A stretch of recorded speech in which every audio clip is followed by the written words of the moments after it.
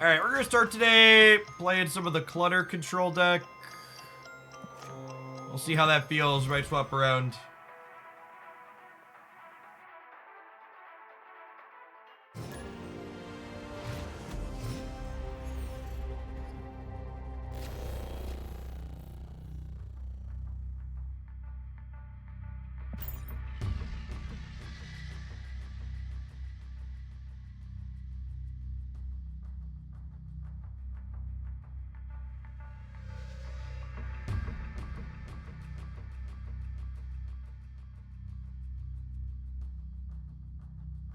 I got around to trying out Cerebro out this morning. That deck is fun. Yeah, Cerebro 5 deck, I think, is actually in an alright position with its Stegrods and stuff, and Spider-Man and Polarises.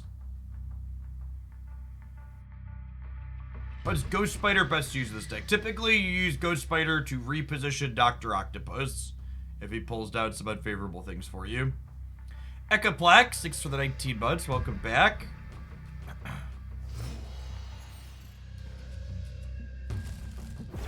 I think the Cerebro 5 deck, traditionally speaking, has had a hard time with,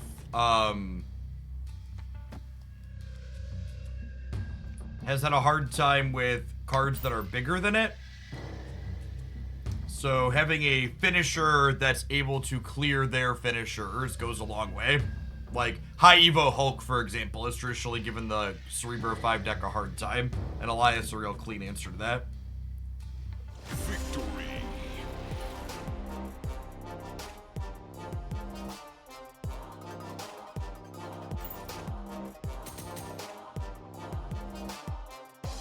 I think there has to be something to Vipering a Ghost. The problem with Vipering a Ghost is that if you're interested in maintaining priority, you're just better off doing that by just playing cards that play to the board rather than playing a shit combo.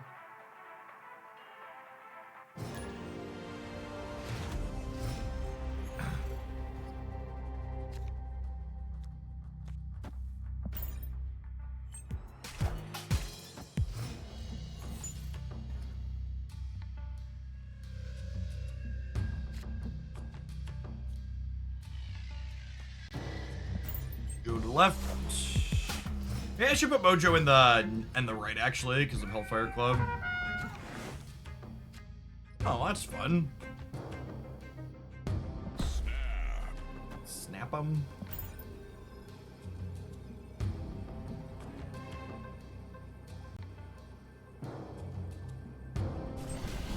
Face the might of Asgard. Union.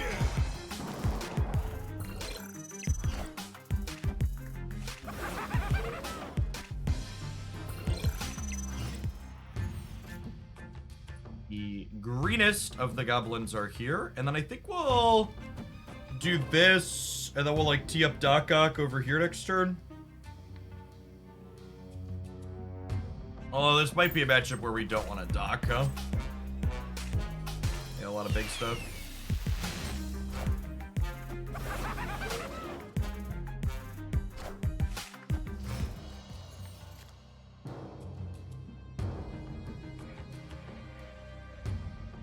Ha!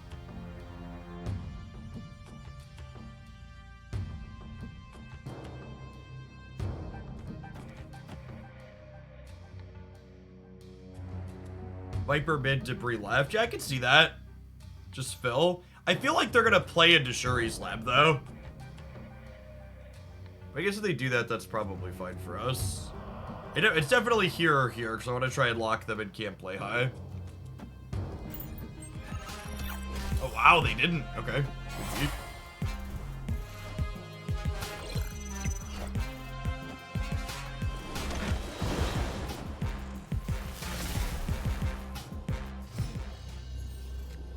And then we're just super good to go at this point. I can't add stats here. Victory. This deck's not very good at winning more than 2 to 4 cubes, but it's very satisfying when it does.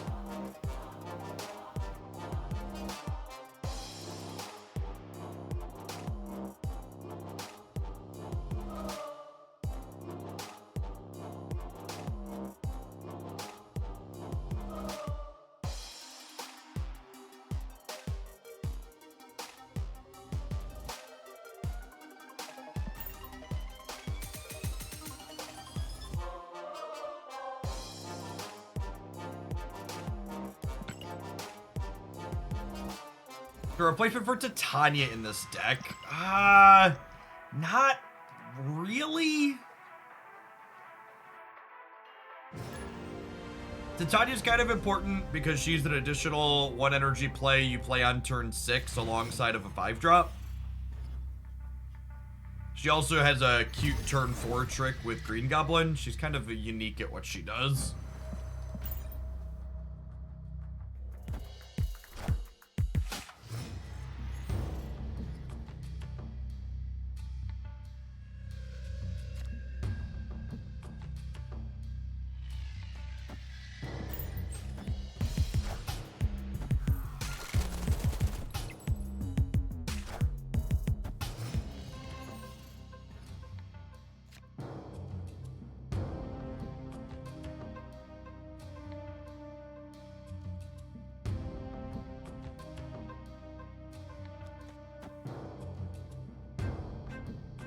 I don't know if this is right, but I have a hard time resisting it.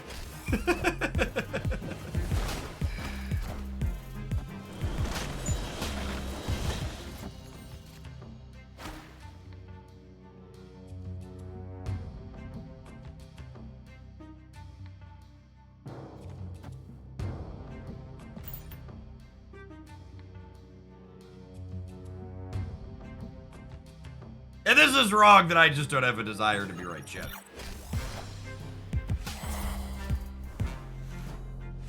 Go mid! Rip.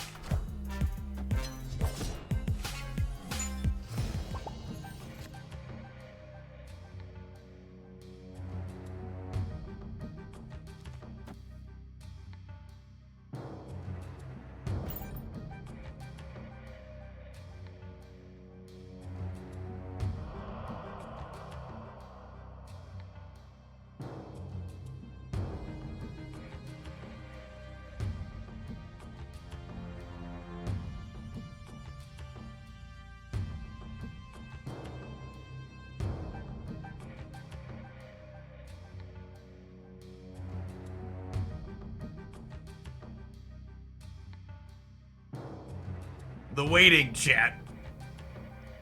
The not knowing. Surely they want to Alliath on Sinister London on the last turn, right? Opponent snapped.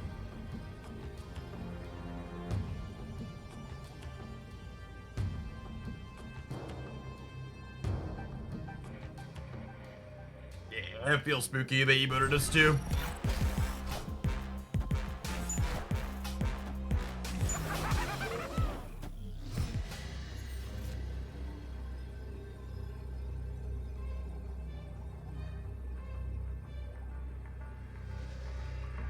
Are we good regardless? I think we're good regardless, right?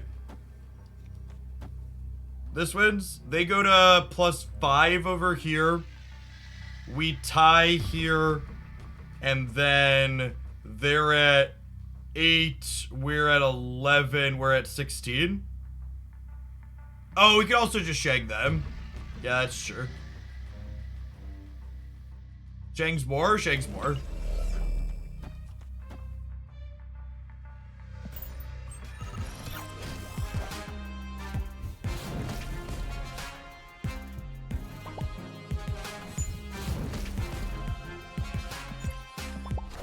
Probably not spooky, just slow. Victory. For the record, Spider-Woman also won. We were winning the breaker by 3.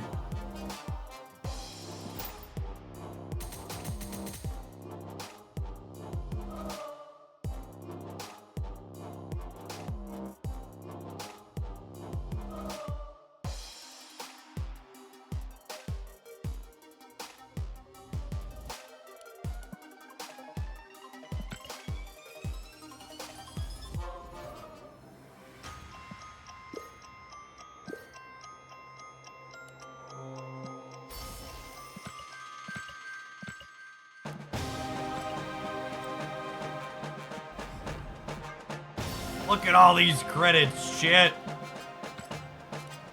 Oh, that reminds me, chat. We need to play some Silver Surfer at some point today. I'm one booster short of putting my new gold background surfer split to gold on gold. Soon, TM.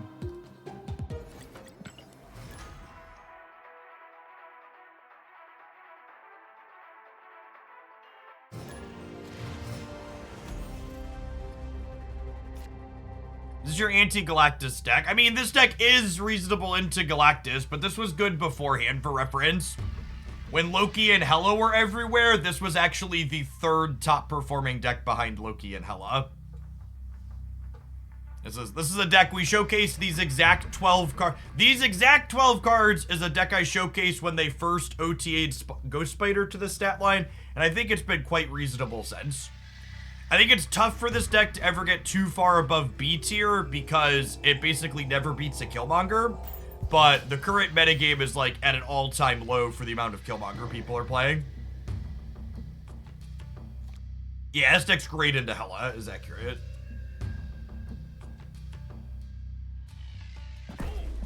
Location could be bad for us, but I think I'm snapping. Don't you like the Hazmat Cage version? No, I think the Hazmat Cage version of this deck is absolutely awful, and all of the statistics on Untapped agree with that conclusion.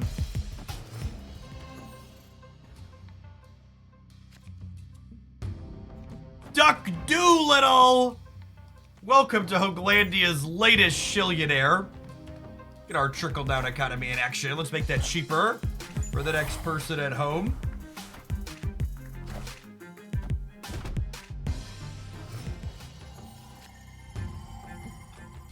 I think I'm playing for this, but this could be a mistake. I don't know, +9's a lot. Like a Darkhawk deck they could get us.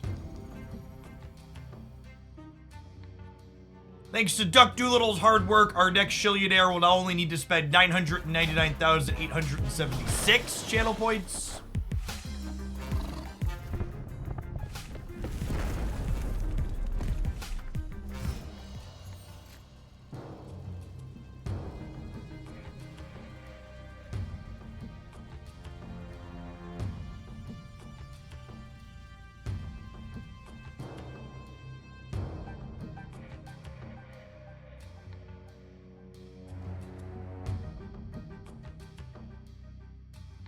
Is there an OTA today? There is.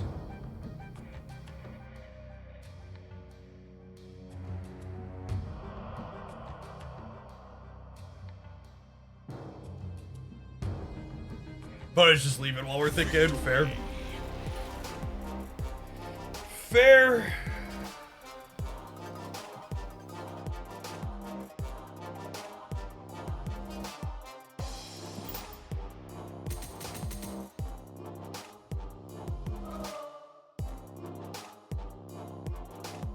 I would be absolutely shocked if there were any changes to anything Galactus related in today's update.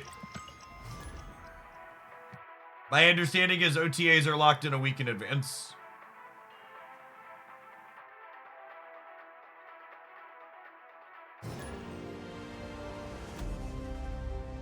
They play with Lizard and Fantastic. They're probably a lower collection level player because there's no collection level based matchmaking in Infinite, who is likely playing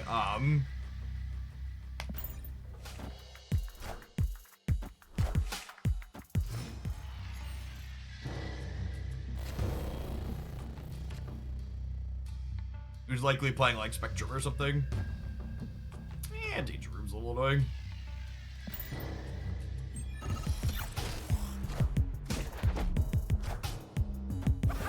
But the Goblin Sticks were in a good spot, I think. Viper. Viper.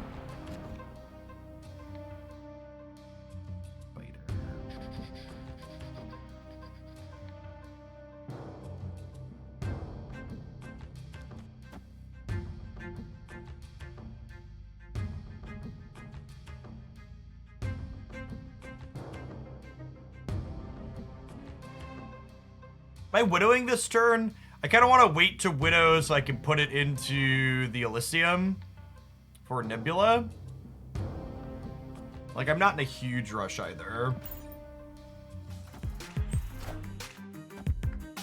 Oh my gosh, what an absolutely massive debris.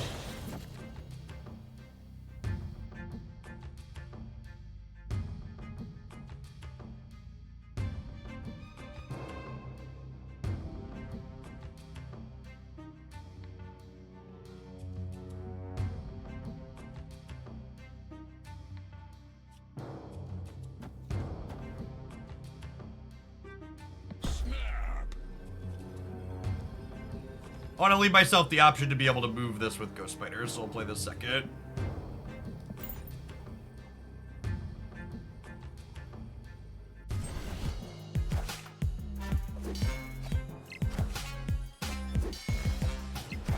Well, they only have one card in their hand.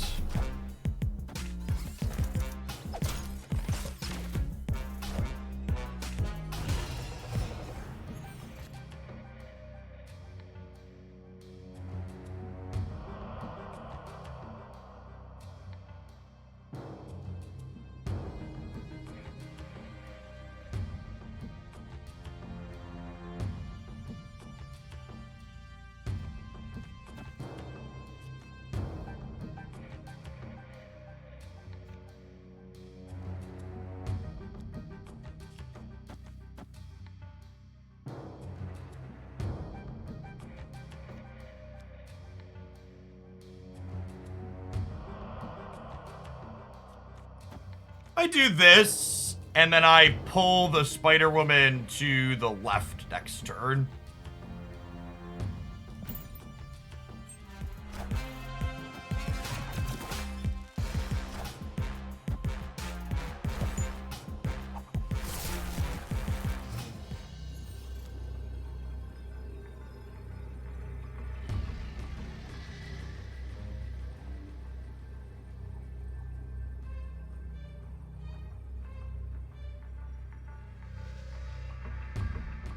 Is that the line?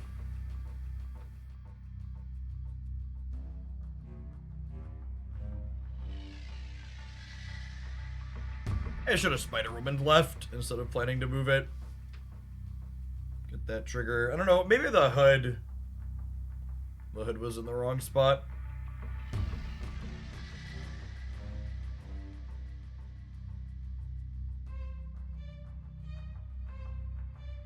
They didn't draw Chavez because we took their thing away, their draw. They played Doom here.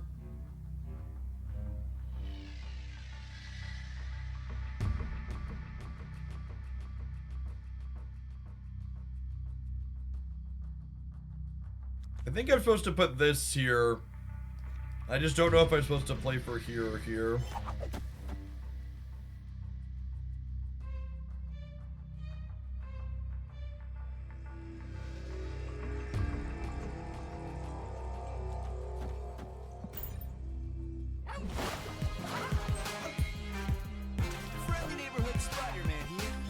Alright, we're good, right? I guess we technically have to win in the middle. We need to not lose this one or win the next two. For fuck's sake, bro. Come on. God, that's frustrating.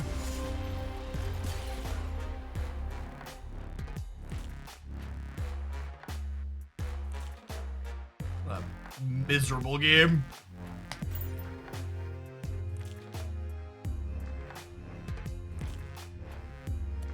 We had to win any of those. We had to, the Titania one, the Demon one, or the Shag one.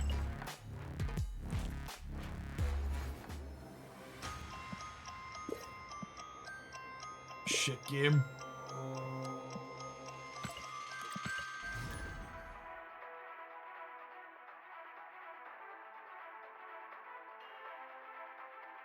Your odds of losing 3 25%ers in a row is 1.5%.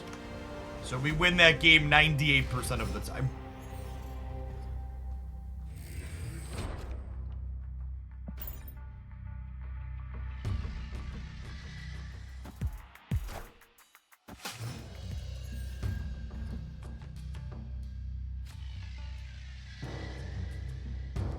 This is, we play for here and here, and we just, like, give them the vault, I think is the plan.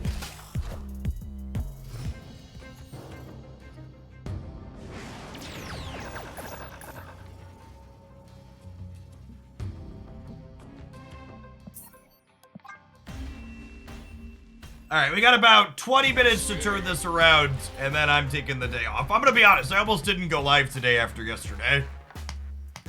Marvel Snap is gonna start the day by testing us, I guess.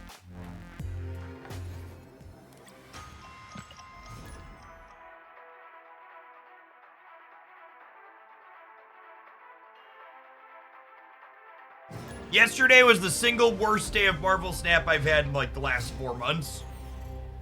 Just constant Galactus and other shit.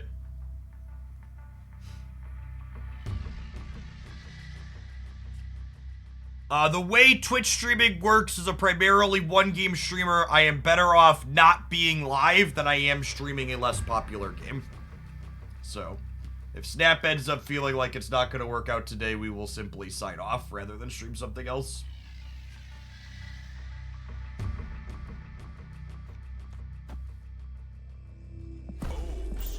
Snap them, said Australian's good for our deck.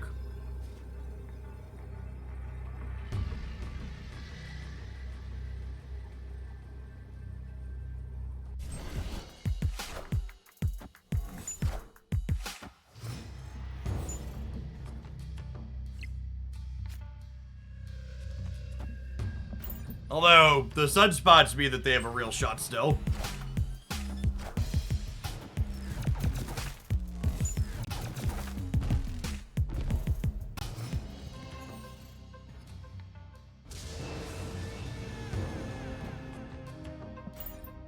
I mean, surely we don't lose yet another variant slip with this Green Goblin, right? Surely it goes into the middle. Wind, aid my hand.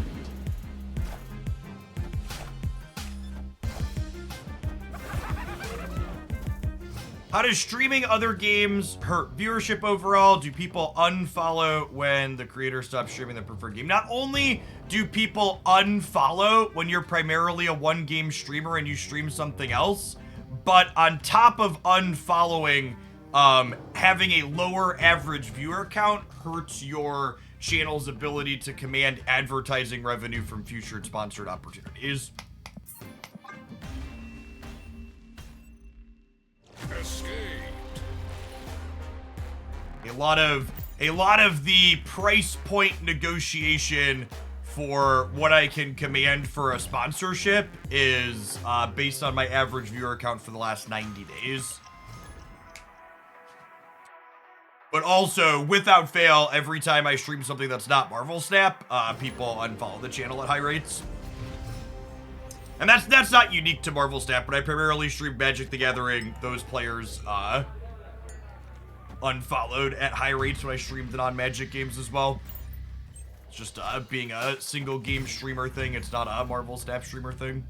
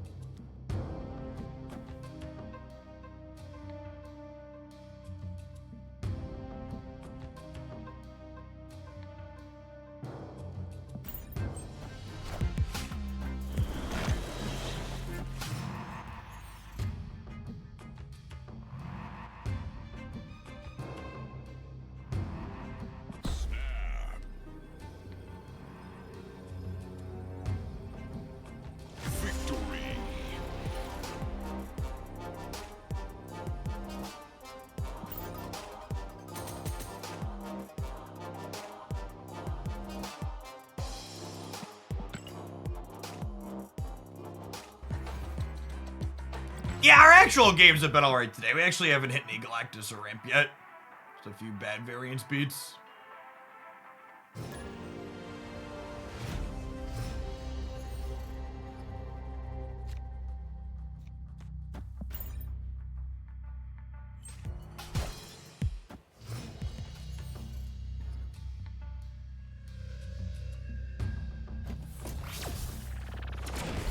No joke. I think actually one of the worst things about Galactus existing is it changed this location from being novel to just being a really heavy sigh. Because, like, I remember the game before Galactus was a card people could play. Like, this location was like, oh, this is neat. The game's really different now, and we have to play this really different kind of game that's novel.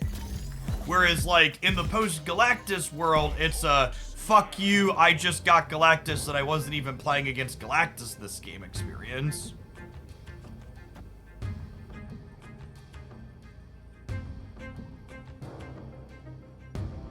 Stag, I get to go debris into Doc Ock, into Spider-Room, into Titania.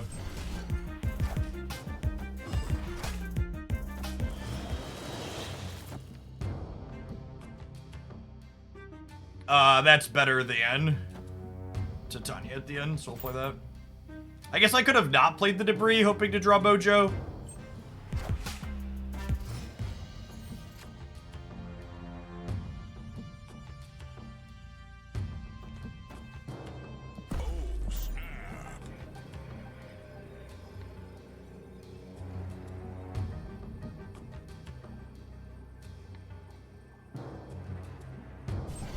Alright, Anthony. Not your Hulk, please. Here, bud.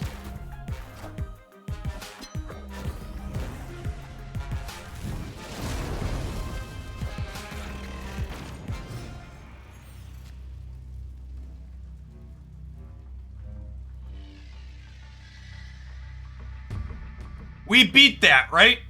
Because of the Mojo bonus?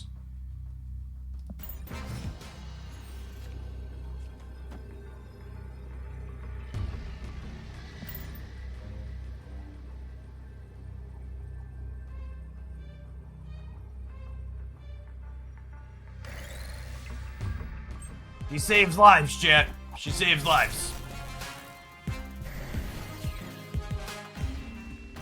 Victory. No joke. This is one of the reasons why I think this build of the clutter deck is much better than the hazmat version. Is the hazmat versions, generally speaking, don't have room to play these thick top-end characters that just, like, give you bigger numbers, and being able to just put big numbers into a path has a lot of value.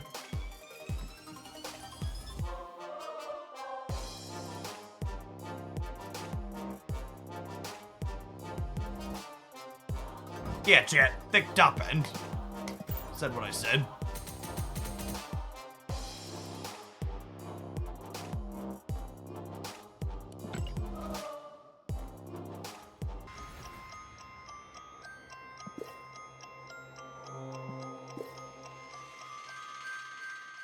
Alistair, thanks for the 45 months. Welcome back. How many Spider-Woman boosters am I at, speaking of? Work towards splitting that card.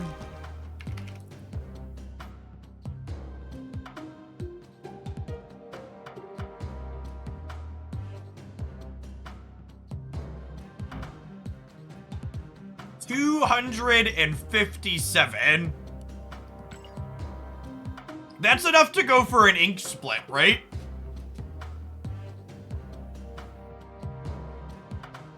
I got you, Alistair. Someone asked, I get to the 90s, any advice for getting over the hump into infinite? The suggestion of play more, I think, is very accurate. If you're capable of getting to the 90s, you can get higher. All right, the real question before I spew and invest resources in this Spider-Woman is this the best Spider-Woman variant?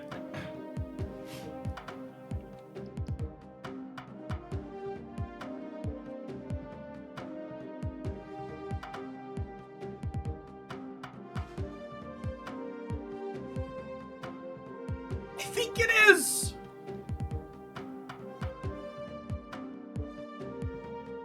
Most of these aren't bad. This one's fine. I like Rion's artwork in general.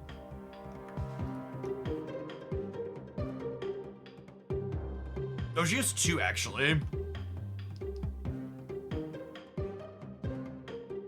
Does this one exist? This says it's released on here. Is that right? I've seen this one. I don't think I've seen this one in my variant shop. This one's out? Wild.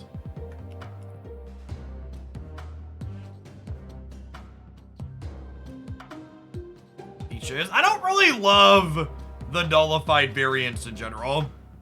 I'll spew and split this one. I like the upside down on the spider people.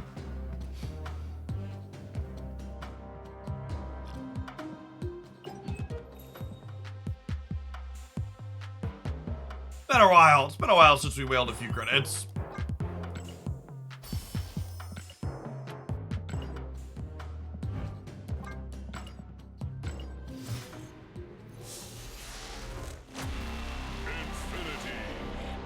What does Ghost Spider do in this deck? Ghost Spider lets you reposition Dr. Octopus if you pull unprofitable stuff out of their hand.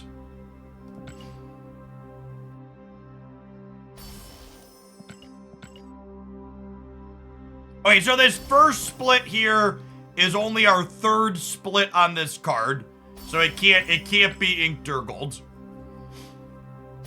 We have enough boosters to split her a fourth time though. So this one is always just Rainbow Sadness. However, this next split has the ability to be good. Animated frame.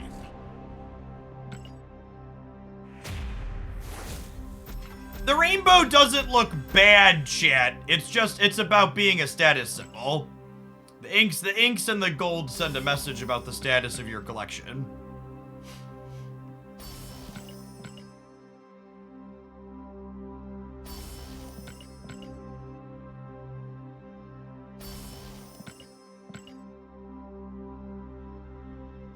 So splits count across variants.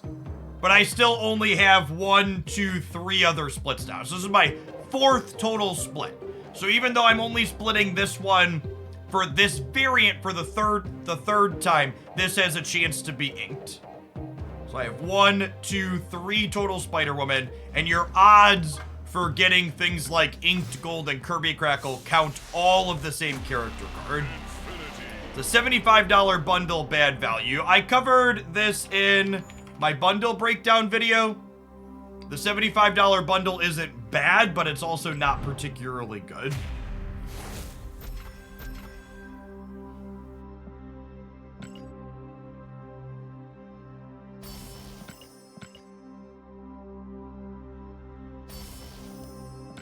Yeah, I hope they add more premium splits at some point.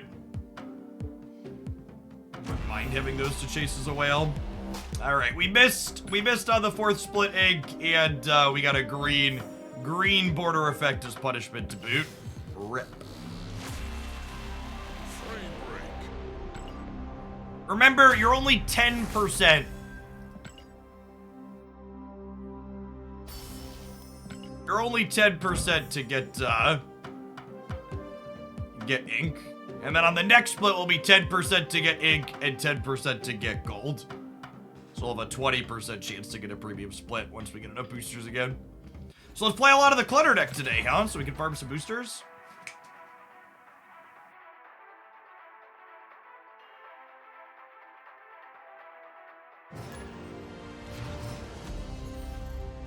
I think black and white background with the actual character art and color would be really sweet. I would like that as a premium split.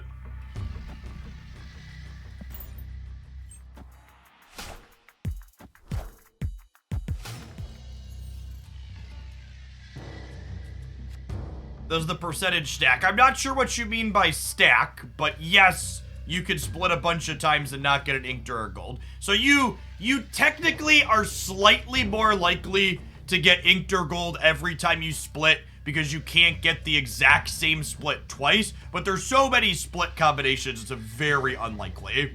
That's still pretty unlikely. My record for number of splits before I got an ink or gold is 11. My Viper took me 11 splits to get a premium split.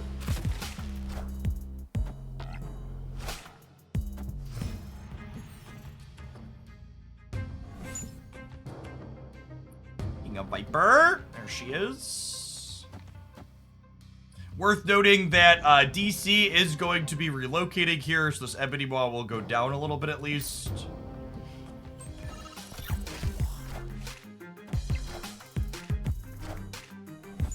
So, Blue Marvel, I was greedy, and I had a gold split on it, and I chose to get something to try and go for ink.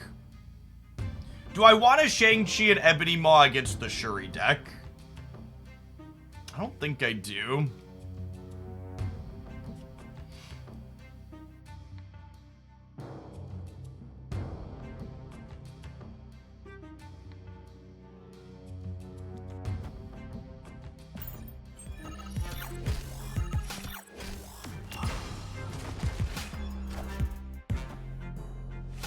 Nice, gambled on the DC in one.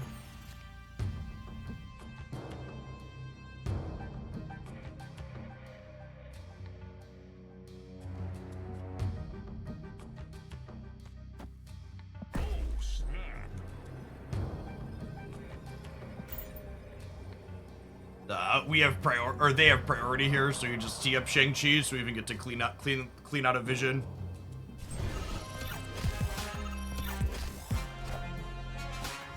Oh, they messed up with the location moving. That's funny. Yeah, they technically should have played it on Subterranean, right?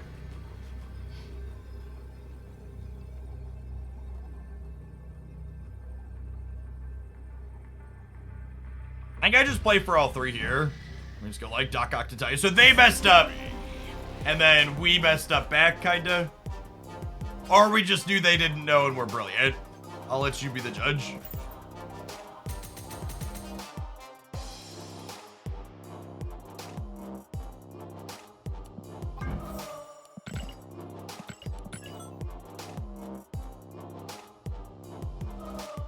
That's so much gold to cheat on the boosters, chat. It's so much gold to cheat on the boosters.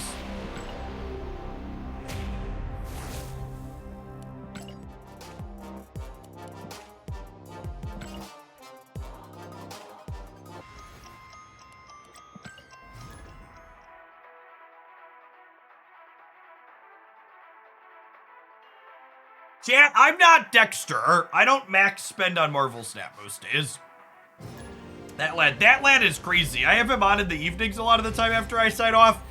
He started playing at global release, and he's 2,000 collection level above me at this point.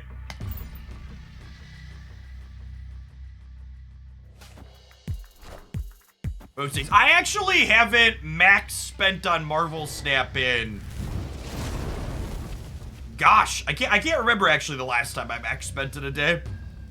Especially since they changed it to, and when I was max spending in a day, they didn't have the 1,500 credits for 1,200 gold. My max spending was the 500 credits for 400 gold plus 350 for 120.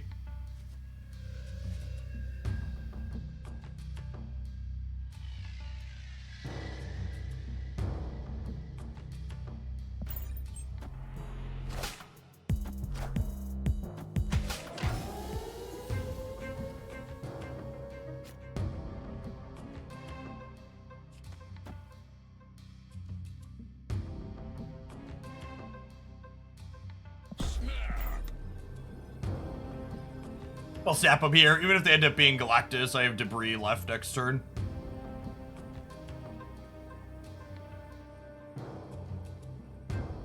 The deciding factor on ladder versus conquest. I prefer playing ladder generally, but yesterday was a feature location day, so I don't really love feature locations.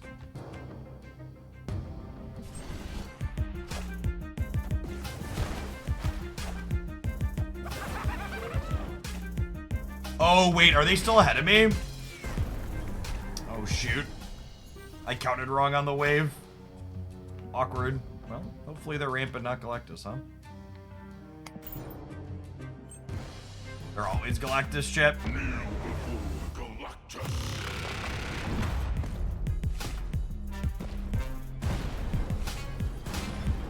Should I debris last turn?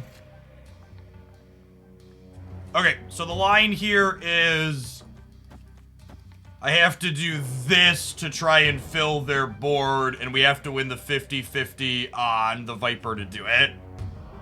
Is the line.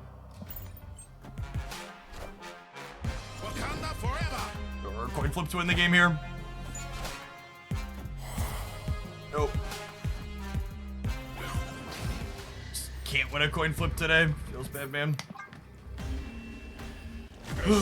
So if we had won the Viper coin flip, if Viper hits Hood, you fist bump me, Galactus, fuck off.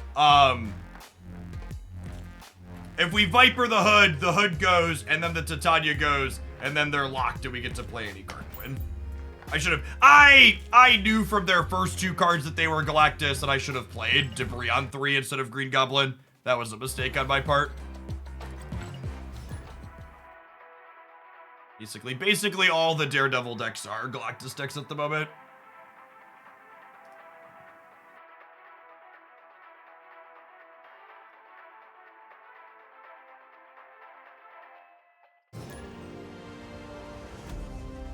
That matchup seems good. So, you're good against the Galactus part of their deck, but all of the good Galactus decks aren't just Galactus decks is the thing. So I honestly wouldn't be surprised if your opponent knows what your deck is doing. Like, I wouldn't be surprised if this deck has a bad matchup against the good Galactus decks inside of Conquest. If that makes sense.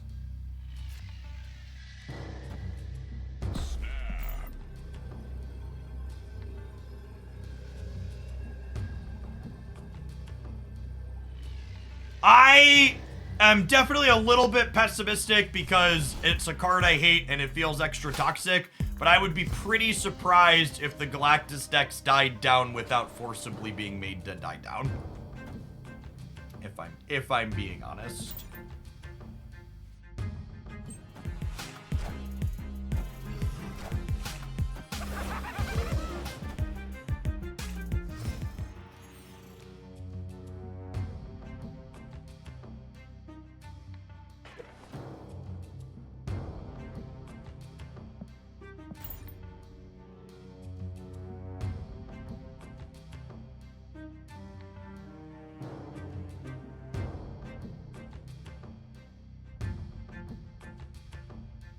Yeah, we talked about this a little bit yesterday, but I am firmly of the opinion that the Galactus decks have basically always been good, and people just weren't playing them because they had other things to do.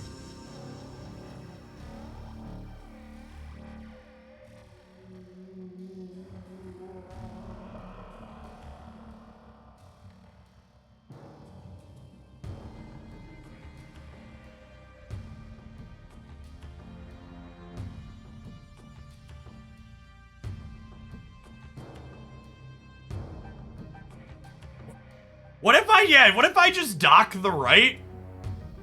So the Jeff can't move? And the dock comes back and I get to dock the middle of the last turn?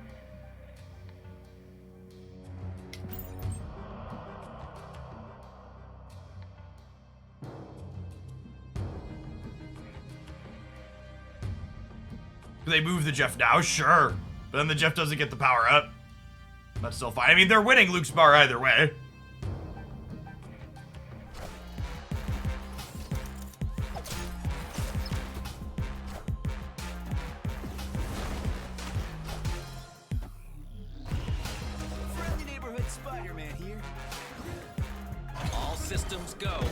Are we still good? The Spider-Woman is plus 14 because of the mojo, right?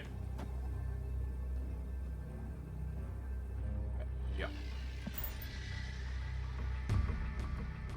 Yeah, because we have the mid locked up already.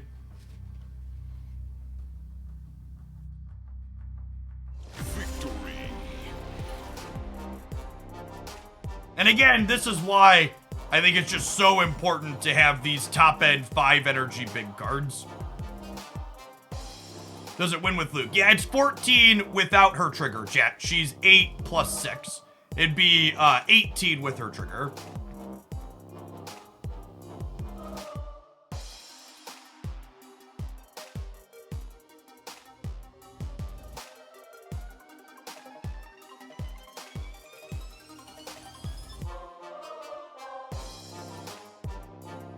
Thanks for hanging out, Deadman. Welcome back. Appreciate it.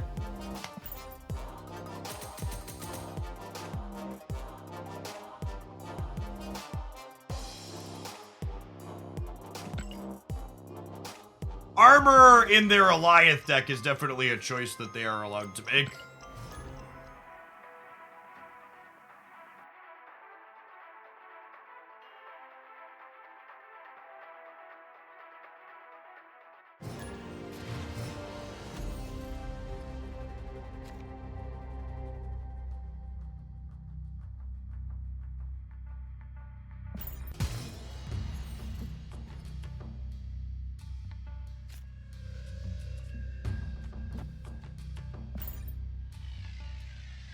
Black Widow's less good on a board with Crimson Cosmos because they kind of have a free location to play out to.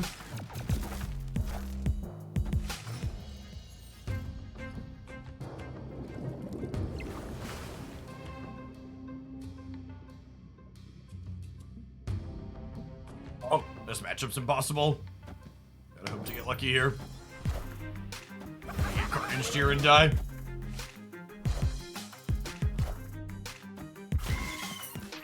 This is why this deck can never be more than B tier. The Destroy deck is really bad into Loki and kind of medium into... and look at this! This is, honestly, this is a huge underrated win that enough people don't talk about. I got to mute this asshole forever and only had to pay 1 cube to do it. Usually, you have to pay like 4 to 8 cubes to get these people who roll their face across their emotes at the end of a game like this to figure out that they're a shitter and you gotta mute them. Getting to mute them while only paying 1 cube is such a huge bargain. And for people that haven't been keeping up on Marvel Snap, they updated the mute feature in the last patch, where when you mute someone, their account stays muted forever. Which, honestly, I like that better than permanent always auto-mute, because I like fist-bumping reasonable people back or Spider-Man pointing with other people when we do the same thing, but I also don't want people that are just, like, absolute children, like, hammering their button constantly. That gets annoying.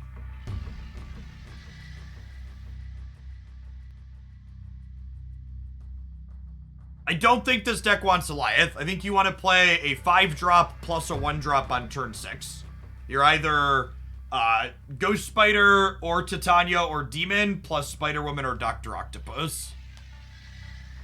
Yes, this is the first 1200 gold hood in the game and I love it. I can't decide if I want to play this here or not. I think I do. It's close though, because I don't have Viper in hand yet. Man, that's rude, Sokovia.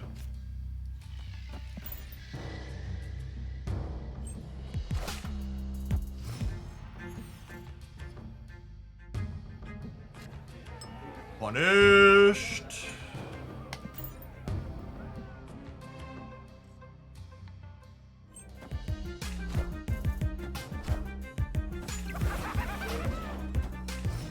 Looks like a mirror. They discarded a debris.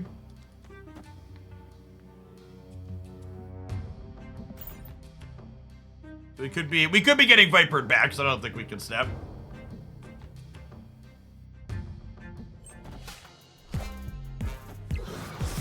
Okay, not an exact mirror. Probably they're probably still a Viper deck, but I would bet that they are the Hazmat build.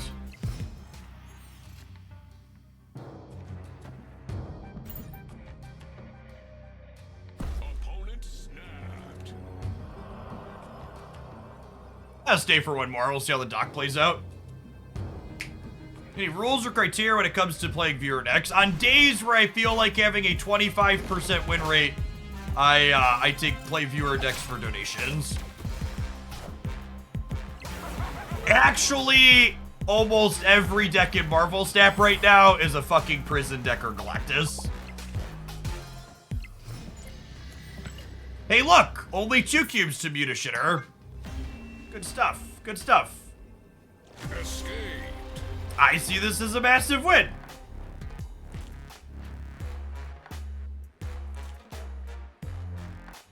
I almost Doc Ocked their bar with no name. I should have done that. We'd have won the game if we did that. that I've been able to. Yeah, I should have done that. I should have Doc-Ocked right into the Ghost Spider plus Spider Woman. I didn't reassess my line when I drew the Ghost Spider.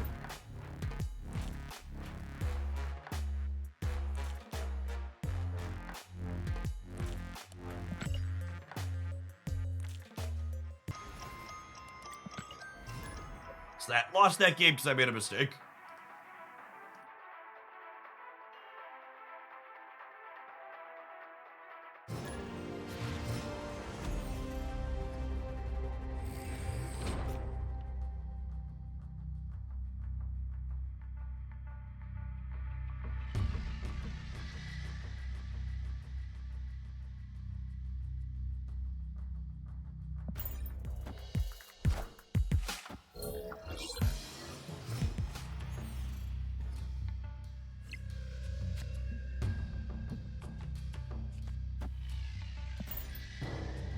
What on, Wave Zero? Thanks for the quarter of a year. Welcome back.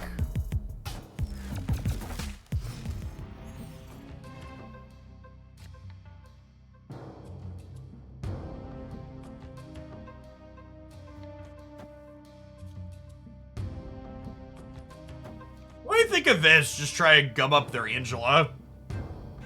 They didn't have Kitty Pryde last turn. I kind of like this. Then we'll like Green Gobble the middle next turn.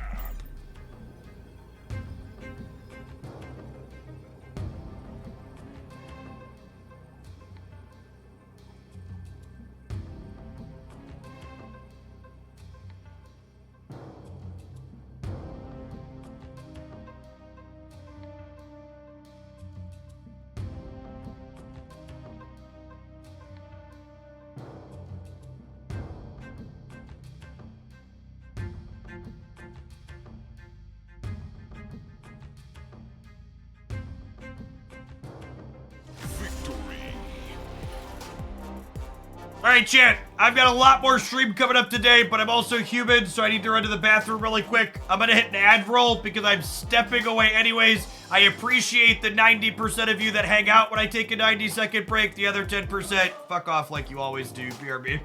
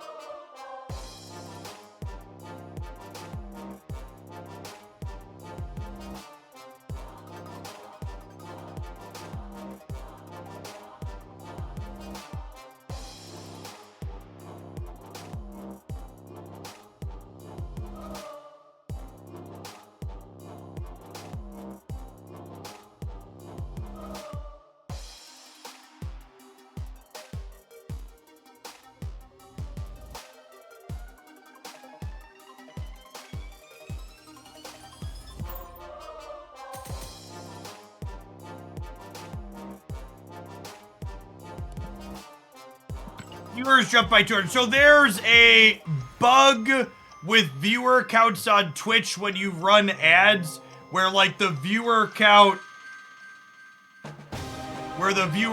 like balloons up for a second as the ad is finishing and then it drops back down to normal.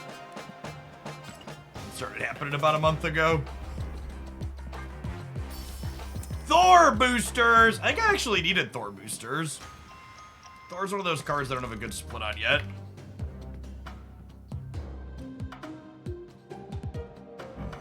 Yeah, we're short on boosters to get him back to gold.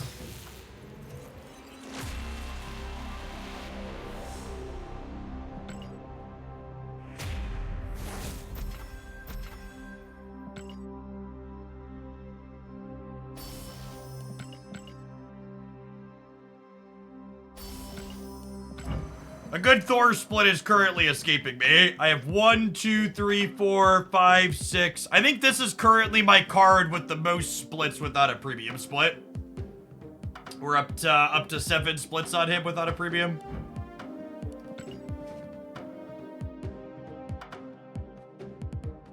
I just, like, this is definitely the most exclusive of my Thor variants, but I really just don't like it. Oh, it's Taco Hulk. I think you might be right that Taco Hulk might actually have more than that. If not, he's real close.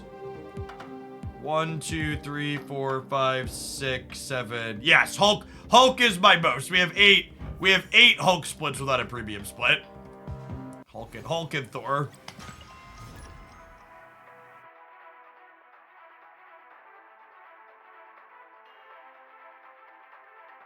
All about the premium backgrounds.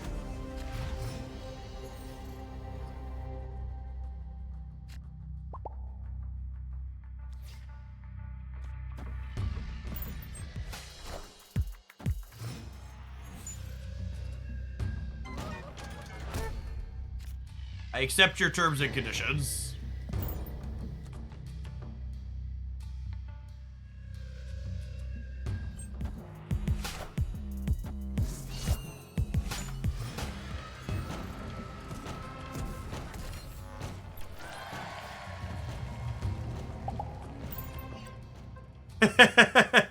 This is fitting.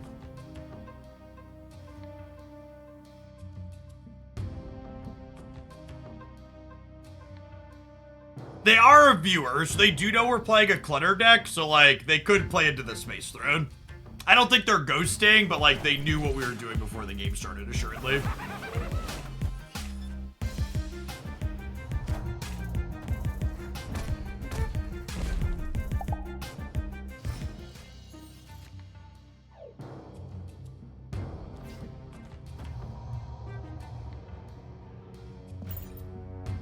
They Lokiing? It looks like they're Lokiing.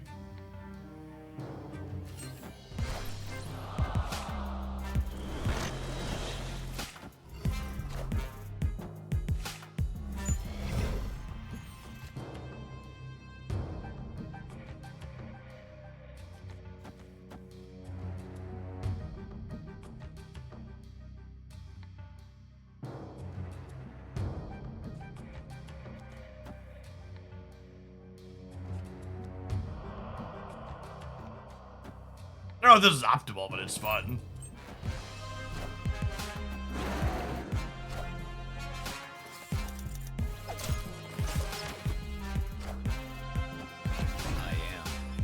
Oh, I didn't realize their Agent Coulson split till that flipped out. That's sick.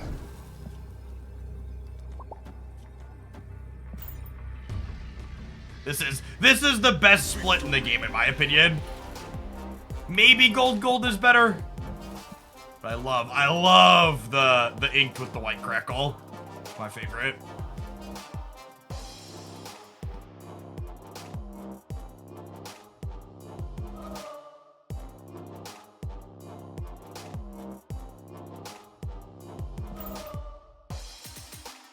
For what it's worth, this deck does have a reasonable Loki matchup, especially when we get a location like that that's favorable for us. This deck had good stats last week on Untapped when Loki was everywhere.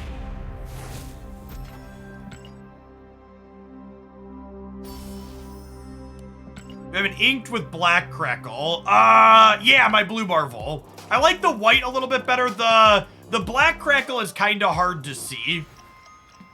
So I have one of those, but it's just the black border effects in general are just tough to see. If they made them a little bit more pronounced, I'd like them more. But you can see it's just tough. And it's hard to see on the game board too. So like this is the black crackle versus East with the white. Just like way more pronounced. Yeah, I wish they'd dial the crackle on the board back up a little bit too. It made it feel more premium because you noticed it more. Yeah, I hope they give the black borders a bit of like a gray or silver edge, maybe. So that way that you actually see them.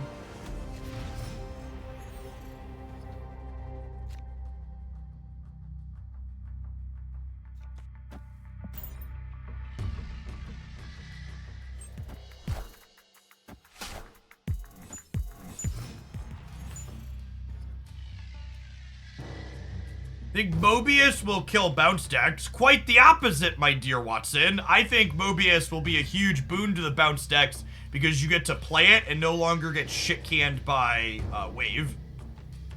The bounce decks you 100% play around their what's it called being more expensive, their beast bounce cards. Yeah, it just makes Falcon a bit better than Beast.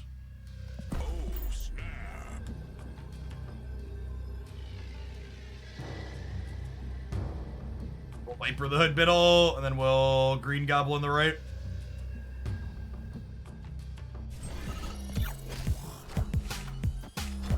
They have a copy of our Titania.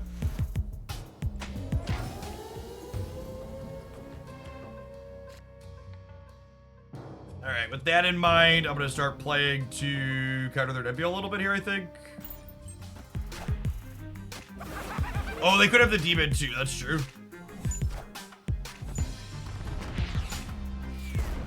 Loki.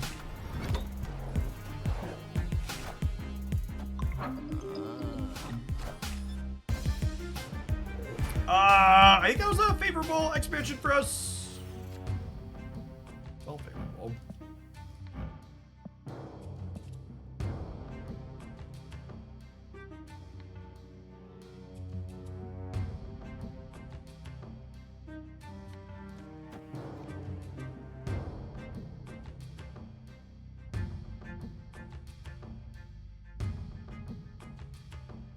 I'm just playing this here. Opponent snapped. I feel like I'm in an okay spot. I'm gonna stay.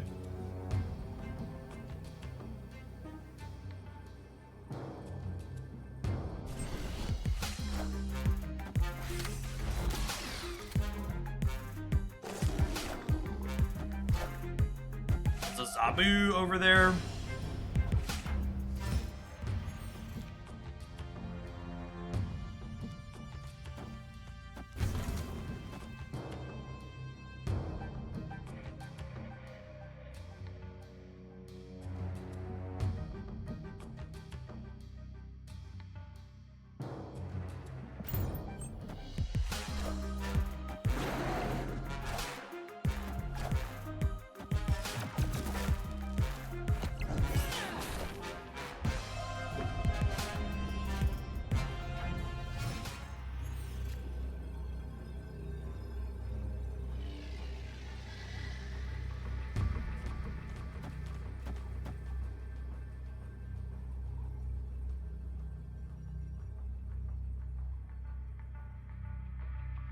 It's just this. I think it's just this, right?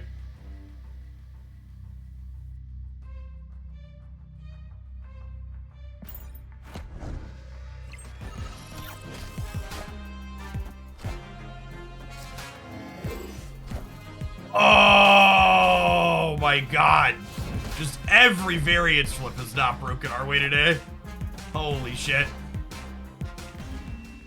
Brutal.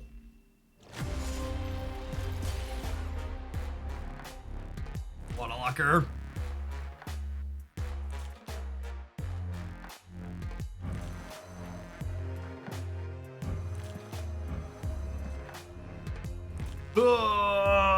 Maybe I'm... Well, even if I'd put the demon here, we just still lost, right? I'd be +5.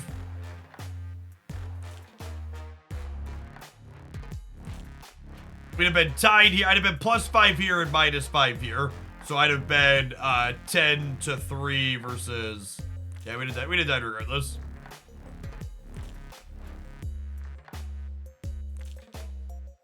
I could have shanged here and gone Demon Nebula here.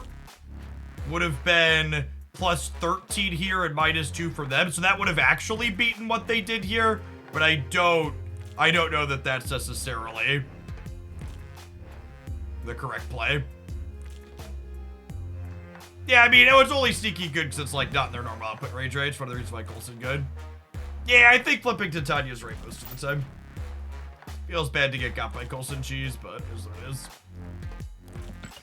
Classic drop 100 ranks for one loss.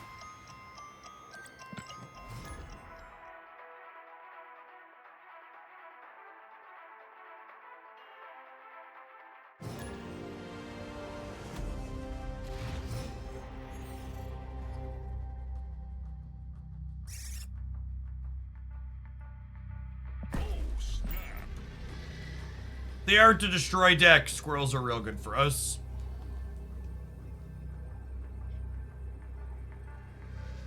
Do cubes matter in Infinite? Now, I mean, more cubes lets you win or lose more ranks, but the rankings don't really matter.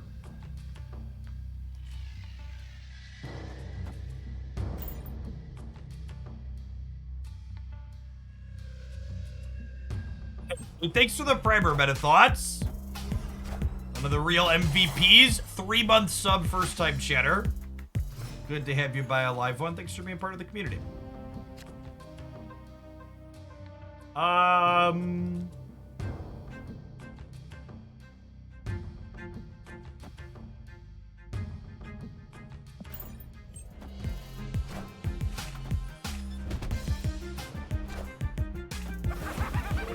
Feeling rewarded for snapping on one. Are they...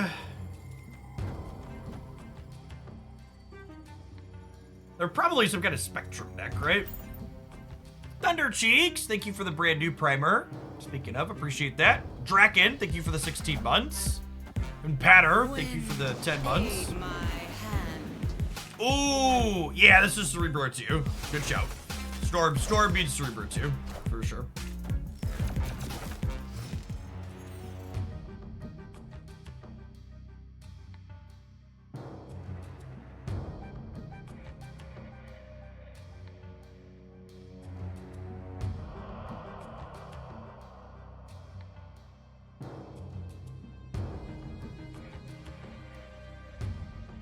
I'm just playing this here for stats.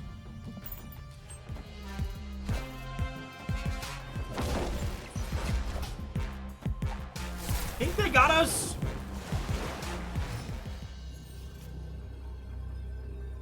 Definitely got us without Shang-Chi, or without Doc Ock. If we'd have peeled Doc Ock, we could have gone Ghost Spider here, Doc Ock middle, and probably won, but yeah.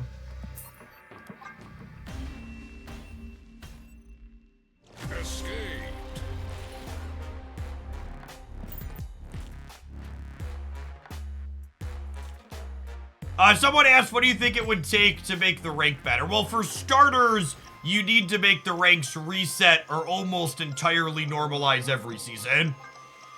The fact that a number of gamers who spent the last 6 months and more farming bots started with like 9,000 and 10,000 snap points is just like, makes the system fundamentally broken from the start. And then once you reset at a minimum, all bots need to not add any snap points to you before Infinite. There aren't any bots post-Infinite, but there's still bots pre-Infinite. Any amount of AIs contributing anything other than 0 to the system make it a non-starter from the beginning, in my opinion. This land is always changing. There are no rewards for how high you finish an Infinite. And also, for the record, I don't think there should be rewards for how high you finish an Infinite. Attaching specific rewards to specific Infinite performance will cause a lot of players to burn out.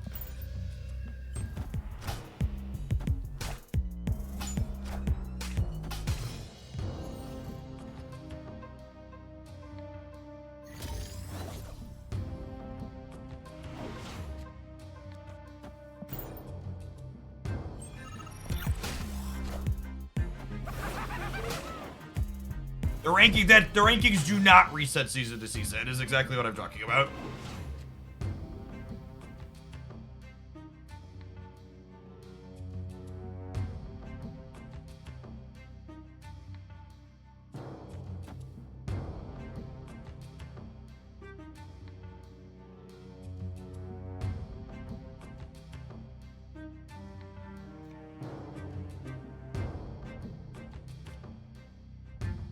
I can go Titania into Wave, and then I can Odin the Hood next turn, right?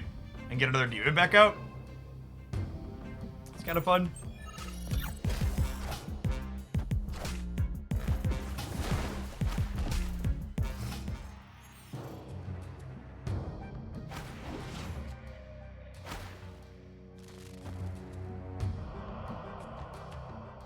I guess they could Galactus me in theory, so I'm not gonna step them.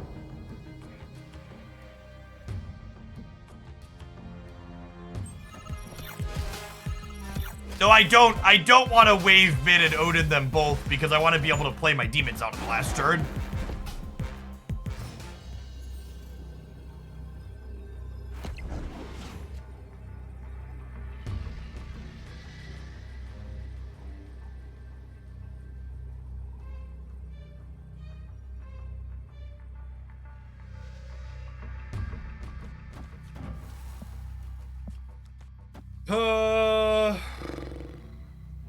I'm getting 4 here up to 18.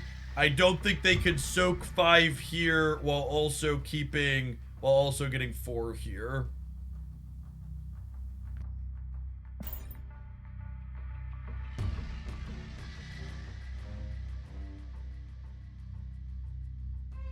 Oh, I should play a demon right to play on Galactus. Yeah, that's true. That's a good shout.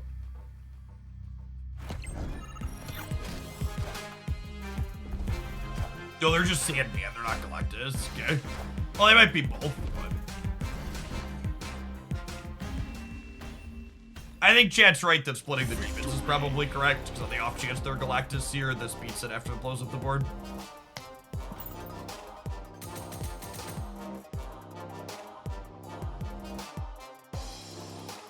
Yes! My 2,467th Shang-Chi booster. I know they'll never make boosters universal, but if I could trade boosters at like a 10-to-1 or 20-to-1 rate, I totally would. Let me just like swap out some of them at some terrible conversion rate.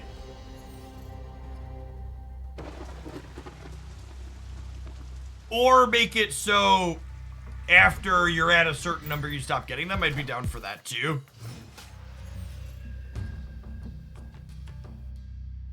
Agatha would like word. Yeah, honestly, maybe Agatha existing ruins that idea. It's not a terrible take.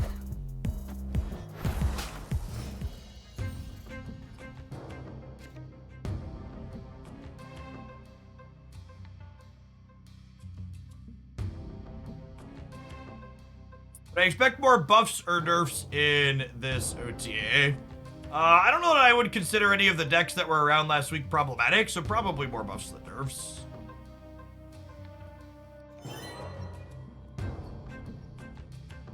We're in kind of a crap spot at the moment.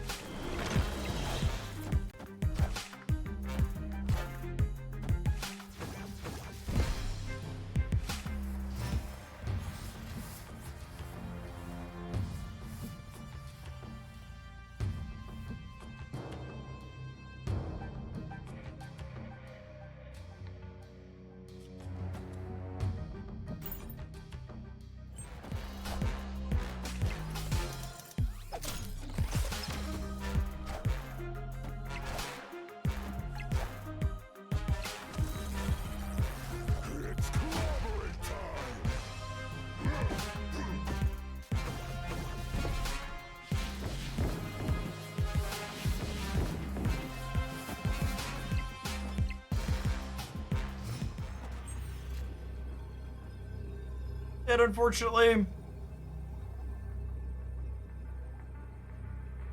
Shang plus Galactus is only 9.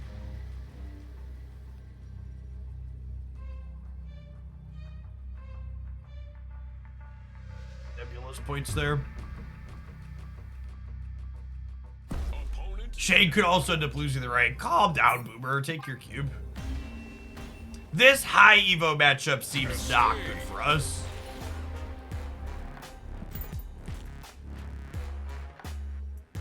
Felt consistently hard in the games that we've played. Cyclops is very good. I'll be interested to see where they take power out of the high evolutionary deck next. Feels like that's another one of those kits that's gonna get shaved at some point.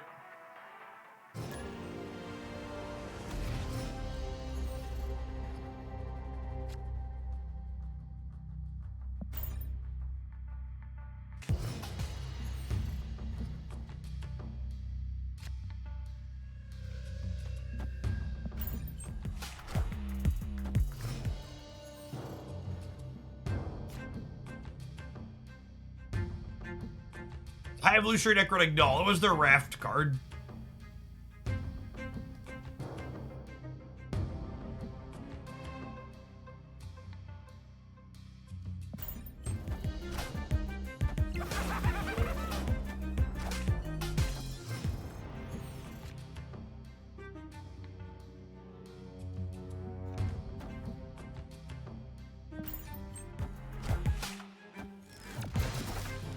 Friendly neighborhood Spider-Man here.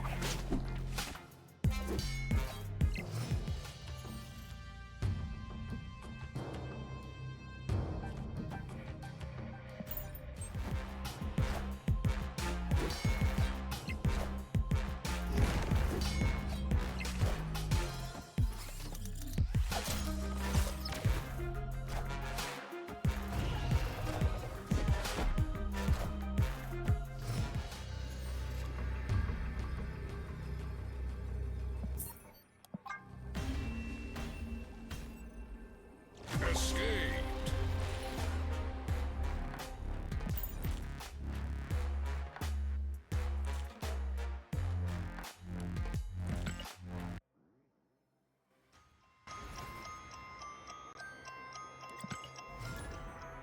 I can't comment on your experience with the Hearthstone subreddit, but the Marvel Snap subreddit, in my experience with other lifestyle game subreddits, is about average. So maybe your Hearthstone subreddit was atypical, but the Marvel Snap subreddit is definitely about par for the course in my experience.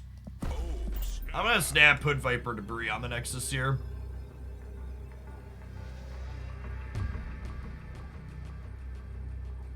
I mean, Dock into Goliath isn't really that different than Dock into Shang-Chi, if we're being honest with ourselves.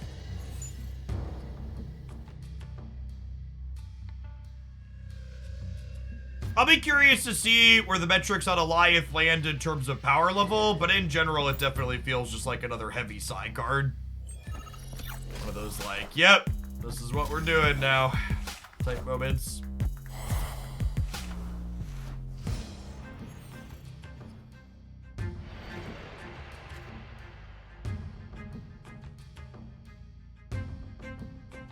Oh, that's really unfortunate.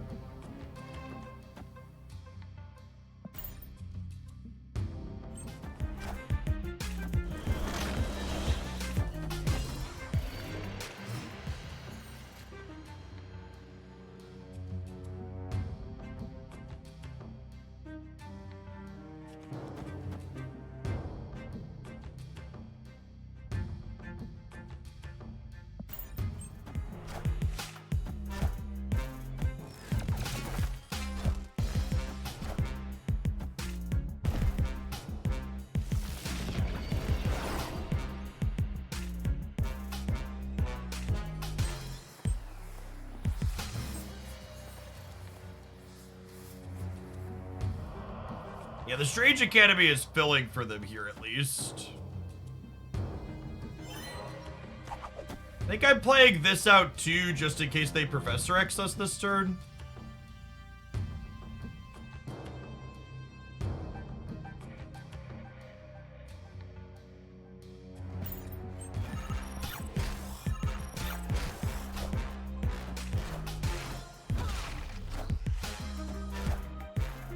Alright. Oh, the Nebula always goes, right? It puts these in order.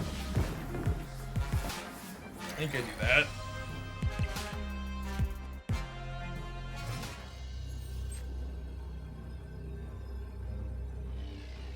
So we tie the left.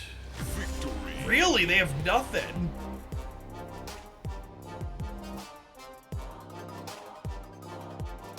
That's surprising. No, I win the right with Nebula, unless they soak 2 or more. They must have just not hit their Hulk, huh? My Spider Woman's worth 10 in the middle.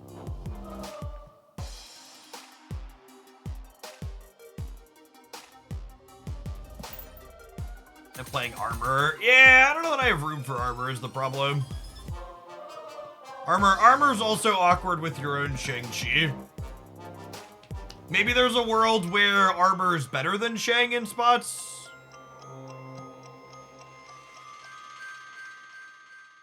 You could also give up the Ghost Spider to be able to reposition the Doc Ock, but that's usually pretty good.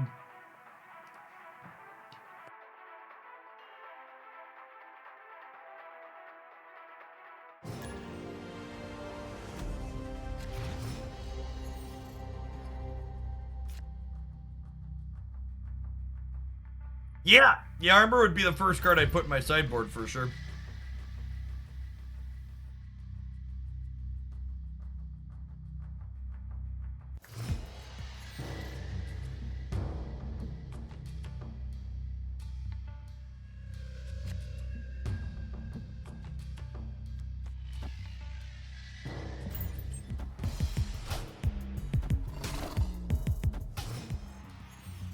Yes, being able to play Green Goblin into a safe spot and then reposition it afterwards can often be good too.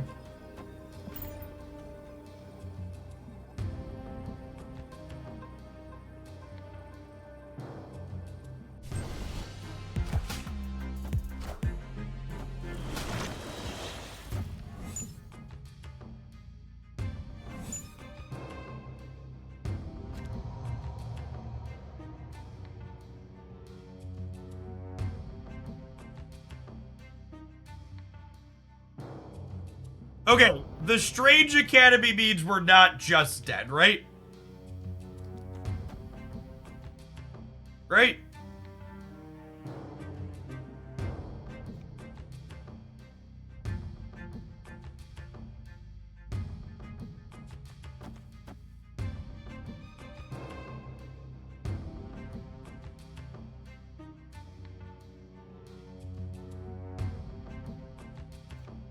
Supposed to chill on the Titania, though.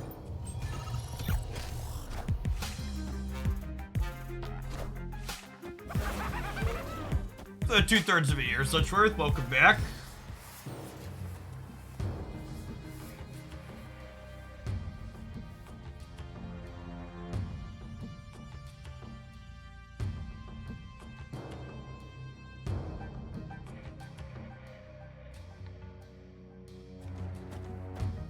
So I'm gonna play like this because these cards always move in order. So I want Titania to move into here. Or you think I should Shang a potential big thing here? Am I gonna have priority going into the last turn? I don't think so. I think I want Shang for going into the last turn, right?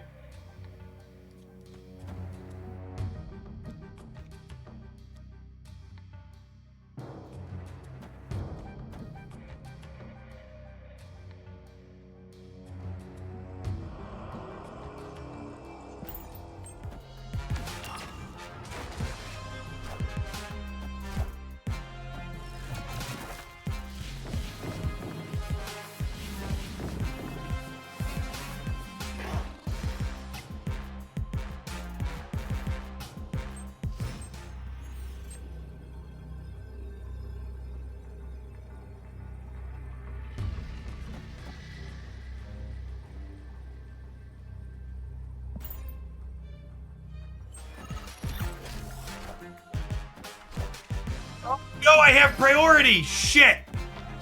I forgot. Oops. In my head, I talked about not having priority, and then we did. I wasn't thinking about it. I shouldn't even look at the numbers. We talked about it we talked about it working, but the green goblin stays, so we don't have it. I didn't even look at it.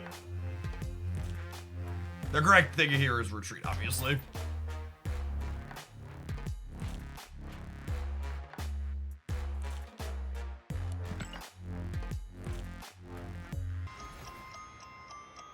I really think the doomsaying like that Arvingol is so fucking silly and stupid. Marvel Snap's not about to close because of Unity engine changes.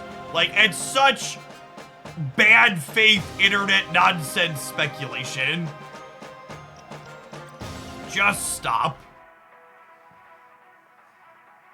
And certainly don't do it in my chat.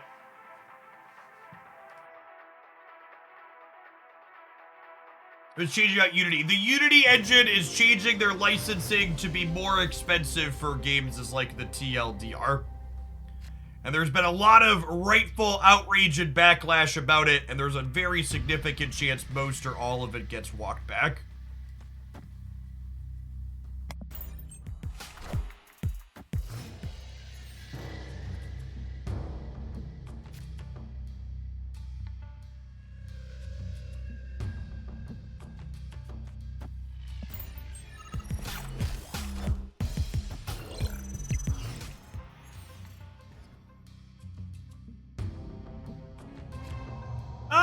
That could be worse. Yeah, Snap and many other games run on Unity.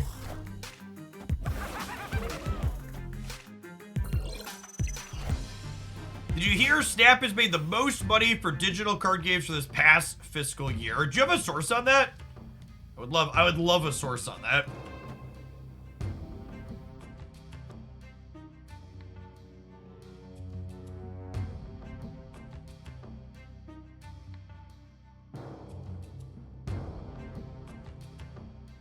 September 1st. We'll pull that up here on screen in a second to read once I figure out what I'm doing with this game.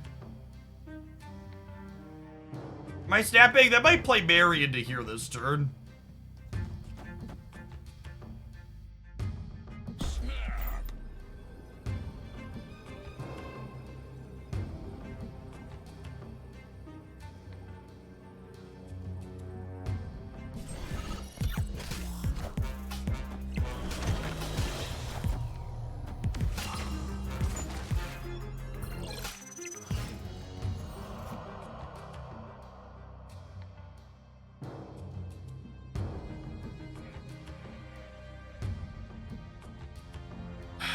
Red Skull is 56, right?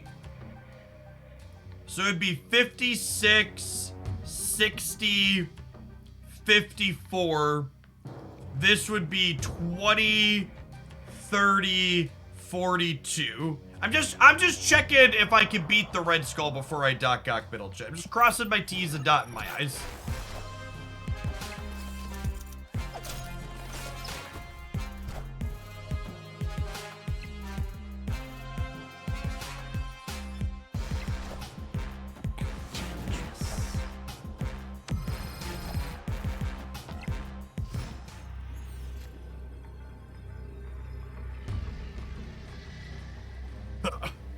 Rip.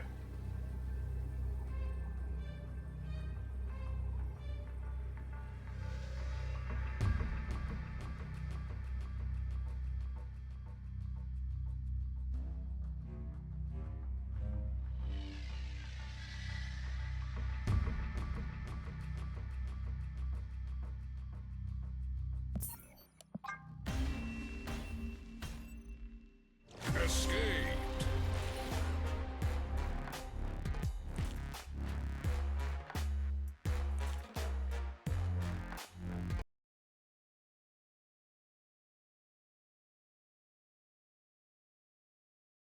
You can tell this article's about to be good, chat, because my ad blocker has already blocked 37 ads on this website. You can tell it's about to be a banger. Rookie numbers. Marvel Snap, an online collectible card game starring fan favorite superheroes, has reached the $100 million mark, making it the top grossing digital card game of the year by a wide margin, surpassing two Yu-Gi-Oh! Digital games, Magic the Gathering Arena, and Hearthstone. If I recall correctly, I believe the number I saw thrown around for development costs was in the mid 30 million range for Marvel Snap. If I recall correctly.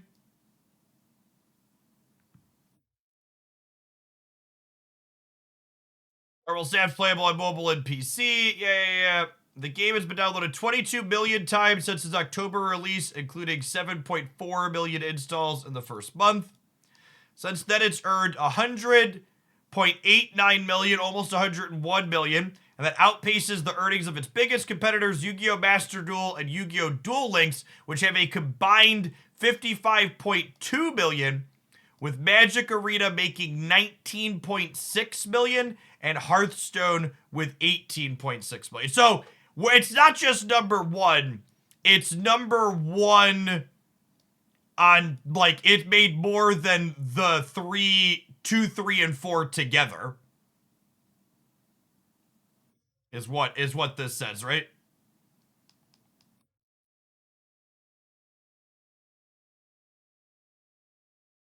All right, it looks like it's scrolling into other things.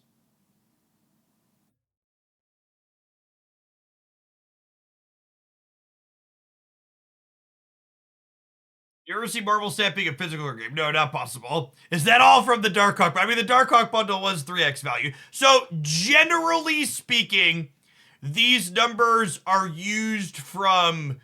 generated from websites that track mobile game revenue from the ad store.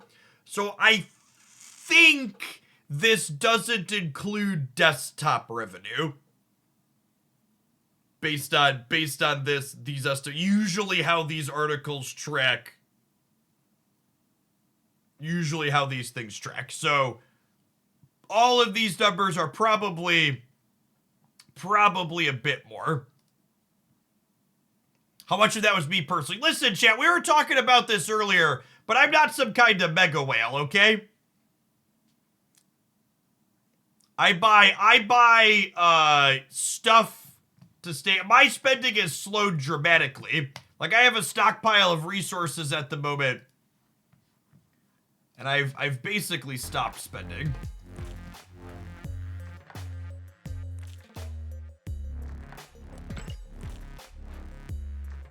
When did Hearthstone and Magic Arena have more draws on PC? I would assume Magic Arena's a little bit bigger on PC, but Hearthstone blew up originally because of its mobile client. Reformed Mega Whale. Yeah, I'm like I'm certainly like a whale by Marvel Snap standards, but I'm not like a Kraken. Like, for example, we were chatting about this earlier, but like, okay, so my collection level here is 25,000.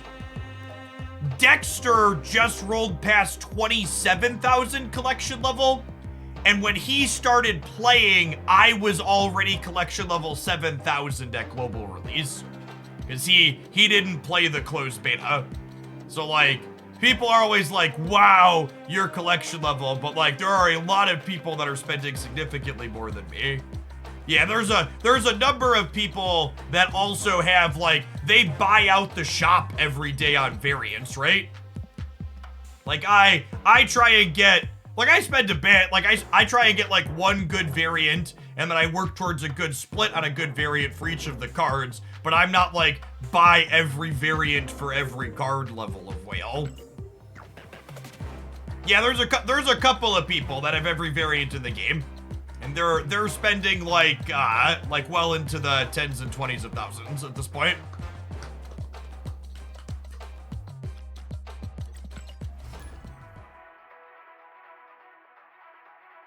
For reference, since Dexter has every single 700 gold variant. Yeah, I'm nowhere close to that. Not even a little.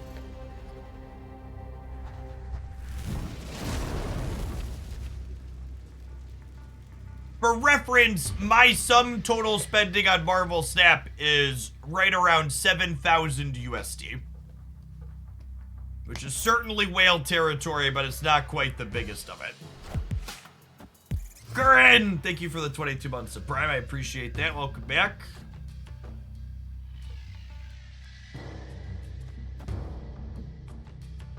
The handful of people with all the variants in the game are the 0.89 and the 100.89 million. Yeah, probably, honestly.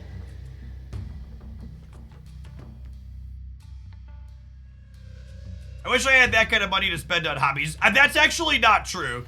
The people that are buying every variant, Marvel Snap is very much their hobby. Like Dexter, Dexter's obviously it's his full-time job. But like for a majority of the people spending piles of money on Snap, it's not their job. Just for what it's worth. Assemble.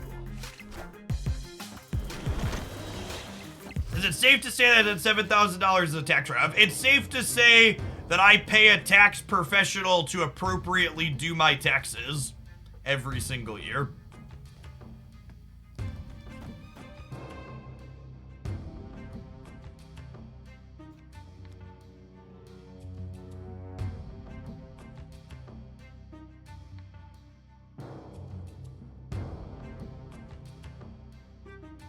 So yes, I mean, taxes get a little complicated, murky when you're a organization instead of I don't ask for the details, chat. I just cut the checks I'm told to cut.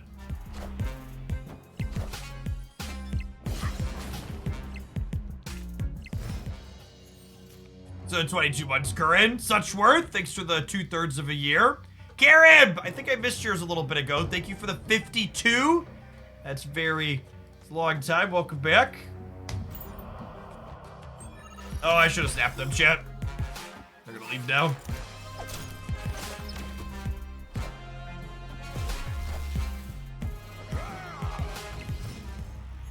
Or are they? Or are they?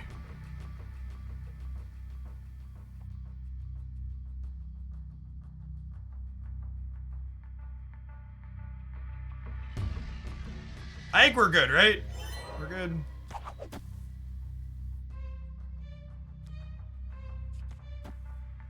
And the next turn, I Spider Room in the middle. They lose 9. They lose 3, so they go down 12 to 16. I get +7, I get +8.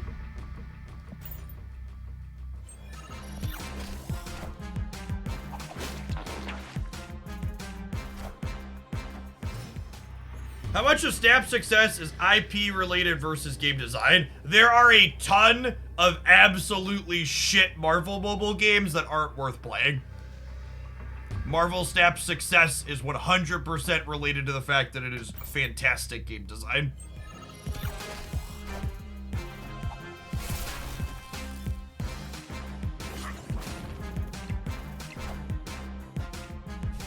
I don't know why I played the hood, chat. I'm just clicking buttons.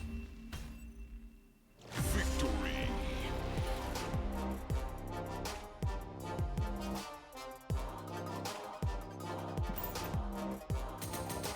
Whoa! Whoa. Okay, so there's people in chat making fun of the DC card game. I don't really want to tolerate making fun of things without having a little bit of statistical data. So let's take a look here. DC Dual Force, 30-day average on Twitch. Oh, 111 viewers. Those comic book IPs are good for success, aren't they? Some solid metrics. I'm gonna make fun of them, chat. At least have some data.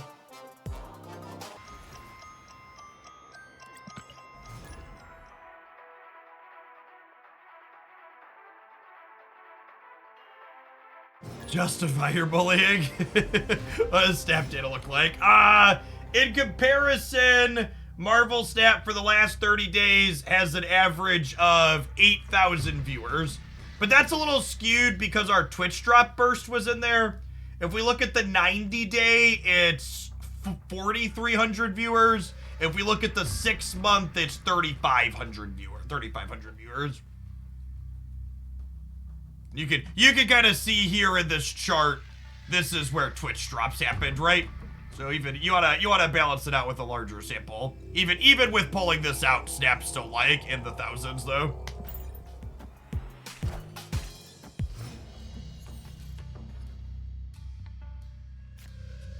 So someone asked, what about Hearthstone? You can't draw an average on Hearthstone because the Hearthstone Twitch category includes Hearthstone Battlegrounds. So it would kind of be like looking at Runeterra and including, it would kind of be like looking at Runeterra and including, TFT numbers. Just doesn't make sense.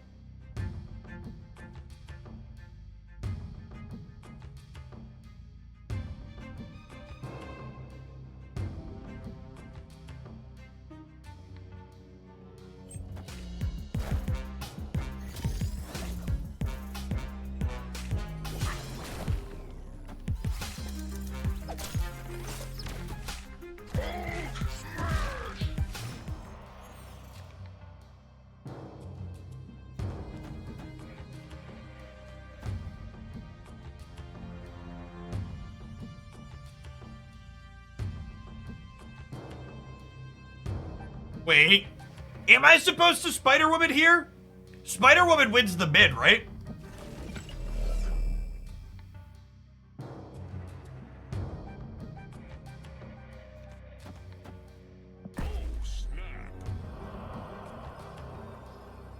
I think I just vibe and don't show them that I have that, and then next turn we go Spider-Woman Shang-Chi, right? Because I have 9 energy on the last turn thanks to White Hot Room.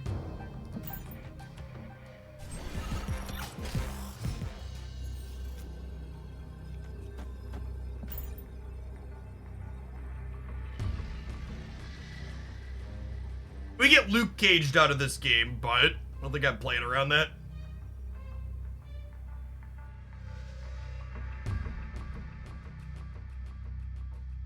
And again, I can't emphasize this enough, how important these 2 big statted top-end cards are. Spider-Woman and Dr. Octopus do a lot of heavy lifting in this deck.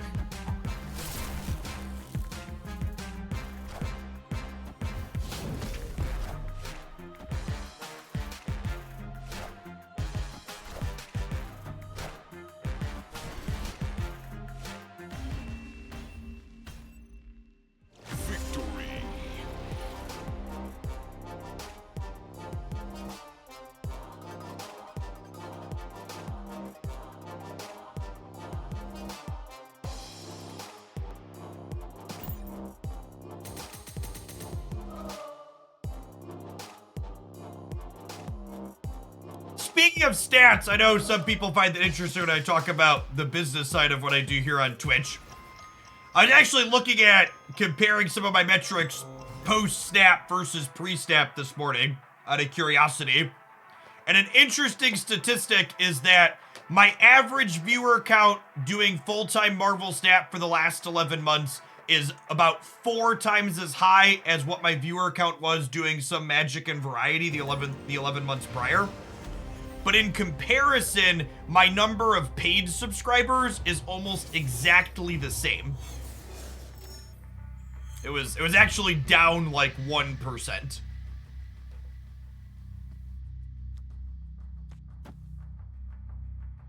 Which was the number of Prime subs is up significantly though. Like 2.5 times as many Prime subs.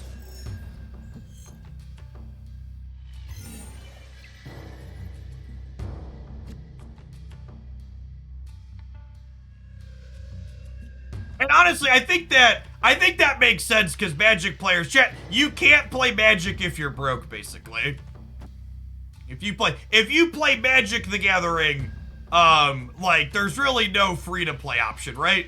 Like if you're a Magic the Gathering player, you've got like this $5,000 stack of cardboard in your home, and at that point it's like, what's $5 a month to your favorite Twitch streamer, right?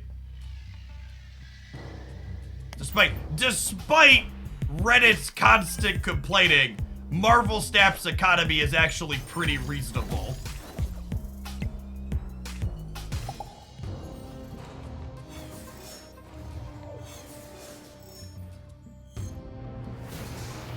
Did we already talk here about how Unity changes will impact Marvel Snap? I mean, I talked about this yesterday, and this is really important. If you hear anybody that isn't Benjamin Brode or an official Second Dinner representative talking about how the Unity changes are going to impact Marvel Snap, you should just change the channel or stop listening to that person. There's a very good chance Second Dinner doesn't even know how the potential Unity engine changes impact them yet, much less a random creator like myself that doesn't have insight into what their current setup is or what the changes fully mean.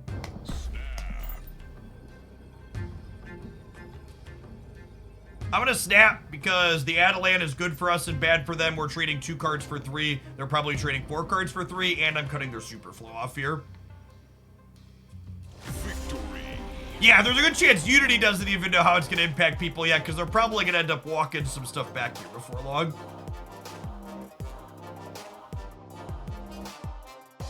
I think so. As I would bet what is happening with Unity, I would bet good money that Unity is upset that they're not getting more money from games like Genshin Impact, the big gacha games that are making hundreds of millions and billions of dollars, and they're trying to rechange their licensing to get more money out of those companies. Unity is publicly traded and their stock is down. Yes, and that was another thing I saw in an article. Unity executives have been unloading their stock for the last 12 months, probably because they knew this was coming.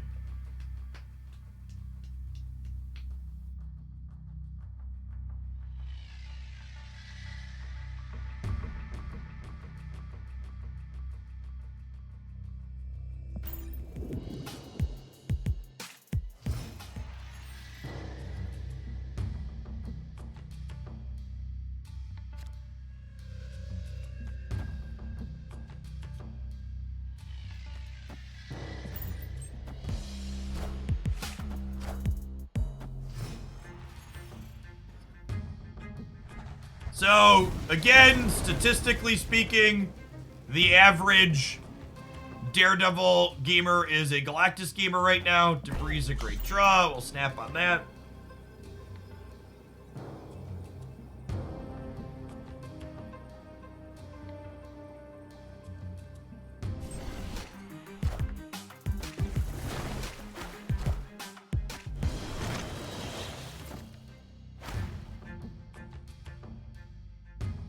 The current Unity CEO is the guy who introduced loot boxes to FIFA in 2009 and openly hypothesized out microtransactions to reload in Battlefield games.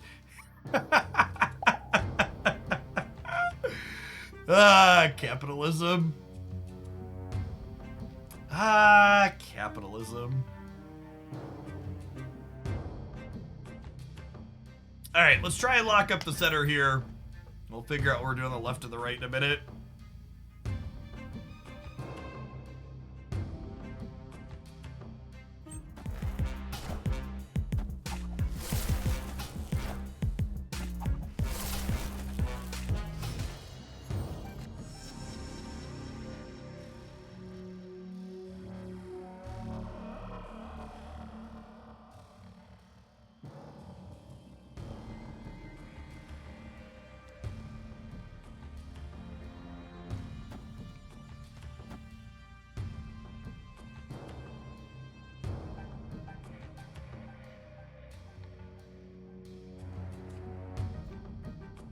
I think I actually want a goblin here because I would rather they Professor X here than Professor X here.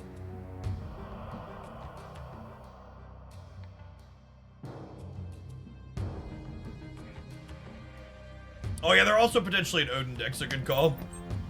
Although I guess it's worth noting, if they don't Professor X lock by Goblin, the Goblin slaps into the middle to fill there. So they have priority here, which means that Professor X can get us.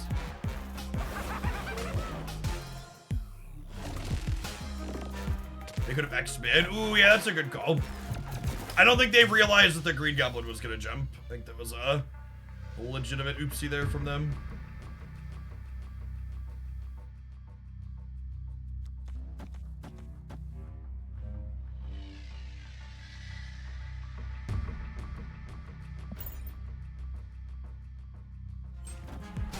I don't think they fill the right this turn. So we're gonna miss on that one, but we could find I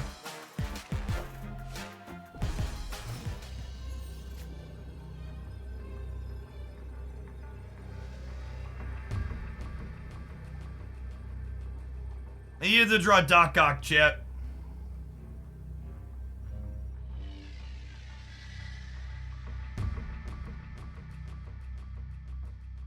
We needed to hit the Viper coin flip or draw the Doc Ock.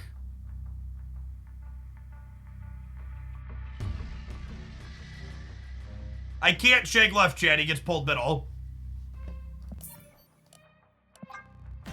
Gamers never retreated in their lives, unfortunately, but...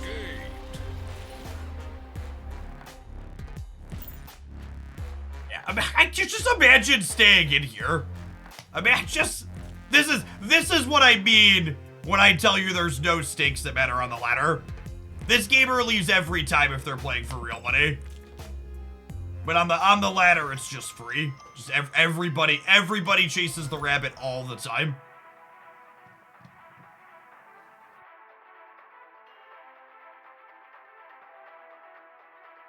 It's a pretty strong position with Sandman down, though. They literally lose to anything on the right.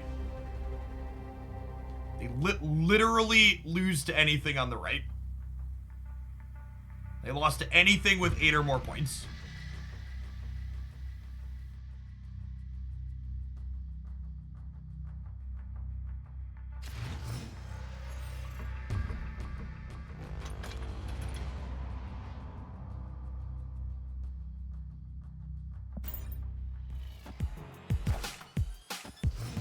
I think if you think people care about rank in the same way they would care about rank if there were real significant prizes or money on the line, you're very wrong. I think you're right that there's some people that care marginally more than others. But that's true of everything.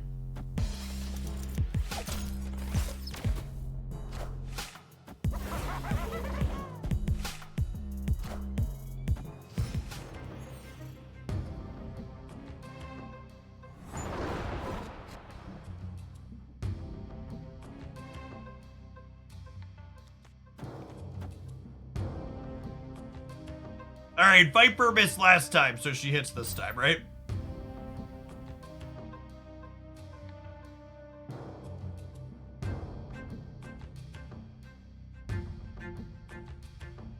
That's 100% math. Exactly.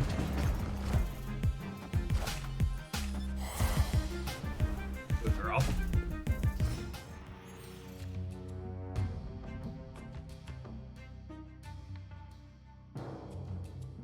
Professionalism, chat. Professionalism. Classically trained Viper. I can't decide if I'm playing for Hell's Kitchen or Vibranium Mines yet.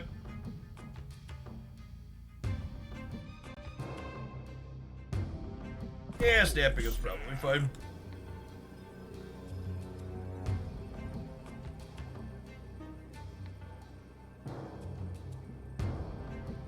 I guess Hood Mid is free. It's a good take.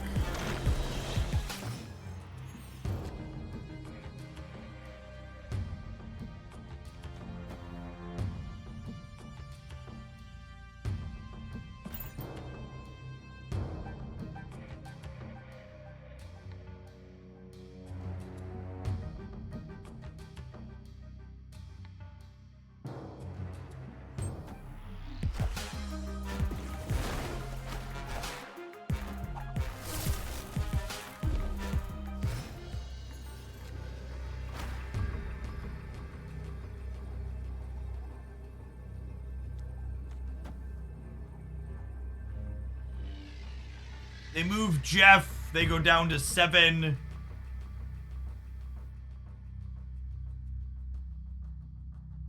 You want just Shang left? Is that ideal?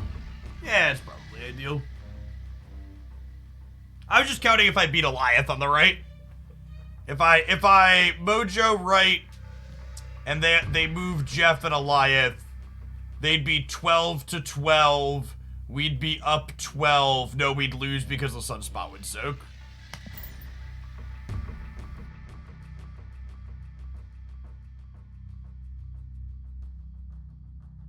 They could move Jeff plus Dr. Doom. That would get us.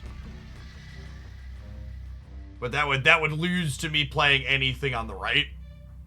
So it seems like a bad line unless they're ghosting. Does Galactus run Dr. Doom? A lot of these ramp variations are playing Dr. Doom, chat. So for reference, for people that haven't been keeping up on the metagame for the last day, again, these Galactus decks are good because they're not one tricks.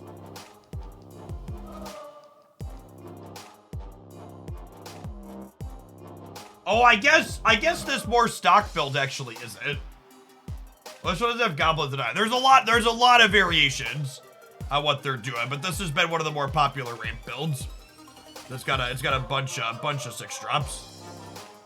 The Goblins version usually not. Is that fair? Why does this build have Orca in it? Yeah. Oh, and Hobgoblin is stock Galactus. Is it? It's got 4,000 games.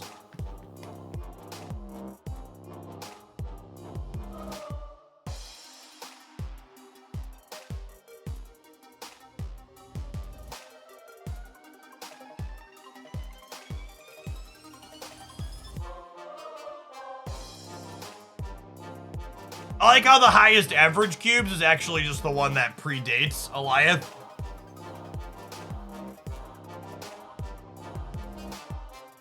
Bunch of these decks have solid win rates and cube rates over pretty reasonable samples. Anything like 0.2 cubes or more is pretty solid. There's a bunch of these that have that. I guess actually let's actually look, because the question was, do they run Doom? Are there builds with Dr. Doom? Yeah, okay, here's two lists with pretty reasonable sample sizes that both have Dr. Doom in them. Here's 2 more that have Dr. Doom in them. I think you should definitely consider Dr. Doom in their output range periodically. Snapshot Superhero, thanks for the 2/3 of a year. Welcome back, appreciate that.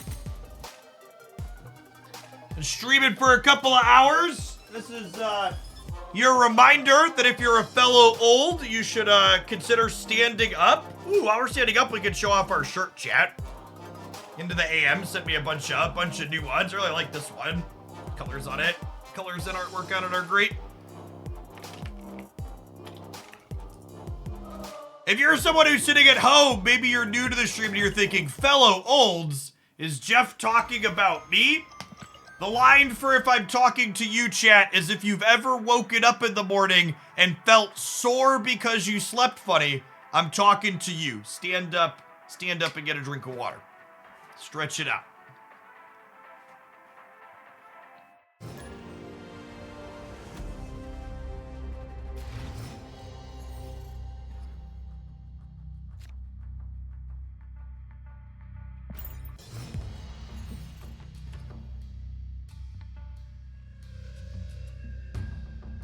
Well, these are not ideal locations for the home team, chat.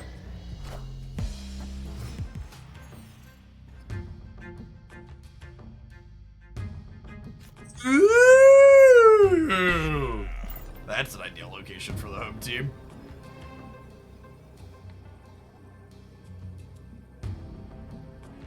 That's a fun one.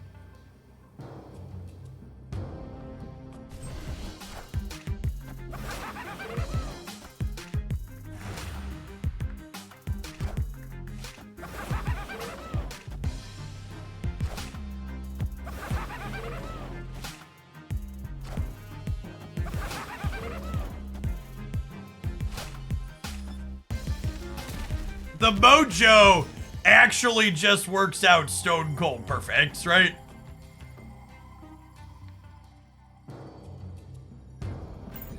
Because now I get to debris them 3 times here too.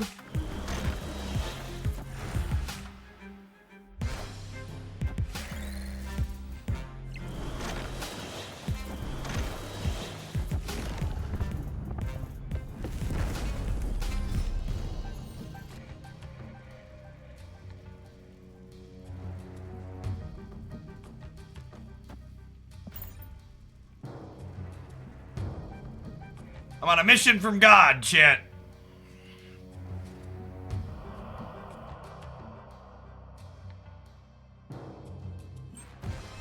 Rip. Rip! GG. Ah, shitty prison decks and boomer sappers. We'll mute that one for the future. Escaped.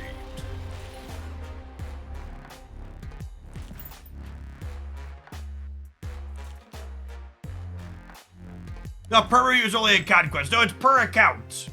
When I mute that player, they'll be muted forever in perpetuity.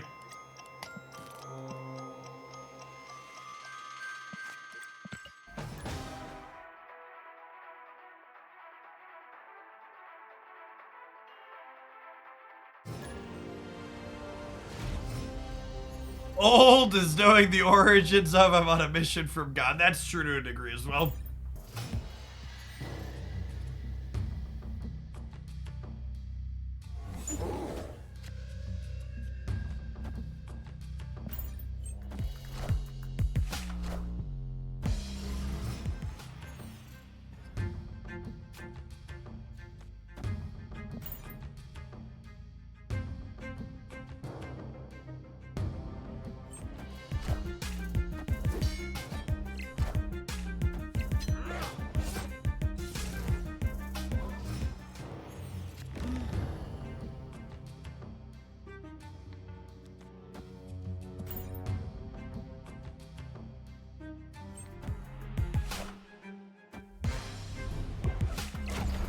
Ugh.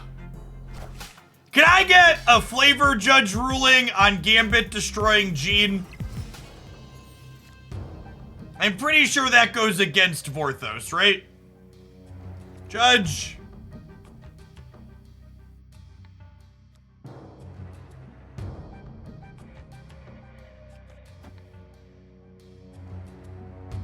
It's bad flavor, okay.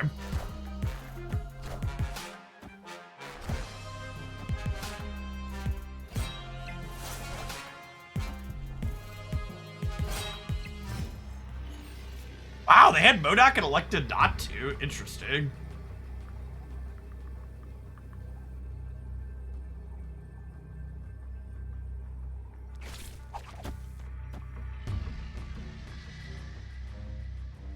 I think I just count on Pete and Carol to carry the game, chat. What do we think?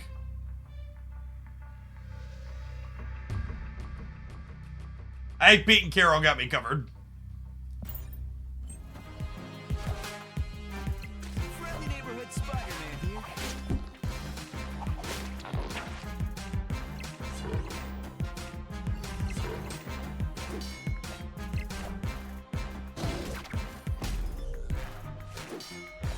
Higher, further, faster, baby. This much.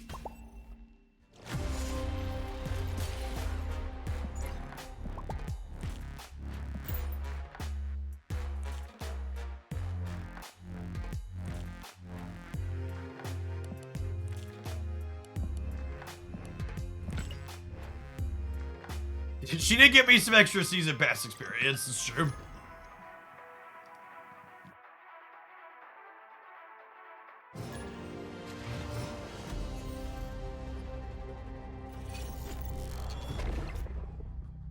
Yeah, Spider-Man is one of my tops for pieces of art. I have a couple of technically more exclusive Spider-Man, but I just can't bring myself to not play this one. It's so good.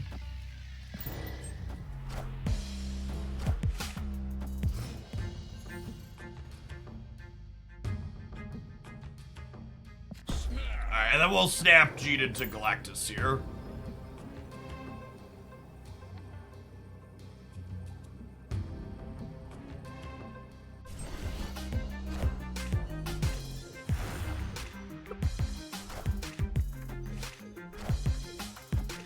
Not Galactus? Some Daredevil prison nonsense then? Squirrels!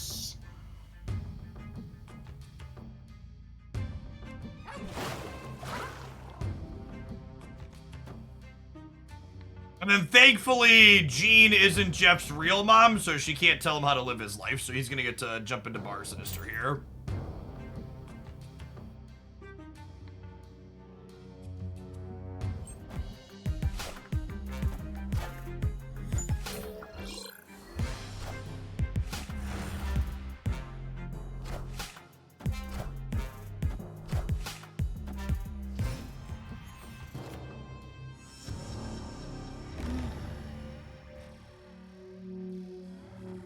I feel like murdering squirrels. Seconded? Seconded.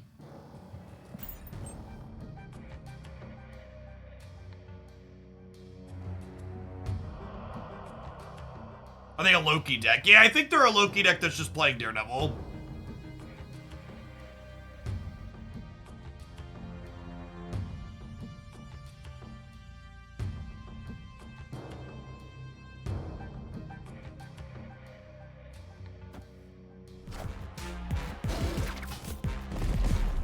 Oh, Daredevil is kind of an all-right anti-Galactus card with Cosmo, huh? It's a good thought.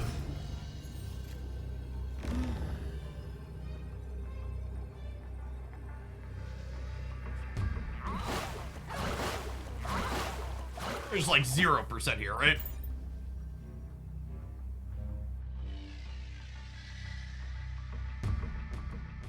The land sharks are right there. They're right there.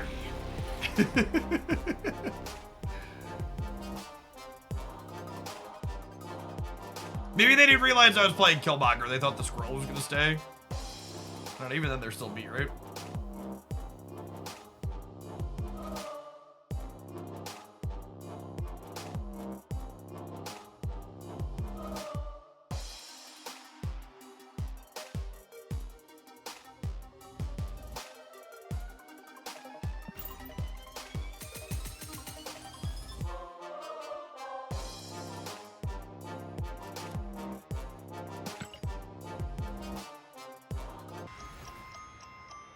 Did they see the embassy buff? I believe so.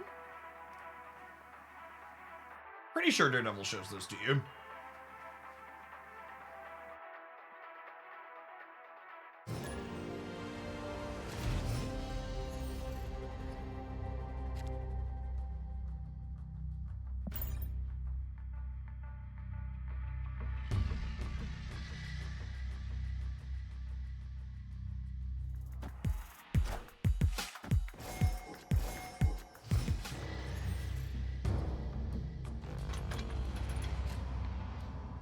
Sinister London's not a great location for us.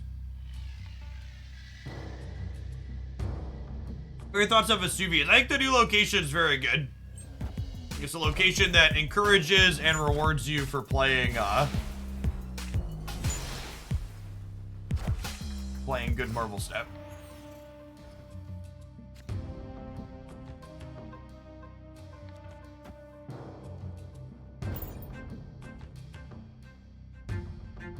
I don't have priorities, so I can't get them with Killmonger this turn if they have armor anyway, so I think I'm just gonna play Jean Grey.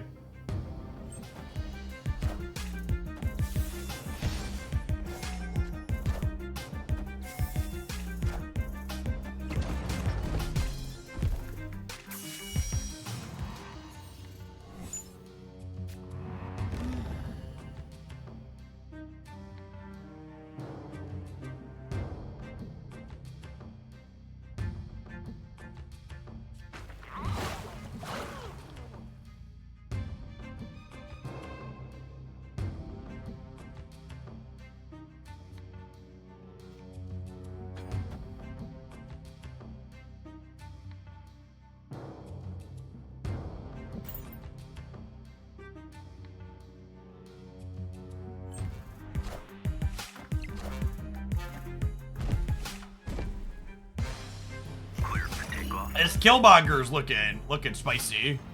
So I'm pretty sure the way this works is I can play to any of these paths.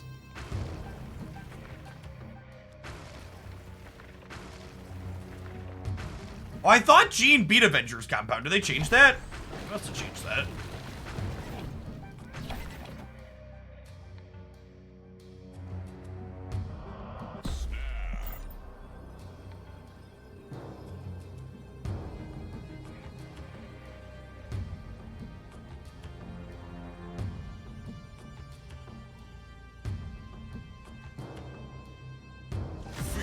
Does opponent heard of Killmonger? Killmonger's not super popular right now, but it's actually one of the reasons why I put this deck together. I wanted to play a bunch of the movement cards and then also play Killmonger, so I do think it's well positioned. Why don't I like Kitty Pryde in this deck? Because I want to play like Captain Marvel on 4 and Vision on 5, meaning I don't have room to play Kitty on my curve.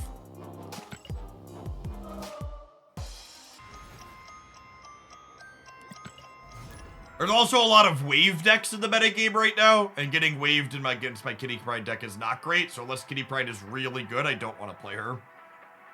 Shuffle up and heal. Thanks for the 16 months of Prime. Welcome back. Appreciate it.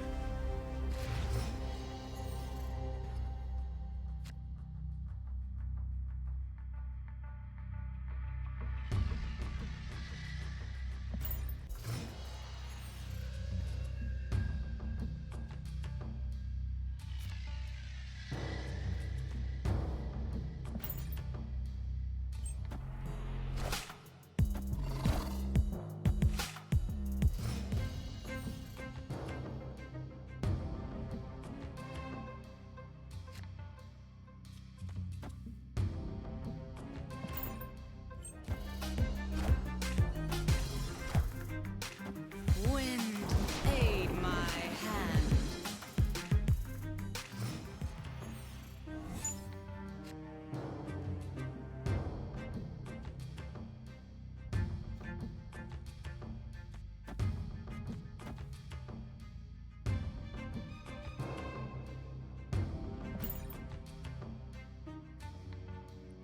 So long, friends. Oh, Steggy boy, oh, Steggy boy, my cards, they are a-dying.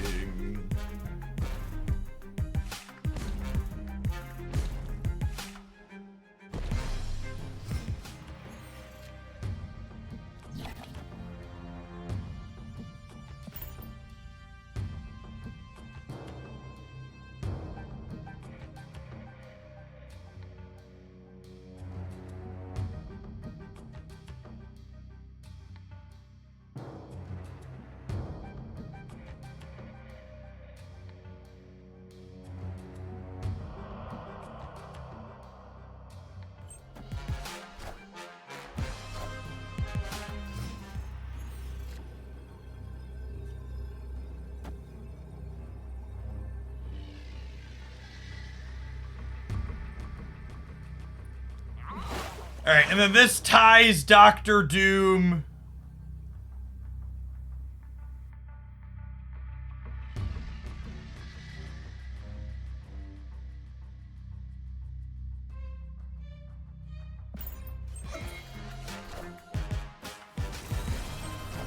Gee. What a weird game.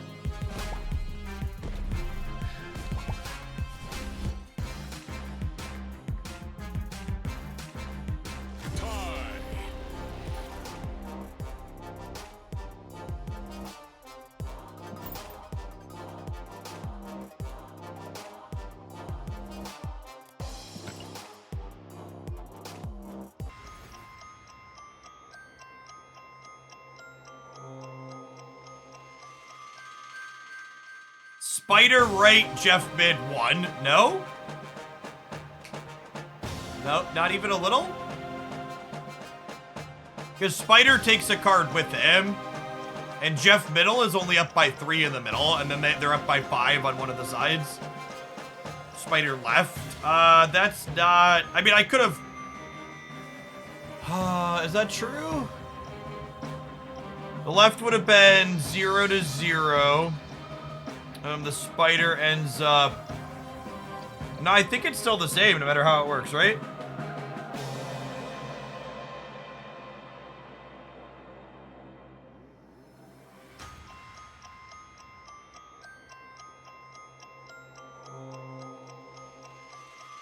The spider on the right jumps right.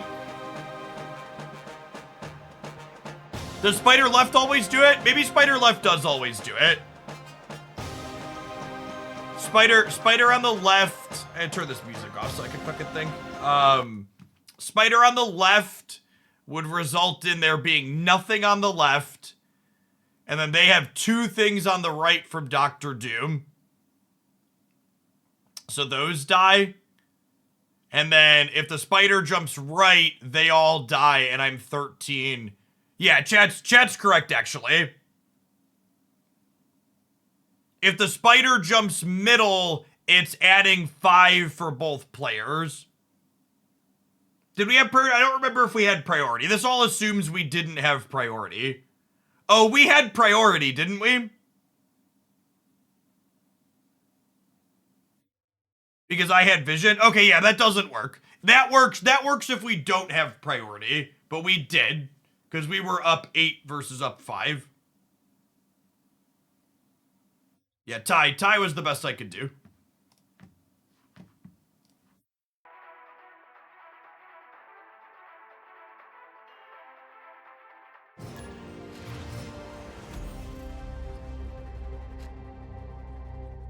Oh, were they winning mid?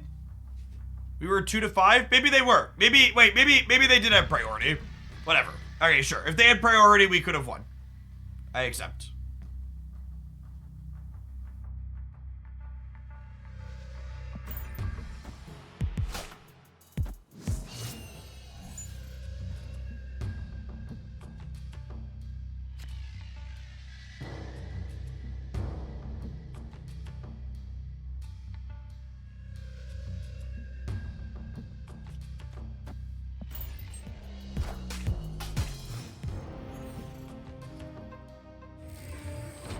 Mobius and Shuri Kitty sounds kind of sick, no? Mobius in Marvel Snap Deck sounds kind of sick, no?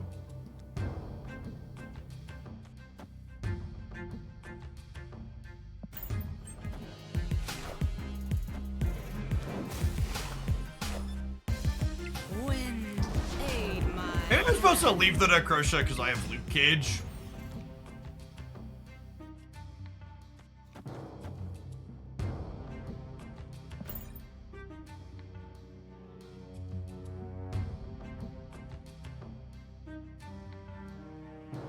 LFA Grande, thank you for the 34 months. Welcome back. I mean, postmortems after games discussing lines of play are good, but just saying this won the game isn't discussing a line of play. It's you asserting that you are correct Spider-Man here. without providing any recourse or line of thinking. Alright, and then we're actually just dead to our own deck now, right?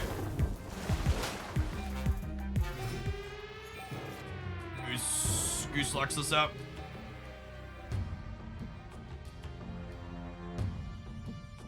Opponent snapped. Yeah. Escaped.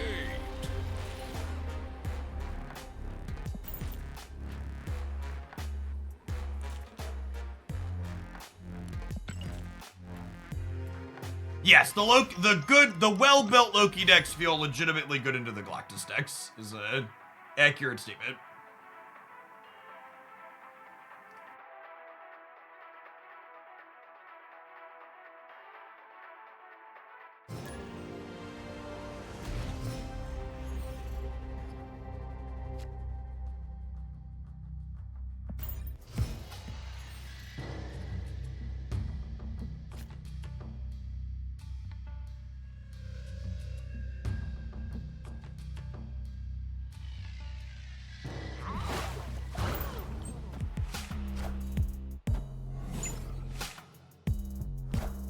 This deck is probably terrible into Loki stuff, if I had to venture a guess.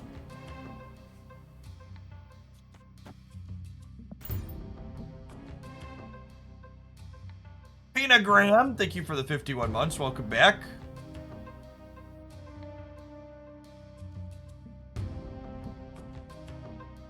Ooh, are we supposed to Gene into Cosmo? Yeah, maybe. I don't know. Their deck plays so many cheap cards. Gene's just, like, not really meaningful disruption here a lot of the time, I don't think. Is Hitmonkey Loki still your preferred version? No, I think the Angela Kitty Pride Collector with some tech cards is probably the best Hobbit. We played a little bit of it at the end of the stream yesterday.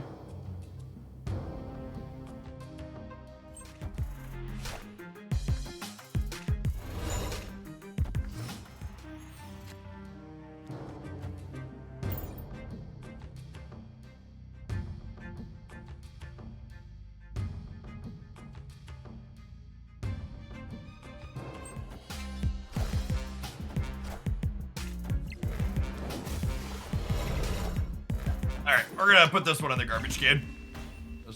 This deck is appropriately teched into Galactus, but it's just like never gonna win this matchup ever.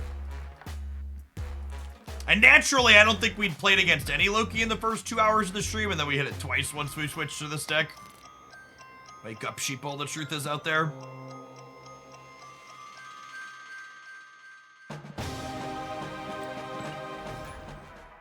Play the Loki deck for a little bit that people are asking about.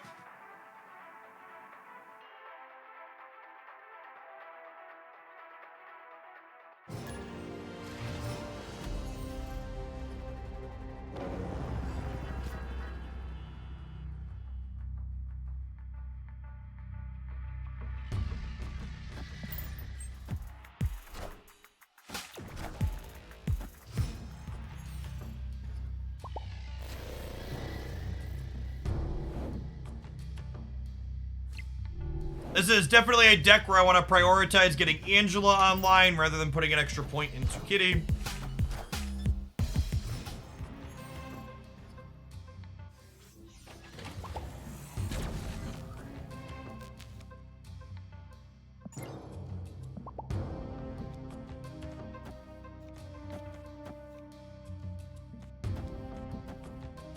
Are they also going to empty their hand? It might.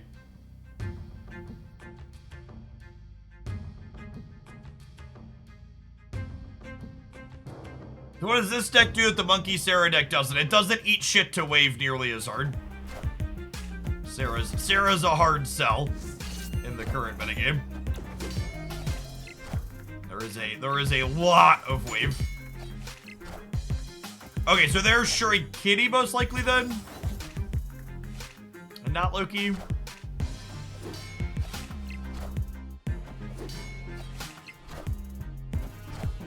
Oh, they're the Hitmonkey Zeros deck. They're the Hitmonkey Zeros deck. This deck is super sweet for the opponent. It just can't ever beat wave. Unfortunately.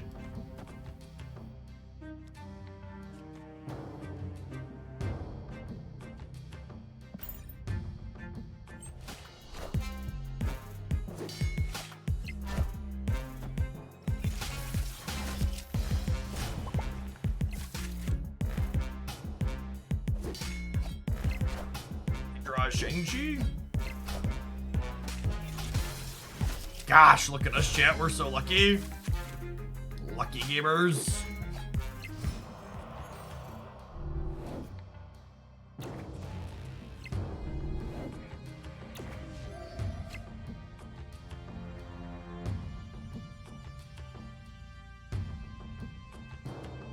US link for chair is not functional.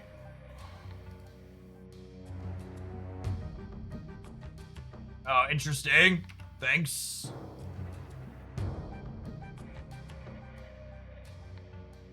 Let me make a note to fix that later.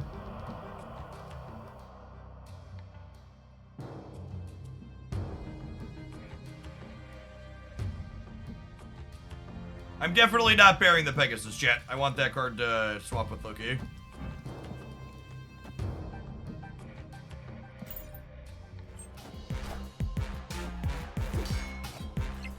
Goose where they're gonna Taskmaster. They're not a Taskmaster deck, chat. They're the Jade Monkey deck.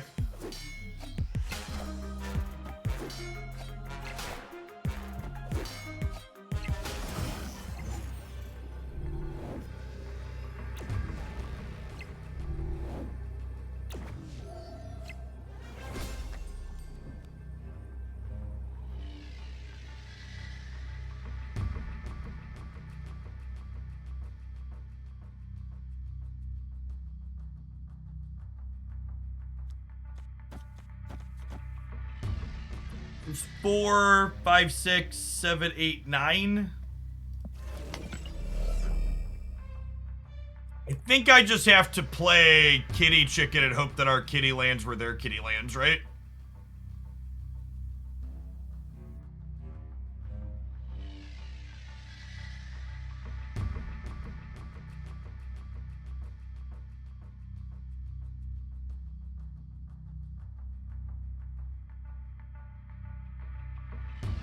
Yeah, maybe I was supposed to trigger the Project Pegasus so I could play Chavez, yeah?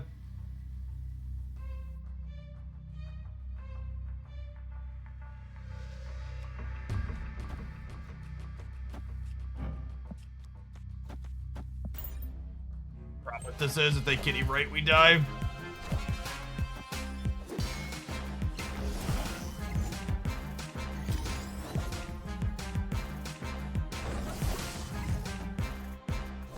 Face the might of Asgard. Yeah. I'll start gaming Kitty Chicken. Oh, will the real Mysterio please stand up? Victory. Not a problem here. Do I like this deck with Dino? Yes, I love the Loki deck with Devil Dinosaur in it. That's why I'm not playing it. I think Devil Dinosaur is great. And that's why I have cut it from the deck list.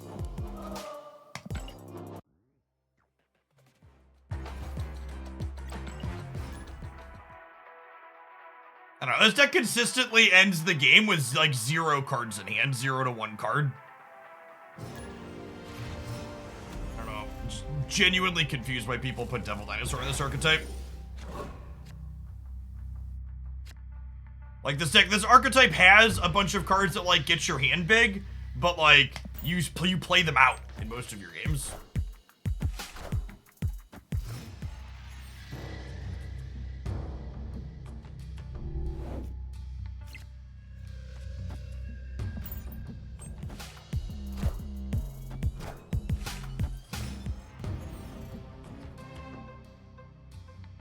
The backup plan for you don't get Loki. Well, why don't you just draw Loki instead? Alright, why would I want to not draw Loki, chat? Could you explain? I don't get it.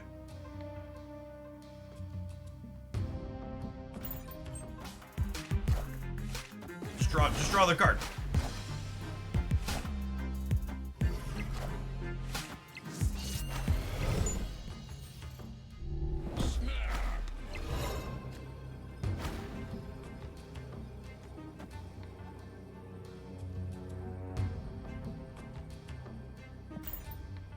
I lose my kitty pride, but whatever.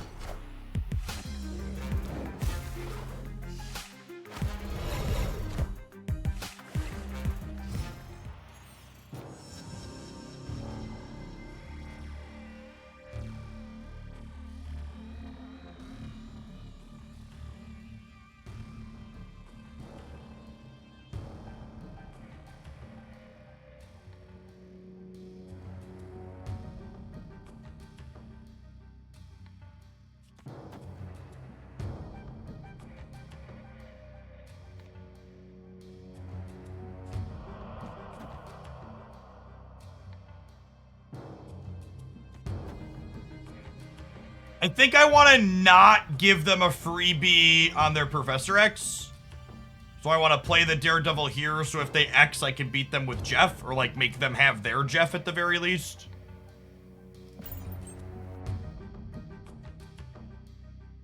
And then if they Professor Middle here, like same thing, they actually lose 2 points down to 14, we're up to 15, so we're good there.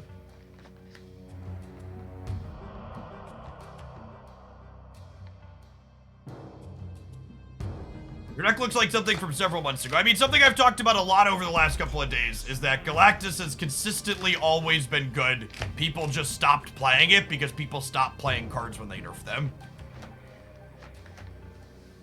Not Tokaju, thank you for the 3/4 of a year. Welcome back, appreciate it. This is Professor X here, right? Oh, it's a Hobgoblin. Okay. That's better than I was expecting them to have.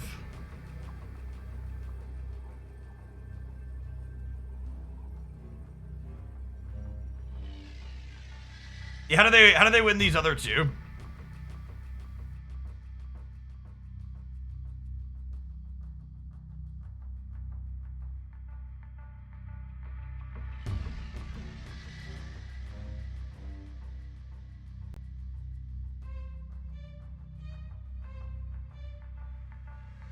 They Alioth mid. Alioth mid.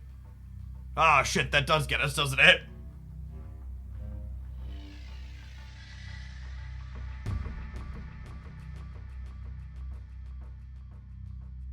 Because we lost priority.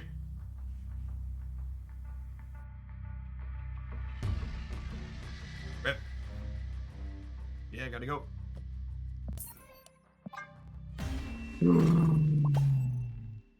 Escape. Definitely the worst Marvel stat metagame in the last, probably this year.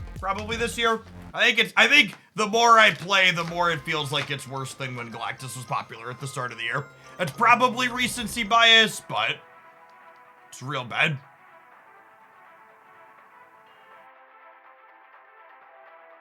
So it's definitely the worst metagame since the last time Galactus was popular. That's a very, very good take. That one I full cosign.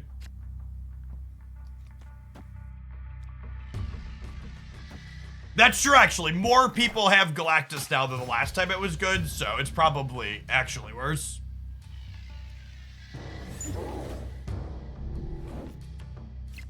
I think this is worse than Galactus Spider-Man, definitely. Galactus Spider-Man, it was very obvious you were dead and could leave. In this metagame, you have to kind of try and talk yourself into whether or not you're supposed to leave.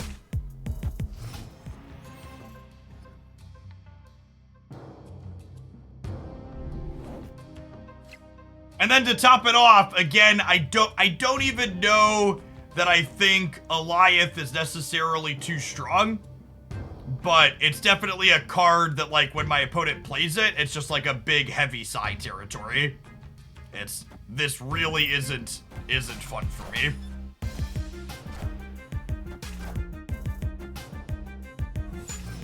Again, that has nothing to do with power level. I don't know how I feel about Elias' power level yet. The card's too new.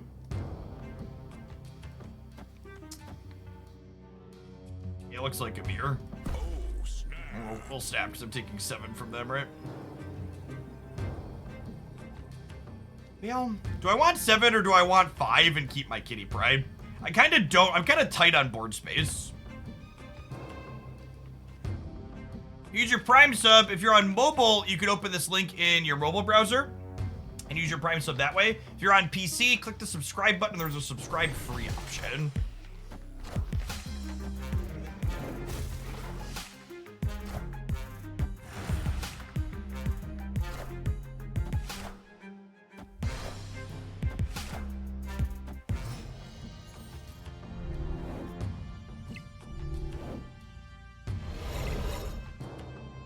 I think we've died because our Loki was bad.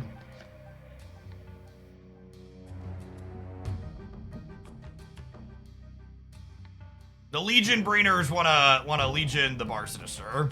That doesn't surprise me. They fell and lose. Well, I mean, they have kitty pride checks. I don't know that they're necessarily felling if I Legion the Bar. Legion Brainers also don't see who has priority. That's also true. We have priority.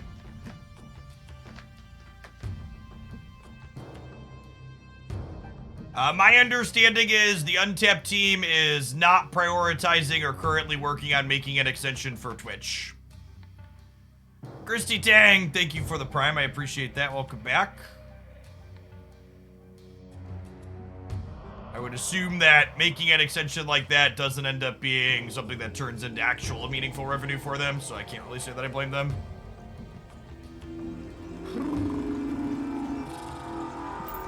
Yes.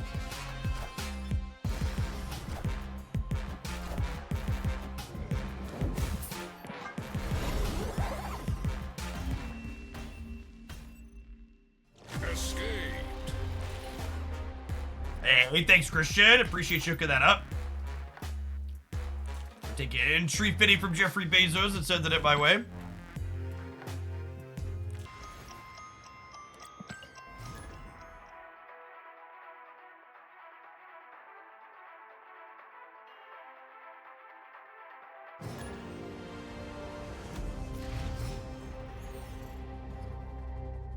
What's going on, Ferguson? Thank you for the 5-month resub.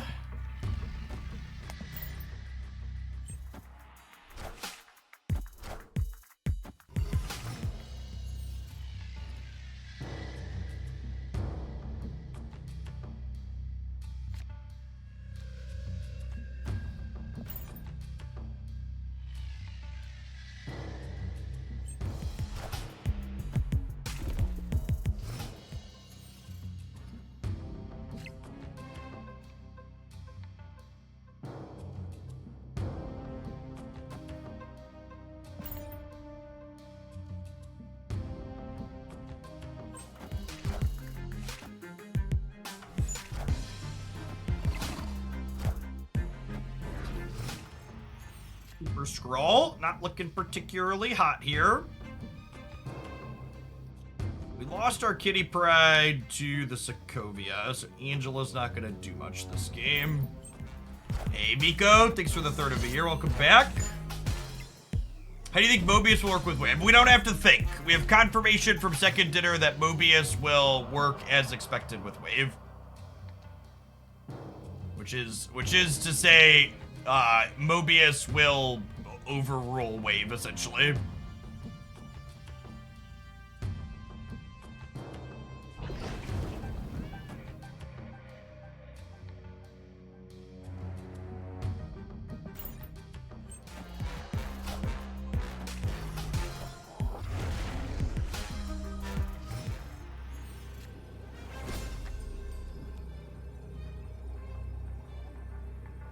Great, they took priority from us. That's nice.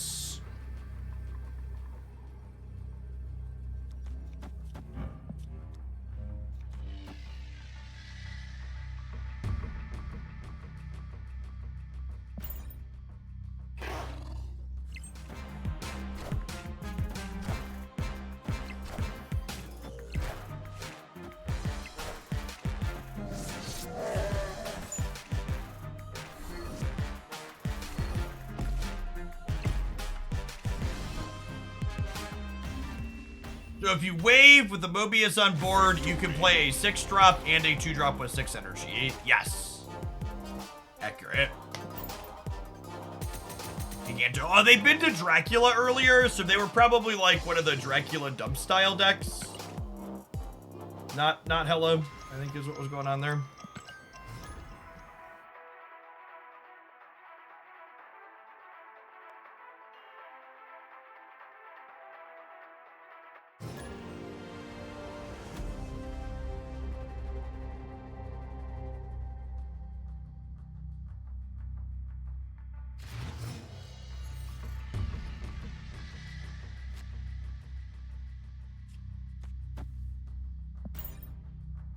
They killed Deathwave just to bring it back. I think the people, I've heard that comment before, and I think people saying they killed Deathwave to bring it back don't understand what I'm talking about when I say it behaves as expected.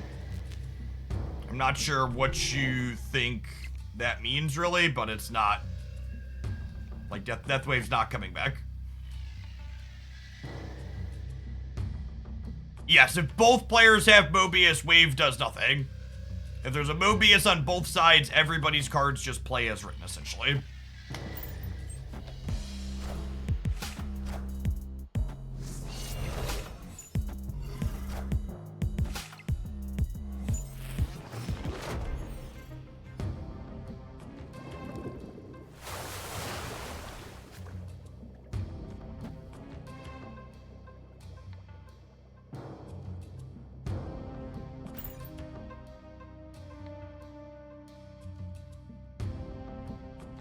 The true Twitch chat example of you can lead a horse to water but you can't make it drink is having a command about the OTA in my stream title and having it be pinned above the chat and still having people come in and be like, when's the OTA?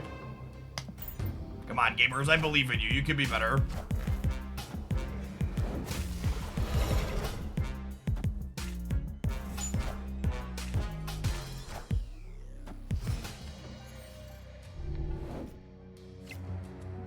Yes, that's exactly correct. Mobius on board, and wave your cards get reduced but not increased. Exactly, that's exactly correct.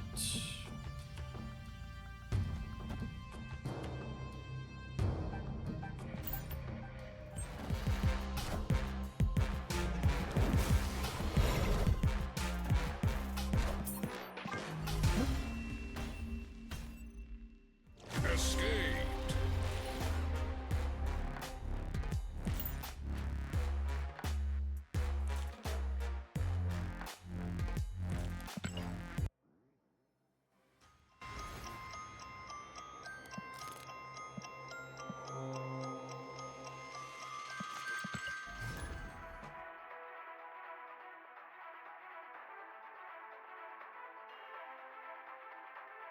So will Mobius plus wave plus death be a thing, or you're not understanding? You're not understanding. Mobius does not change how wave and death interact with each other.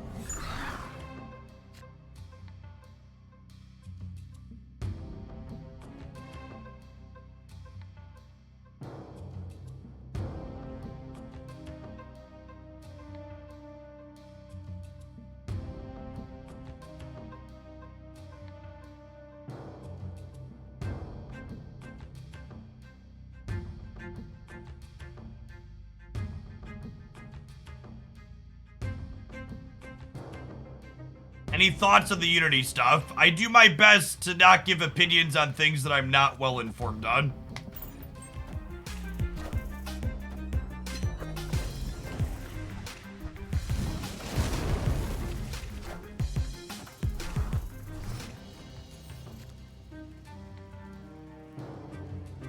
Similarly, the person who just asked me about an upcoming data mine card, I haven't sat down to review the data mine cards yet. I think that's gonna happen in a video next week. I'm kind of backed up a little bit on non-gameplay highlight videos I need to publish.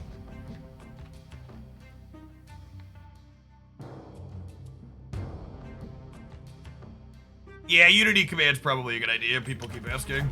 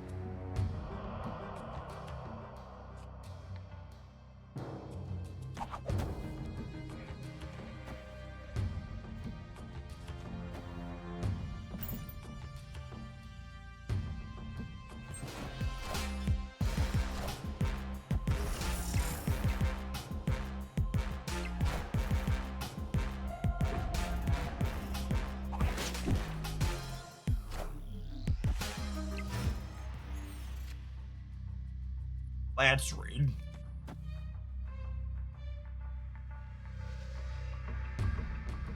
Dr. Doom to try and grab priority, and then we can Alioth their Valk on the left next turn.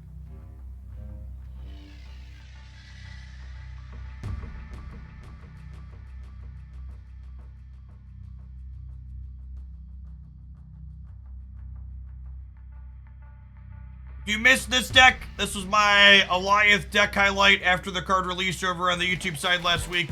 I know a lot of people were shilling,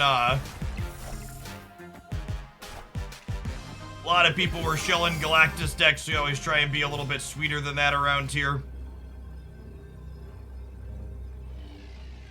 Did they hear me, baby?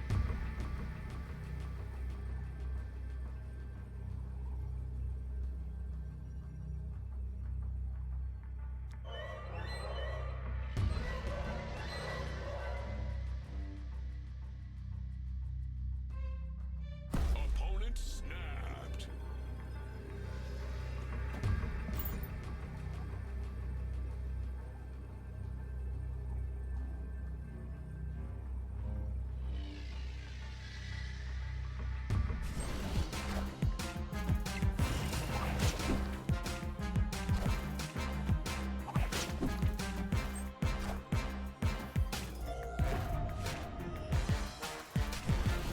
Boomer stat man, we fucked up their Cerebro chip.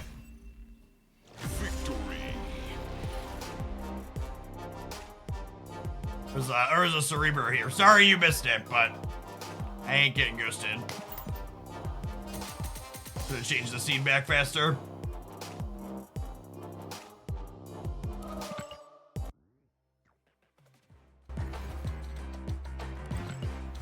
You just know Alioth blew it a little kiss.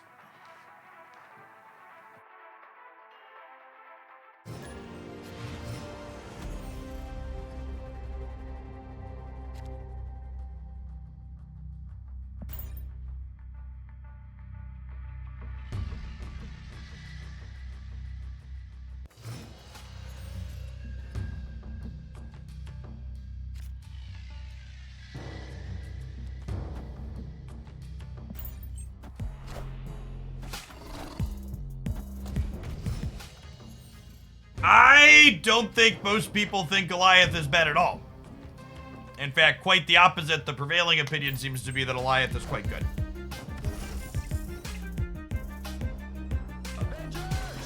Assemble. I think Alioth is likely being overplayed a little bit currently. There's people shoving it in deck lists where it probably doesn't quite belong, but certainly not bad by any means.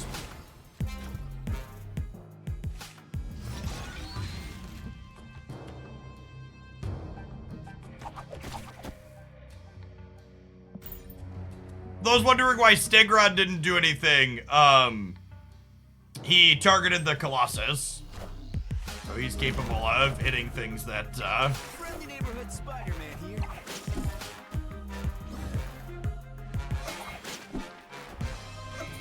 Alright, and just like that, we have priority, and like a fart in the wind, their play is gone.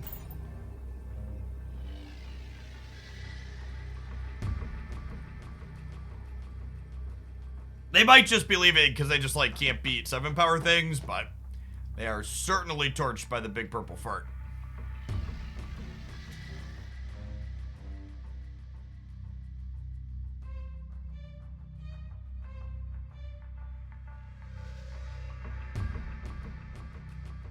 Hey, Byloth. Alioth is gas in the literal sense, quite certainly. Victory.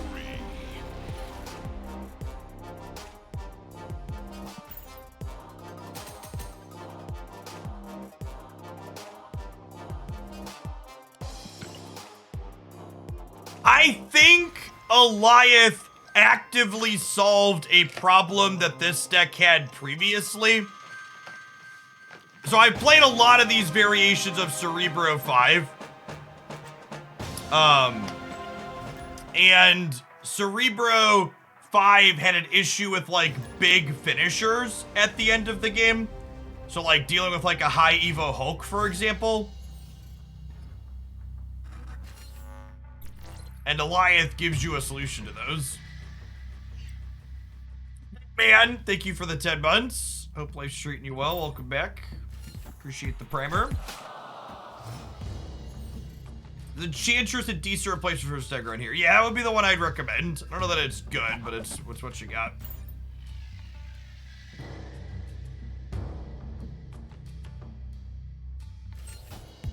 Is Cerebro a card that just always gets better over time? Yeah, to a degree. Bigger card pull is better for it, for sure.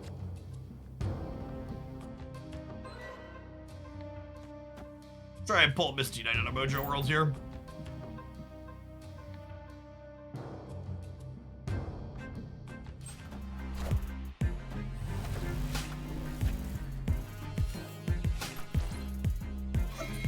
Yeah, I've had a few people comment that they had a solid run with this deck. They've been enjoying it on the ladder. You got a lot of really good disruptive elements to this deck.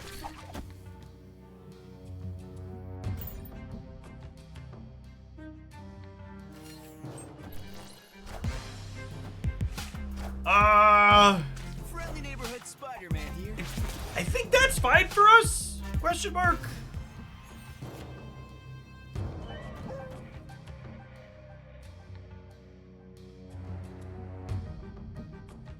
How would you nerf Cerebro preemptively before it comes broken? I despise the idea that you should nerf cards preemptively before they became broken.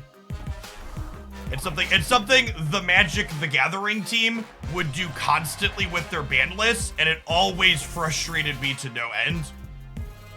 It's so silly that you would nerf something before it's problematic.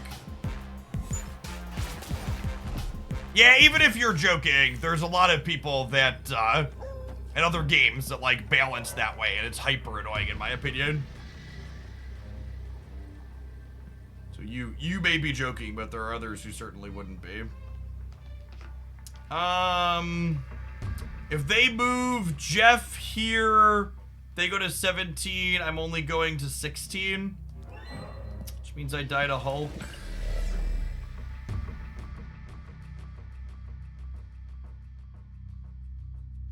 Steg left to win Mojo. There's a Cosmo right here, chat. This beats Hulk, right? Yep. Yeah.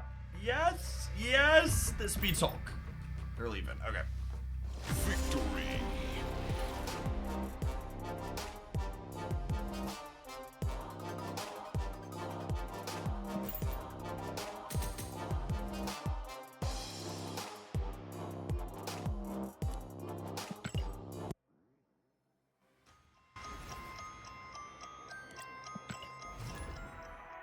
Went some high Evo today, and Alliance destroys you a lot. I don't know if that's accurate.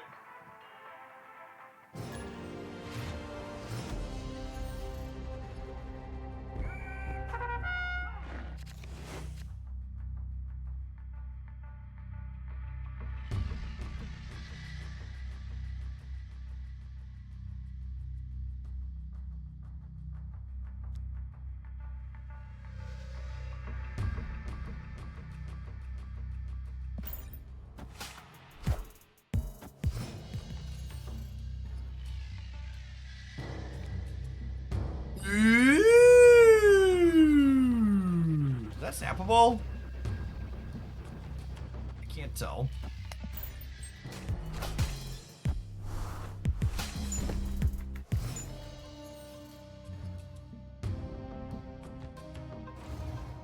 I agree with the take that Alliance making you think about whether or not you want priority is kind of interesting, but I think it would be more interesting in a metagame where Shang-Chi was more playable. Like, we've kind of been existing in this format where Shang-Chi is awkward for a little while now, so it's a lot less interesting than it otherwise could be, I think. Wind aid my hand.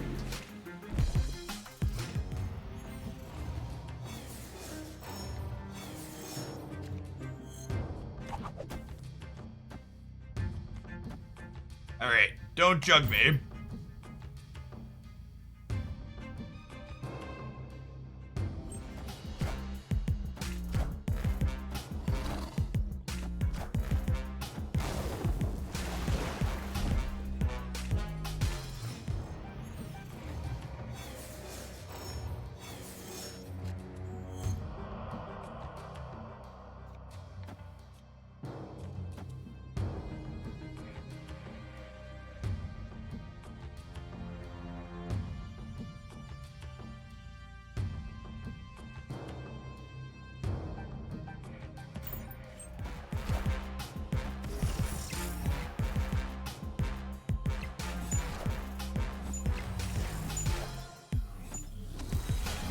And I think I just want to do this so I have a guaranteed Cerebro 3-drop for the last turn shit. Like, I don't need the 7th energy, but I wanted to have a guaranteed 5-power thing to play with my second Cerebro here.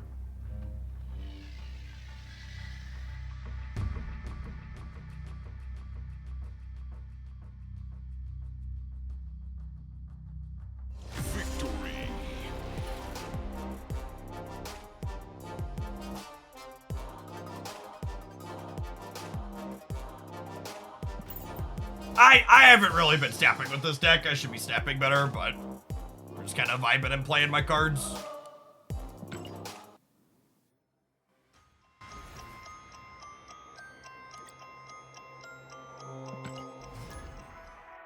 We have lost a lizard shrinking to the second doom. I didn't count that, maybe. Oh, hey, thanks to whoever checked out Into the AM and picked up some shirts. You put me over conversion threshold. They sent me some gift cards. I like free stuff.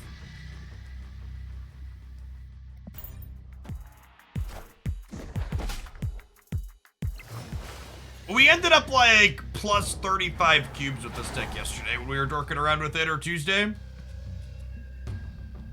Shirts from Into the AM. They're the ones that make all the various colorful things that I wear on stream.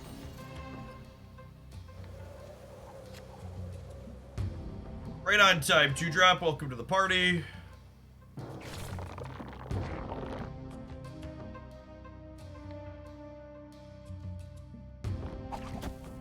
Do this so we can play Miles next turn.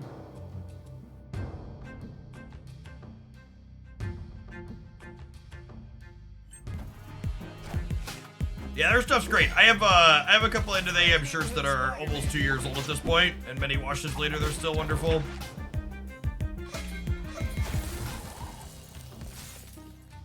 Cerebro gets his own buff on the left. That's true, you know.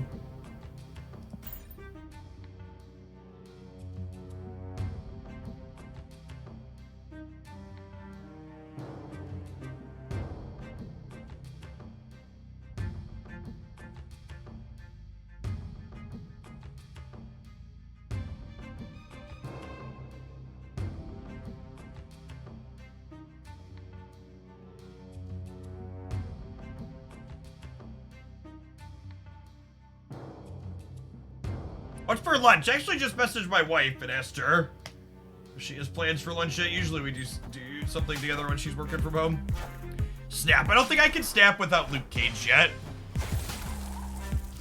I know I commented that I hadn't been snapping enough, but I think I needed Mr. Cage before we could press the button.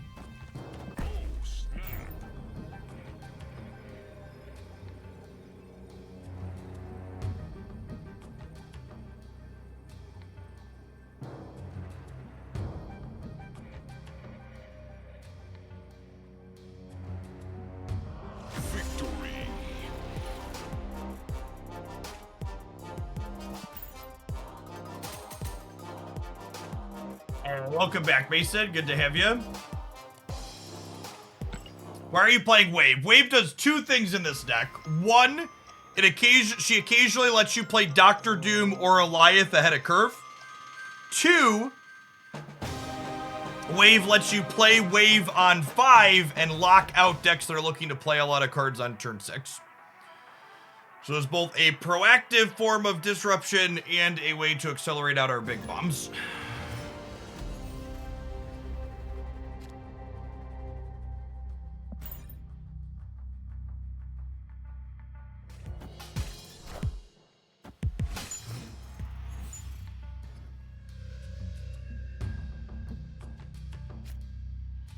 Alright, Cerebro 10 it is.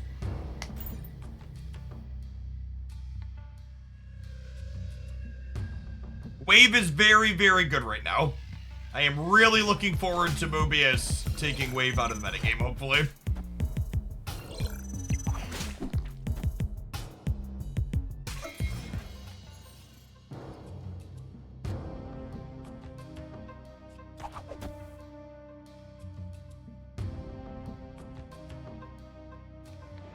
Honest decks be better once Wave makes a comeback. Yeah, I think so.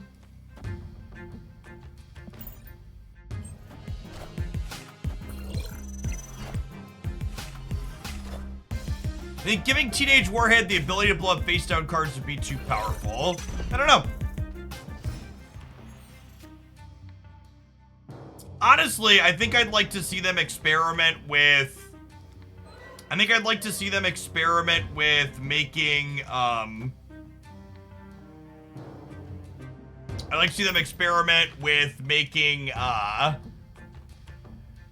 my brain is mush. Experiment with them making, Negasonic cheaper rather than changing her design. I think as a 2-drop, she's a more interesting card.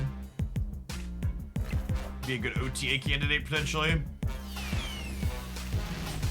Jubilee Collector. Okay.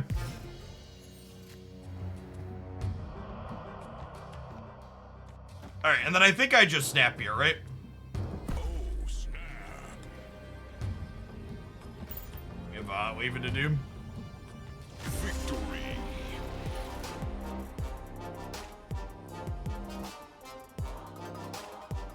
I think Wave has been the culprit of more of the worst metagames than Snap. I'm inclined to agree with that. I guess a good take. Isn't Medusa strictly better than Lizard? No. Oh. Yeah, Shuri's Lab doubles after the fact. I was thinking of base Shuri. You're right. I should have Medusa. Yeah.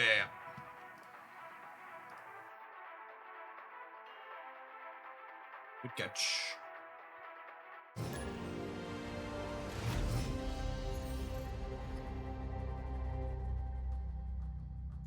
I think we see Death Wave again once Mobius pops up in the metagame. No, because it doesn't work how you expect it to work. Mobius doesn't make Death combo with Wave.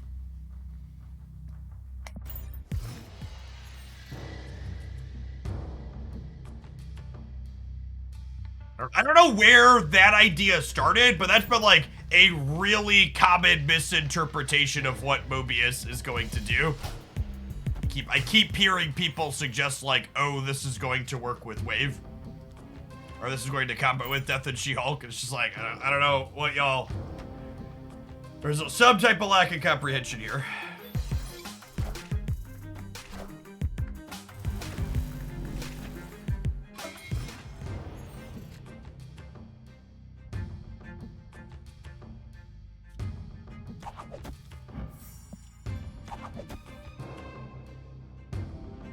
You know who voiced the O-Snap Victory and Escape lines? I don't know, Ray. I don't know if Snap has accreditations for that. Mobius retroactive like Cage. Yeah, once your opponent's Mobius is in play, all the cards in your hand get changed back to their base costs.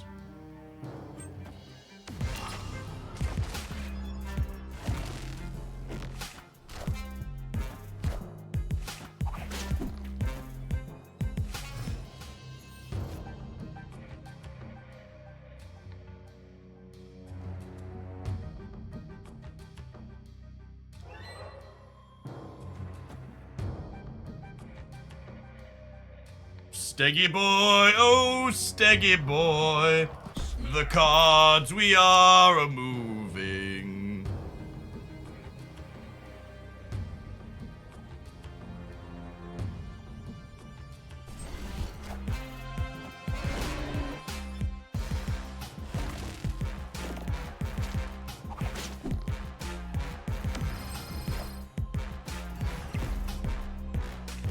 Bye-bye. Bye-bye!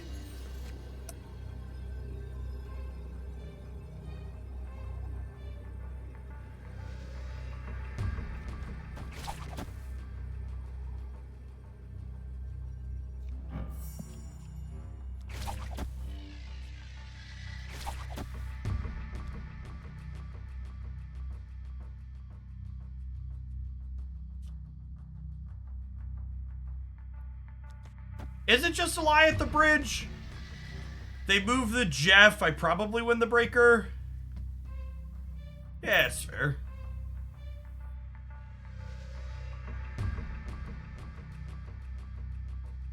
Nah, I think I like this. What did they Doom? Doom's usually not in the output range of Red Skull Shuri, so I don't think that's the card we play around.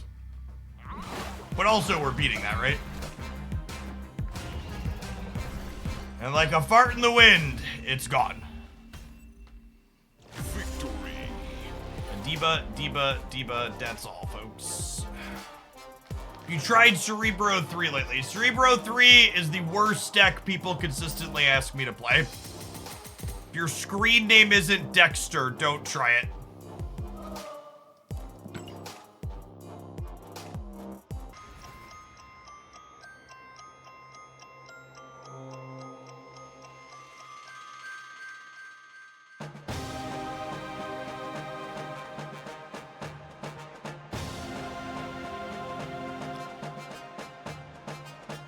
Here's the C tier. We have Cerebro 5. That build I was playing that I showcased on my channel here. Got solid stats, 0.33 average cubes. Then there's Cerebro 2. Most popular build, not good. And then down here under both of those, there's Cerebro 3. Most popular build, negative average cubes. Let's go ahead and blow this out and take a look, Skipoo, here at other variations of Cerebro 3. All right, the best and the brightest of them, 0.14. Almost reasonable, but still not very good. And then here's the other popular builds. The other one is very negative. And these small sample size ones are, this is a funny stat, 40% win rate plus 1 average cubes in 20 games. They're just getting people.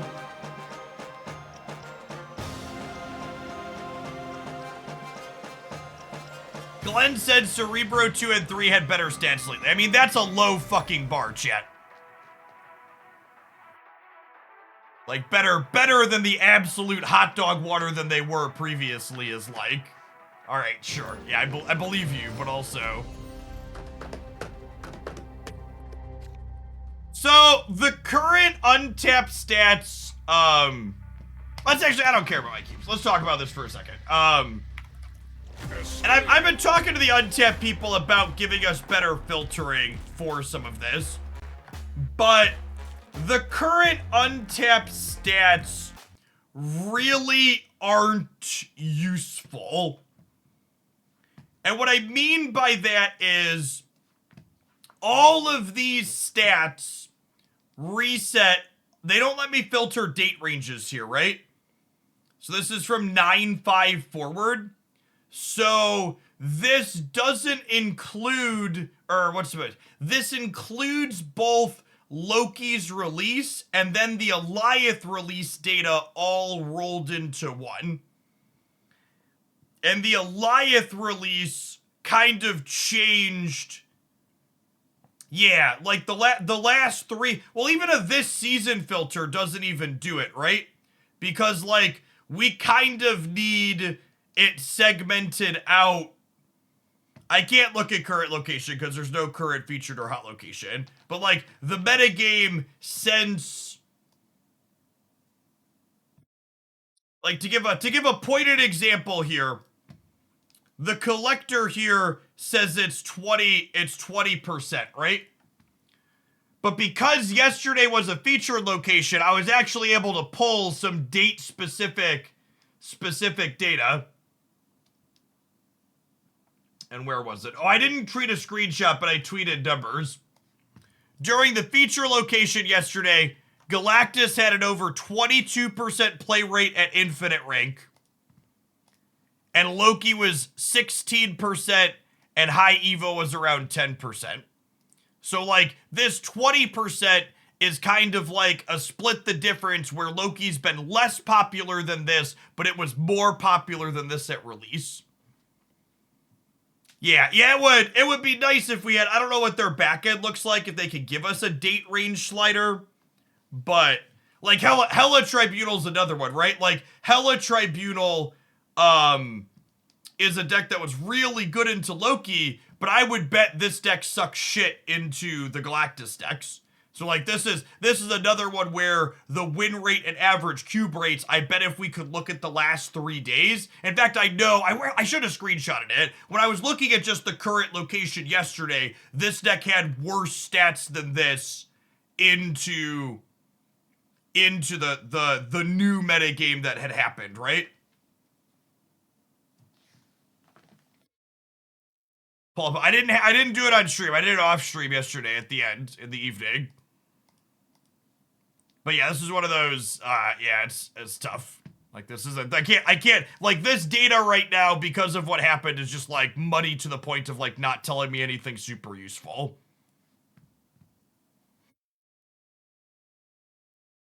Yeah, like, Alliance into Invisible Woman is real good. It's a bad scene for the Invisible Woman.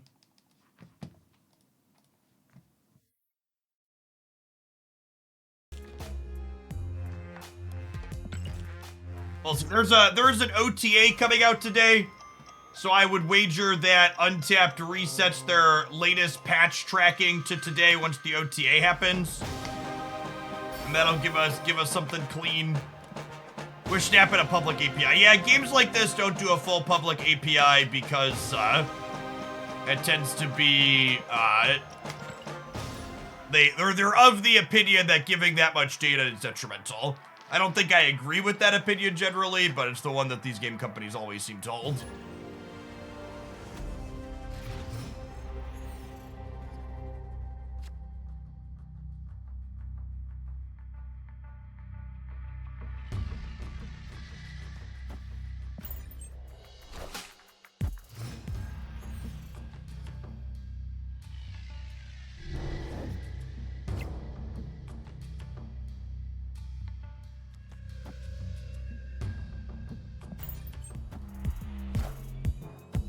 XPVP tools was the dream. It was.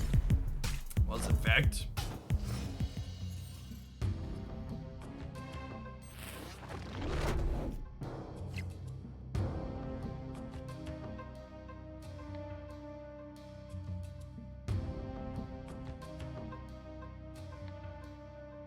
These are Marvel Snap locations.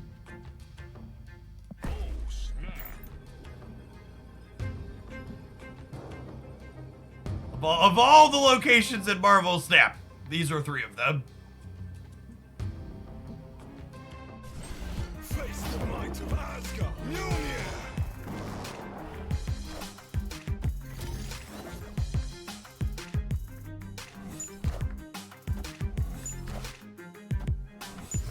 That's our armor, by the way. They drew it off our cable.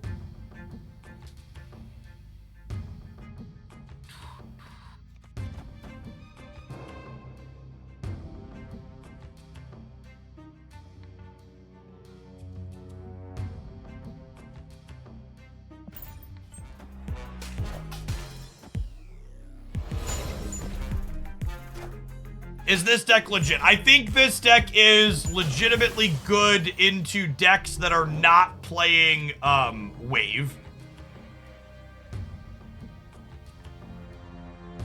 I think it is kind of mid into decks that are playing Wave, though.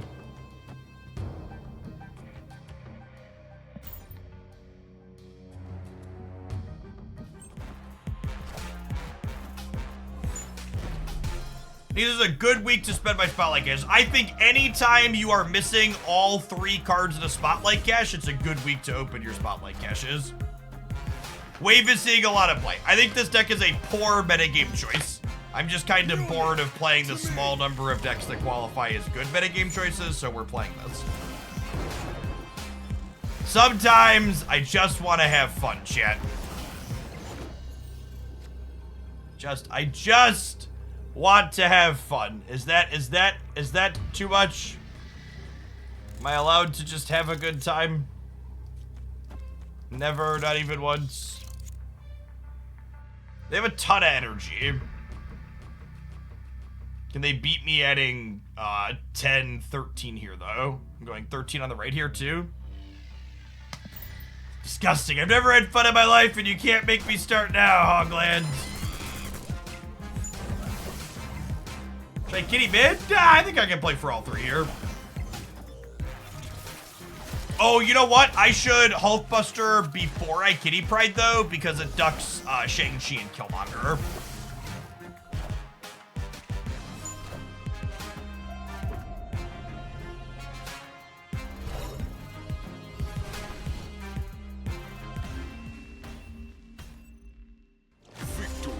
This deck has a legitimately reasonable matchup into Loki. And honestly, it says a lot about You can tell a lot about a Marvel Snap player based on whether or not they dislike Galactus or dislike Loki. Because lots of random chaff decks like this one have pretty reasonable Loki matchups. However, the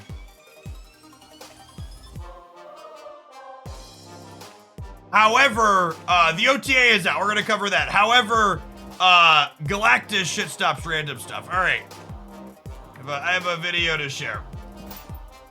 Before I share my video, and past Jeff is going to reiterate this again because it bears fucking repeating. Because I am very good at evaluating card games and you should respect my opinion. This is a direct quote from the OTA notes.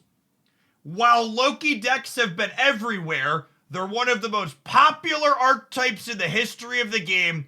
The actual performance of these decks has not been hyper concerning. That is a direct fucking quote. I would like to dedicate that quote to everybody talking about how the game was ruined and Loki was busted. That one goes out to you, friends. Got some absolute... It's time for another Marvel Snap over-the-air update, and we've got some absolute bangers this week. Before we jump into it, though, I'd like to highlight something that the Marvel Snap team tells us in their opening paragraph this week. They comment that Loki decks have sent the metagame spinning. They're actually one of the most popular archetypes in the history of the game. However, the performance of these decks overall has not been hyper concerning because the metagame rapidly shifted to favor linear strategies that was able to combat these decks. As someone who spent the better part of the last week and a half or so since Loki released, kind of defending the card and saying that it doesn't seem busted and it seems quite reasonable and the metagame can adapt and adjust, it's awesome to see Second Dinner communicate to us that this is in fact what happened based on the metrics on their back end. It's also not surprising to me that Loki is one of the most popular decks at its inception in the history of the game, because Loki's honestly one of the most fun new cards to come to Marvel Snap, in my very subjective opinion, in a very long time or potentially ever. That being said, there is a small adjustment coming to the Loki deck, jumping into our first change in the over-there update today.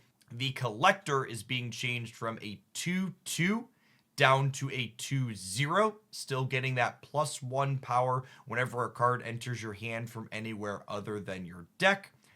I think this change makes a lot of sense. I don't think any deck that's currently playing the Collector is going to suddenly stop playing the Collector with this change.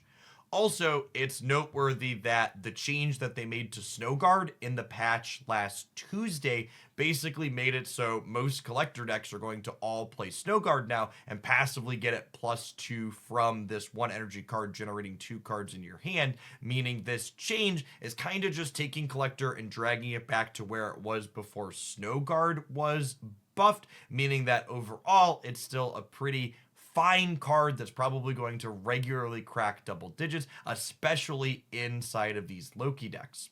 The change to the Collector's power isn't the only change to the Collector specifically and these Loki decks, however, because the next change in this over-there update is a massive one, and that is the Shadow King is changing from a 3/3 down to a 2/3. A tech card of this power level costing just 2 energy is huge. Second Dinner notes that Shuri and the Collector have been good news for Shadow King, and it's already been seeing some amount of play, but they want to see what this card is able to do when it's not limited to just other strategies that can synergize with it. Specifically, they've been seeing it see a lot of play inside of Cerebro 3 decks as well as Silver Surfer decks with its 3 cost, and they think that by reducing its cost from 3 down to 2, it can see play in a wider range of shells, and they go on to note note as well that they think making Shadow King such an efficient threat in terms of how much energy it costs will also allow it to compete more eloquently in the tech card slot against other cards like Shang-Chi, overall diversifying the tech cards that people are playing in the metagame in general. I think overall, this is an awesome change. I'm glad to see them push in this direction, letting us diversify which cards we want to consider when we're playing and picking out our tech slots. I'm interested to see how exactly this one works out in the metagame. Our next over-the-air update is a small one. Lady Sif is going from a 3-4 up to a 3-5 while still discarding the highest cost card from your hand. Second in our notes that Lady Sif has always been kind of solid and had a home in specific decks, things playing Apocalypse and Hela and Agatha. That being said, her individual performance hasn't been stellar, and while they don't think that this one additional point of power is going to necessarily make her an all-star, it's definitely not going to make her worse than she was before. And I think these types of small changes are kind of free rolls that I like to see inside of these OTA updates. You take a card that's underperforming or not quite up to stuff, and you give it one extra point, and you see where things shake out after a little bit. Speaking of things that are awesome to see in these over-the-air updates, we see Spider-Ham going from a 2-2 down to a 1-1. This is the original stat line that Spider-Ham was released at, but remember, as of last Tuesday's patch, Spider-Ham's text is, on reveal, transform the leftmost card in your opponent's hand into a pig, keeping its power and cost. Second in our notes that they expected there to likely be a chance that this was a change they were going to have to make when they adjusted Spider-Ham's text box. However, they wanted to see how it would play out in the short term, and since they knew they had another over-the-air update coming out shortly, they wanted to see what that new text box did as a 2-2, and obviously it meant the card wasn't seeing enough play and wasn't powerful enough, so they're making it more powerful in this over-the-air update by dropping it back down to that original 1-1 stat line. Looking forward to the future, I honestly wouldn't be surprised if we see at least a small or other change to Spider-Ham come as well, because on the horizon, we have Mobius and Mobius releasing at the end of the month, and his interaction with Spider-Ham's pig is actually quite awkward. If you Spider-Ham your opponent and they have a Mobius and Mobius in play, the pig actually becomes completely free because the base cost of the pig is currently 0 and it gets increase to whatever the cost of the card was. I think we probably need to see the pig's base cost get adjusted to like 5, 6, 7, something that just doesn't get impacted by other things in the game, but also doesn't let the pig be free under Mobius, because I think even if this pig buff puts Spider-Ham back on the map as a meaningful card, once Mobius releases, it's just going to disappear again because of this downside that's going to happen. Our fourth and final buff in this week's over-there update is, here she comes, chat, is Black Cat, moving from a 3-7 up to a 4-9. Second in our notes that Black Cat has been one of the weaker performing cards in Marvel Snap for a long time now, and they're not certain that this change is necessarily going to change that dynamic, but they feel confident that it's going to make her better than she was before. Most notably, this change does make it a little bit harder to play Black Cat out, because if you draw her on the third turn now, she is going to discard at the end of that turn. But that being said, most of the decks that are looking to leverage Black Cat are playing her with things like Hela or Ghost Rider, meaning her ending up in the discard pile is ultimately the goal. Personally, I think this change looks pretty sweet. It means that if you have Black Cat with Ghost Rider together, you get 12 points of stats for just 4 energy without needing an additional enabler for your Ghost Rider. Perhaps this Black Cat change in combination with the recent Blade change that made Blade more consistent, discarding the rightmost card in your hand, could put some real Ghost Rider decks on the map. At a minimum, I agree with Secondary's assessment that this change is definitely a strict upgrade to what Black Cat was bringing to the table before, and I'm looking forward to trying her out to see if it can potentially be competitive now. As always, I would love to know what you think of our 1 nerf and 4 buffs that we have in today's over-the-air update. Overall, I think I'm pretty happy with what's going on. YouTube Jeff, like, subscribe, video, etc., etc. Stand up. Let's play some Marvel Snap, huh? Thank you, Past Jeff, for babysitting chat while I ran to the bathroom. Yeah, the editor did a great job. I'm really happy with the stuff that they've landed on. If you're someone that watched that live and you want to help my YouTube metrics, check out the OTA link there. And you can watch it start to finish on the YouTube channel. Press the thumbs up button if you can find it. I queued up a couple of decks last night with things I wanted to try with the OTA updates. Let's get into them, huh?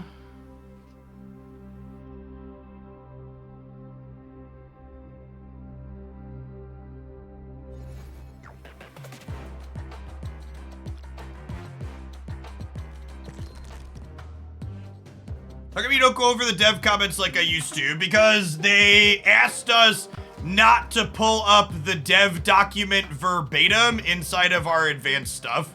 So if I want to pull up the dev document verbatim like I used to, I have to wait until after the OTAs actually come out, which just doesn't work for YouTube timing. If you actually listen to the words that I say inside of the video and you follow along with the dev comments, you'll hear me paraphrase and talk about the things that the dev said when I'm talking about each of the cards.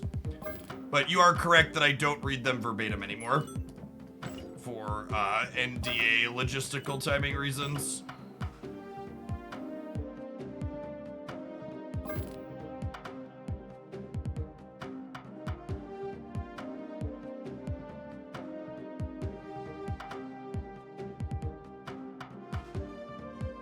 Alright, I think I want to start here, but there's also a chance that, like, some kind of hella pile could be sweet. I think this deck's probably pretty bad into Galactus. Yeah, so there's no OTA update next week, so there's no card changes coming until the 28th. So we'll have an OTA update on the 28th, and then a patch on October 3rd is the schedule.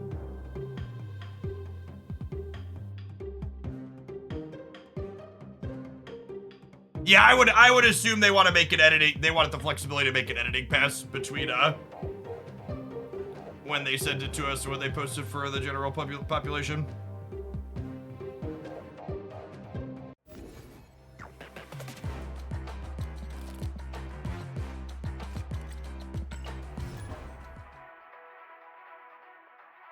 Cerebro 0 got a buff with the collector change. That's true, you know.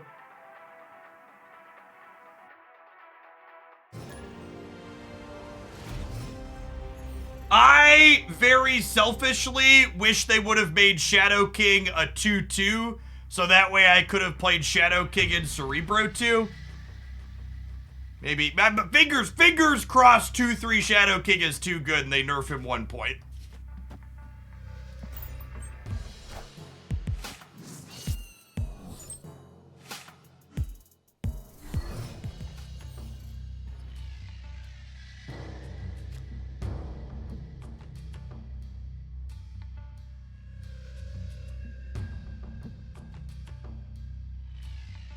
Any card changes power. Is this a buff to Cerebro? Yeah, basically.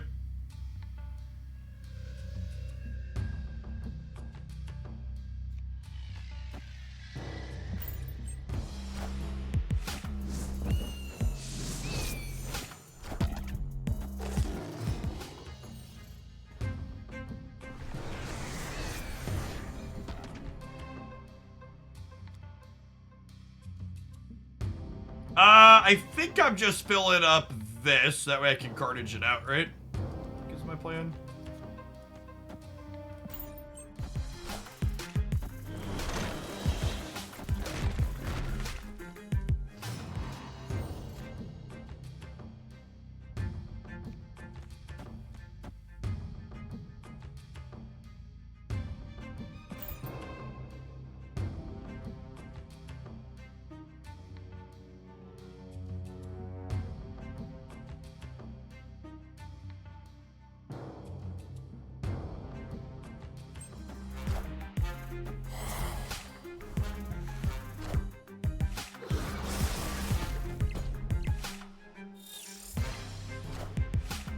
I was gonna say, they are a Darkhawk deck, which makes Quantum Realm a little bit hard to contest.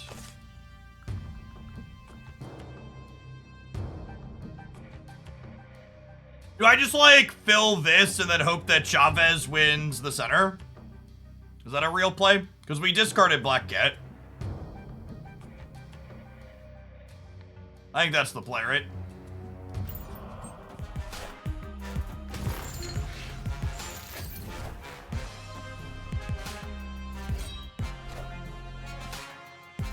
Clear for takeoff.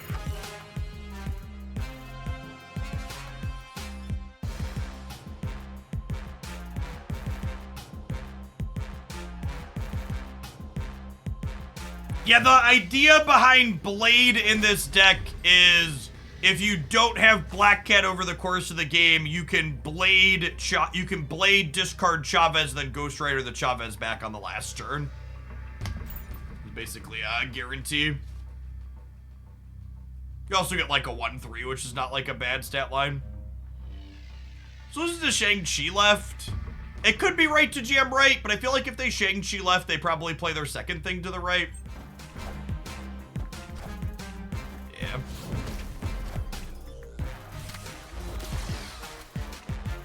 Always feels bad to someone lose to play cards that are pretty middling in the metagame, but that's what it is.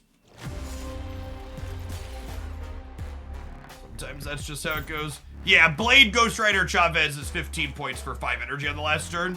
Yeah, we win this game if they hadn't nerfed Black Cat, is noteworthy.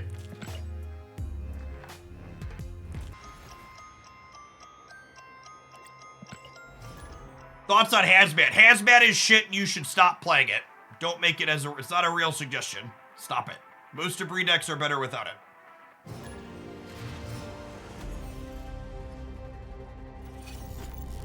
The second dinner team had commented that they liked the idea of making a feline-based character have 9 because cats have 9 lives. But I agree overall that Black Cat to 9 is probably worse than Black Cat to 8 because of people always playing Shang-Chi.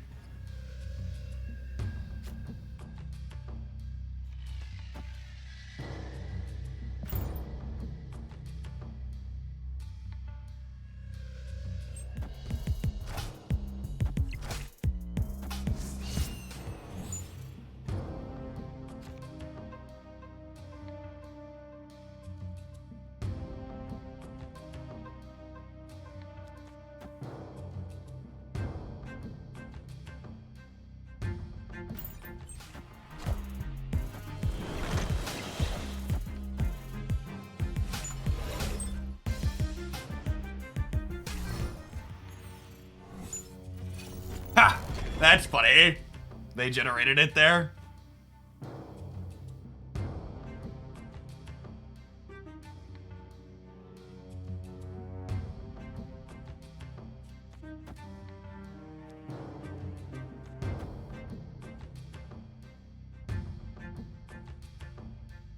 Oh, it was a generated, had a variant. Okay. There's some kind of discard variation then. Do I want to trigger count that NPC again? I can't tell if that's good for us or not. It's good if they're about to Loki.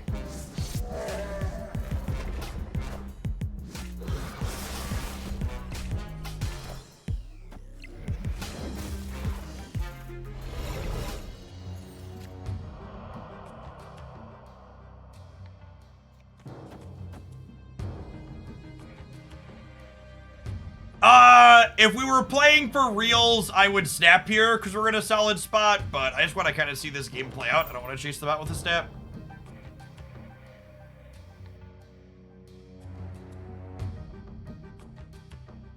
It is worth noting that Shadow King does reset himself as well.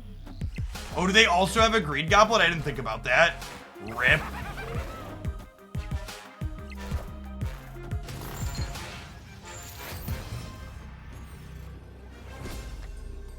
Opponent snapped.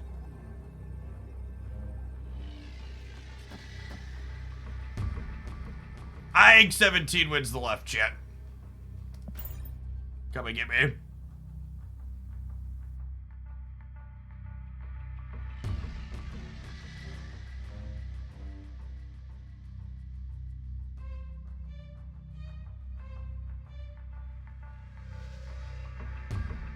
They could have our Shadow King for left. We beat our Shadow King on the left, right? They Shadow King the left. They end up at 9, and then we're at... Oh, no, we tie? Do we tie Shadow King left? I think we tie Shadow King left. It's a good shout, though.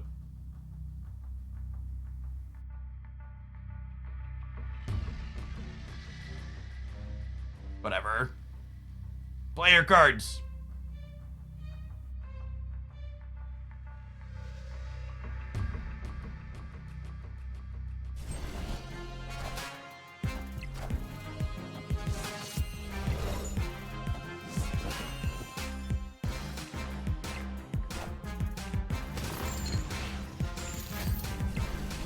Ugh. Wait, do we get him? I think we got him by 1, right? This is 14, this is 13?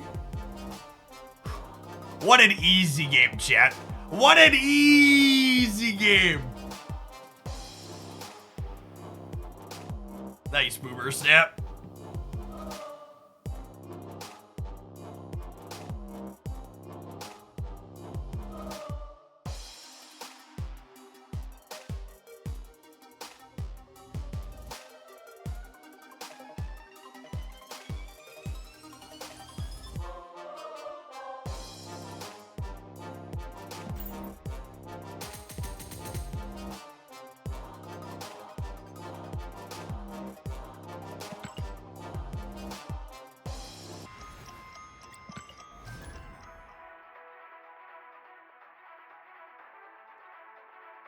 I appreciate the irony.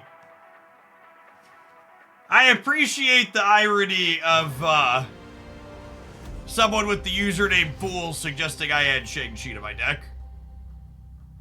It's just good. It's just good screenwriting. Callisto, thanks for the half a year. Welcome back. Black Cat's going away anyways, so we'll just bin her here.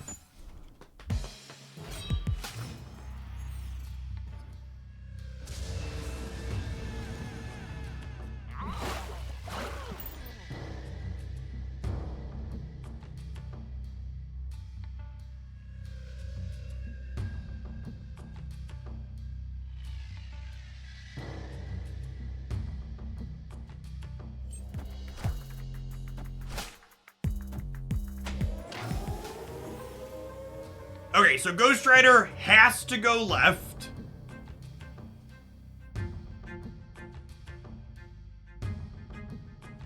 Depending on how the Diablo space goes. I'm gonna debris so I can try and Viper the Rock over here, I think.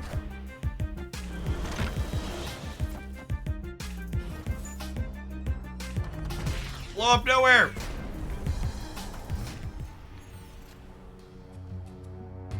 Oh, thank you, Kipros. You're welcome.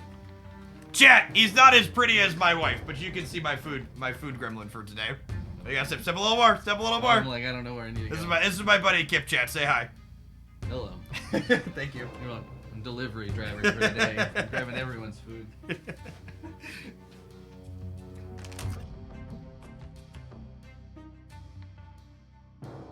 All right, so we're kind of a lock over here.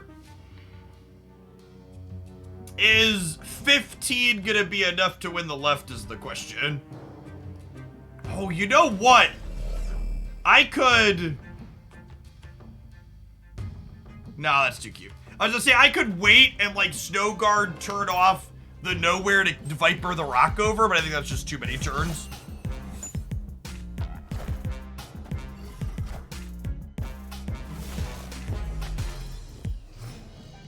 I do use a standing desk, yeah. You can check out... Oh, my US link is busted, right. Flexispot is a sponsor of the stream.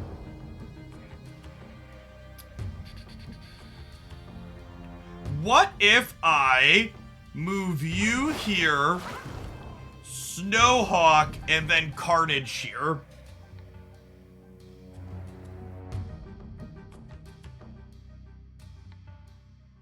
I think I like it. I think I like it.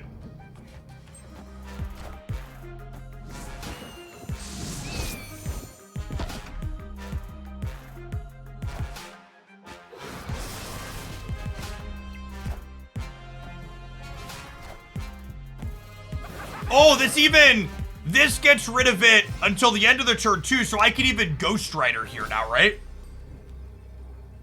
So we discarded Cat earlier, so I could just do this. Yeah, that's great.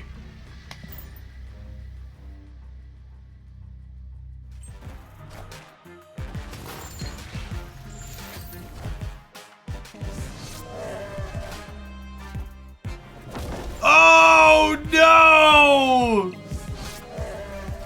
God, Agent Coulson has just been an absolute dick to us today. Christ, what an asshole.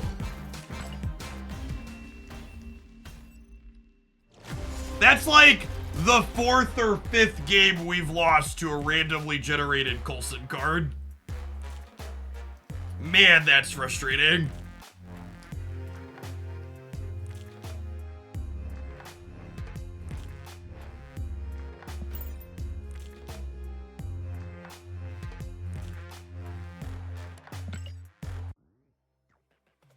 Zombie Token, thank you for the 27 months. Welcome back. Appreciate it.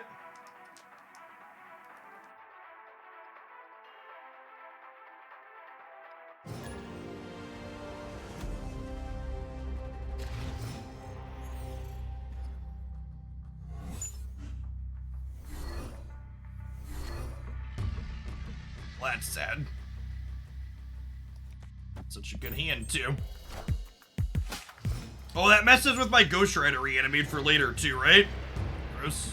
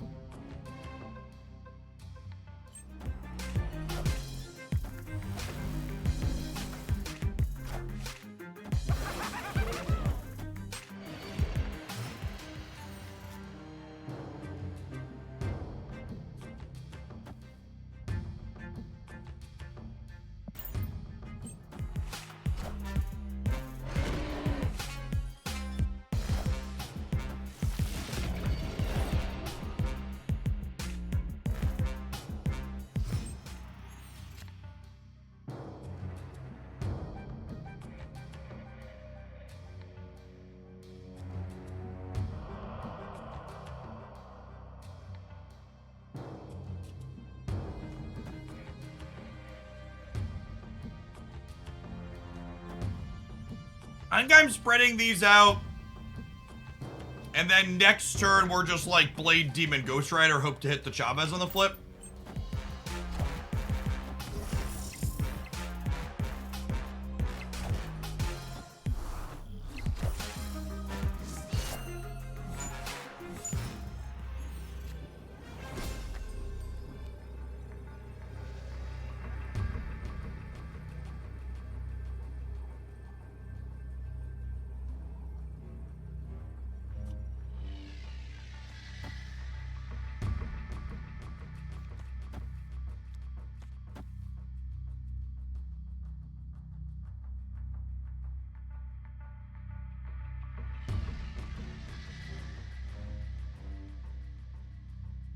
That's true.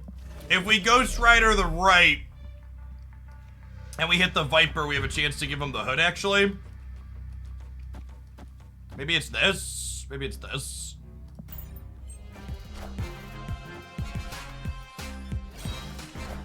And if this is an Eliath or a Dr. Doom, we probably win. Yikes! Oh, did we get him? Oh, I think we got him. Whew! We had a 50%er that we lost, followed by a 33%er that we won. Shoutouts to our gold-plated Viper, huh? Highly trained.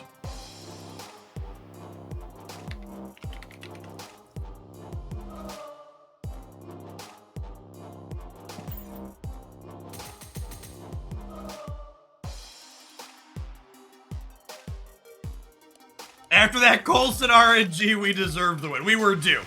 We were due. Coming back around.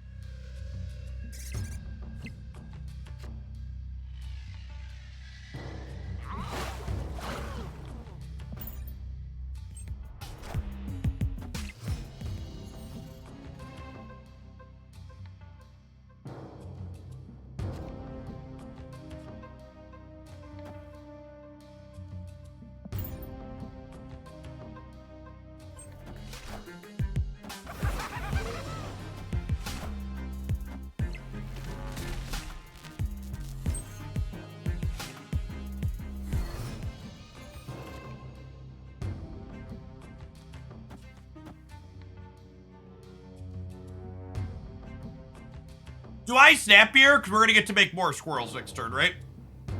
Oh, snap.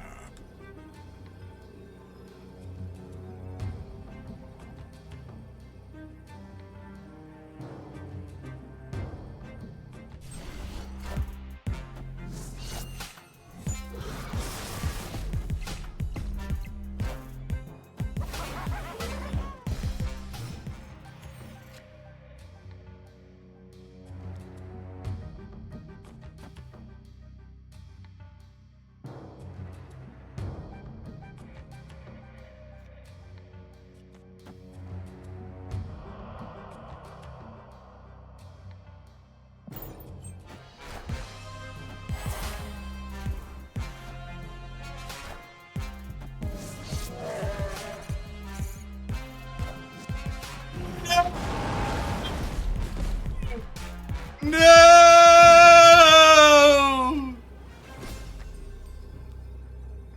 I tried so hard and got so far, but in the end, it doesn't even matter anymore.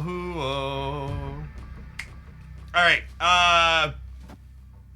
8, 14, 16...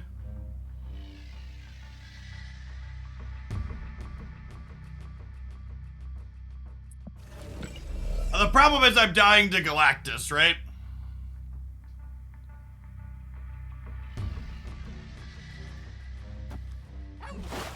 This beats Galactus left.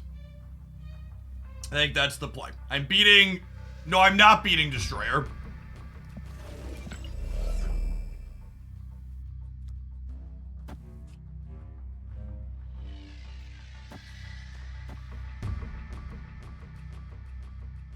Final answer.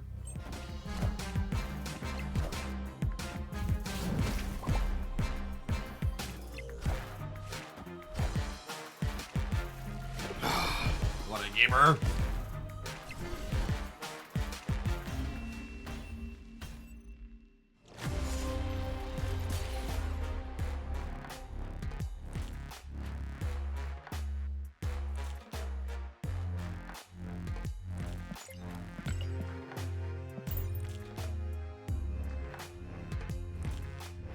Jeff is only 3 on the right, Jeff. He loses the Monster Metropolis bonus.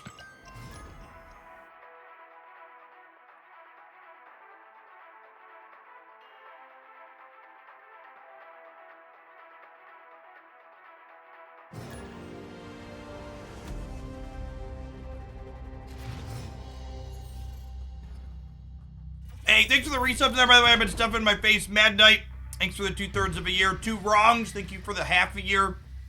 Zombie Tokens with the 27 months and the insight that Black Cat OTA is a minor nerf to Coulson, which is a good observation.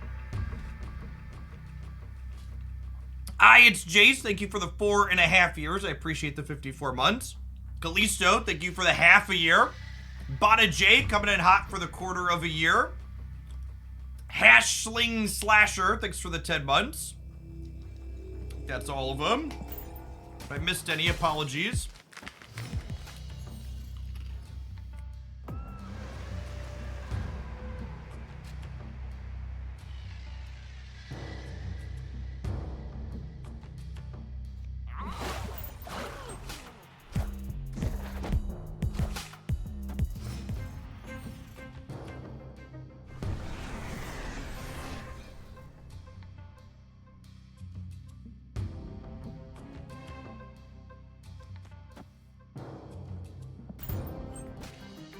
Friendly neighborhood Spider-Man here.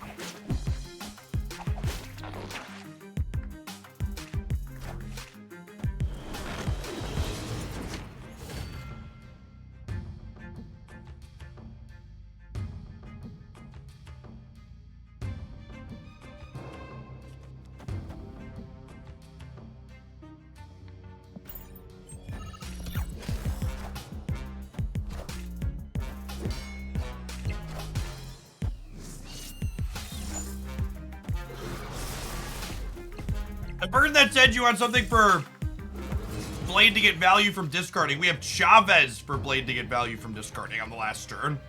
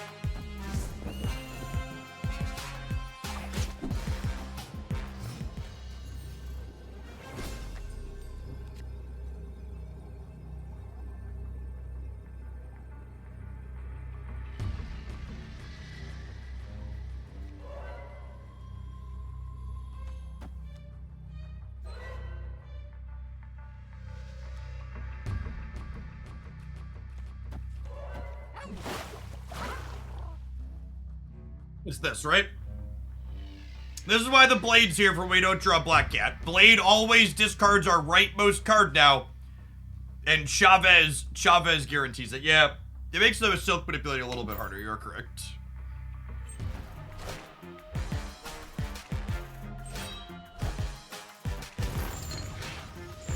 I think we're beating their Chavez on the right, though, right? Oh, yeah, super good.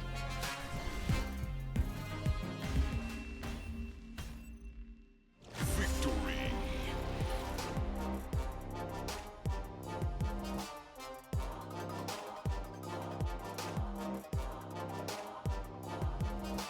This deck feels really cohesive.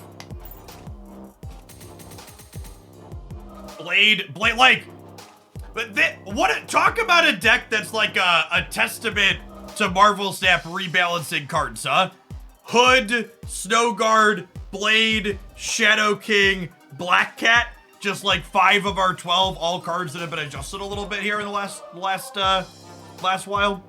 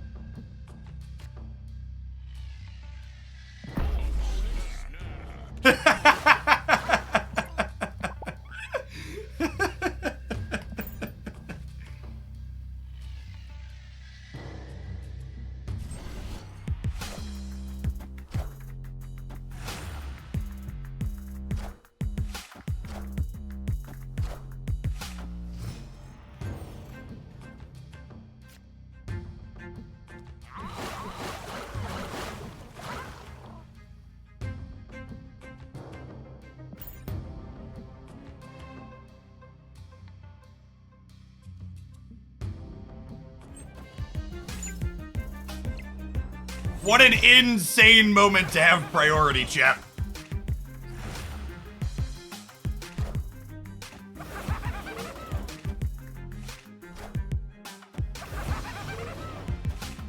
These are my 2 favorite locations in the game, by the way. Sinister London and Bar Sinister.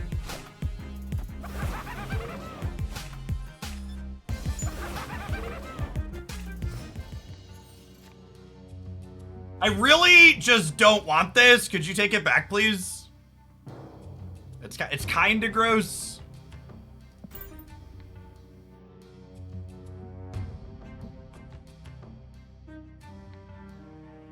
That's not even inked. There's no gold. It does not even split, chat.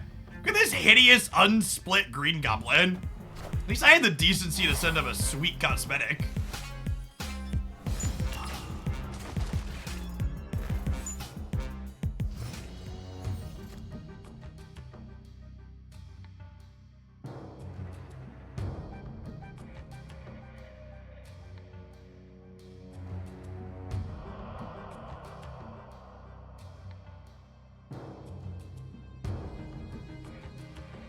I think... No, they can't Hobgoblin me, because if they Hobgoblin me, they lose the left, right? I think it's just Carnage this turn. And then next turn, we have Shadow King plus Ghost Rider, right? And actually, I should move Jeff and then Carnage, because then a bigger Carnage gets copied here.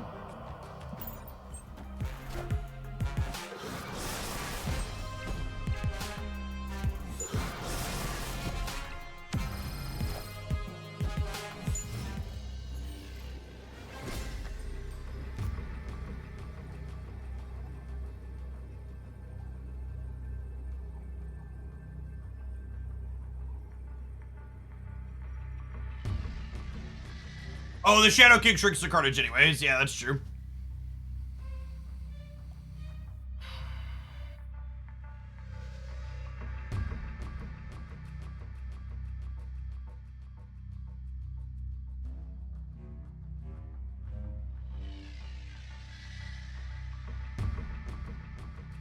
Yeah, we're just dead to Goliath and Destroyer, right?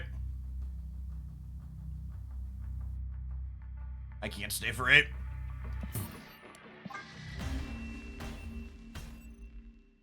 Escape.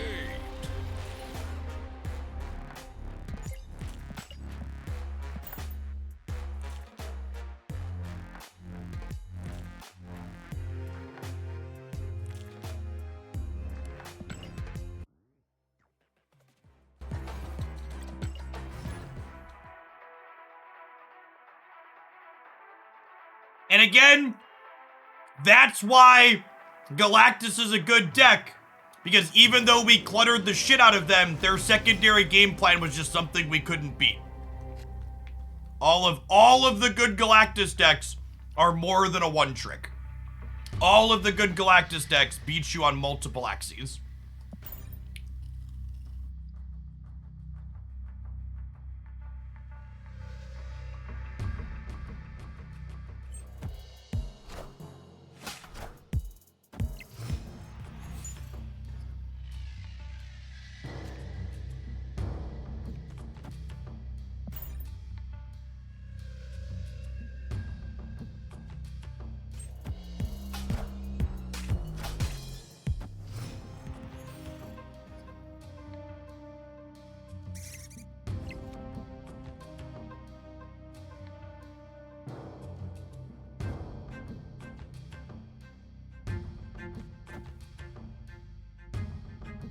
Snap.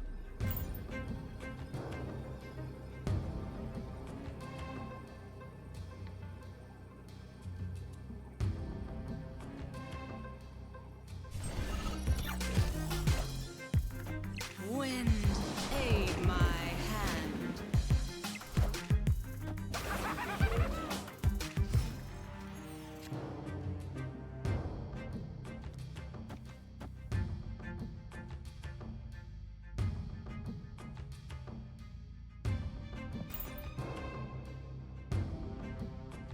You can Shadow King to reset the Nebula later. Are there any locations that you think should be changed or removed? I think New York should trigger on turn 5 and not turn 6.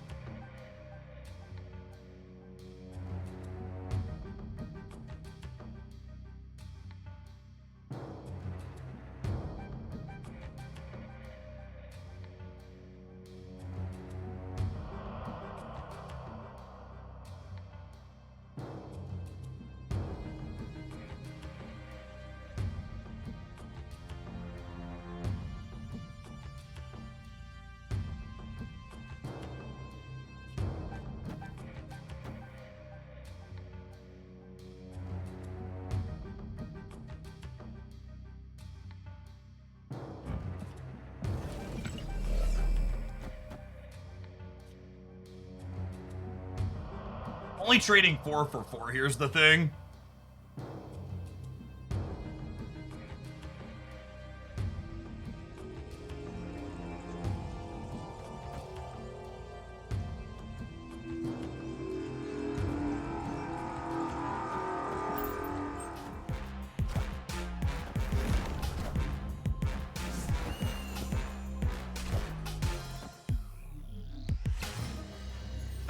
And I'd have won if I played middle. These prison decks are so frustrating to play against.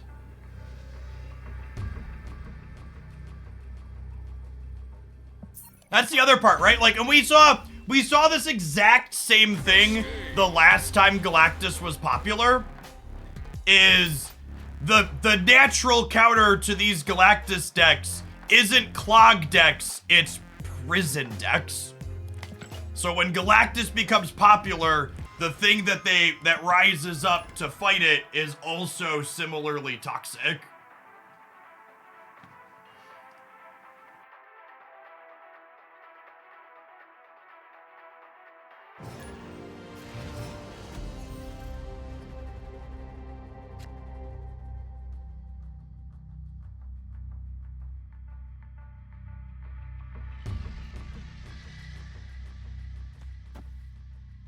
Fighting fire with boredom. That's a great way to put it. Hey, what's going on, Zach?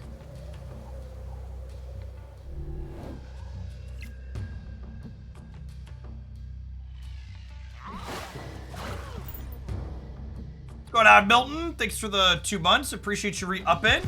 And Theo, thanks for subbing for the 2nd month as well.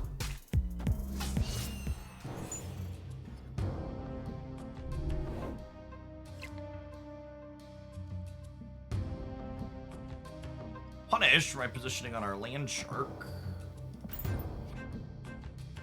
Might be a turn off Hala next turn angle. Although I kind of want Jotunheim to tick down on the rocks.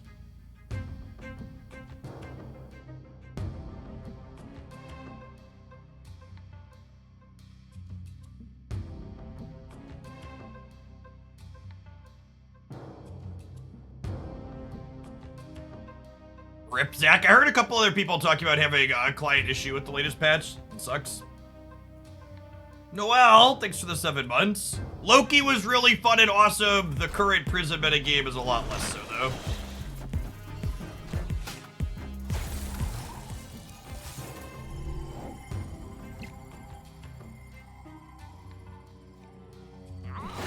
I think I'm gonna hope 6 is enough to play here.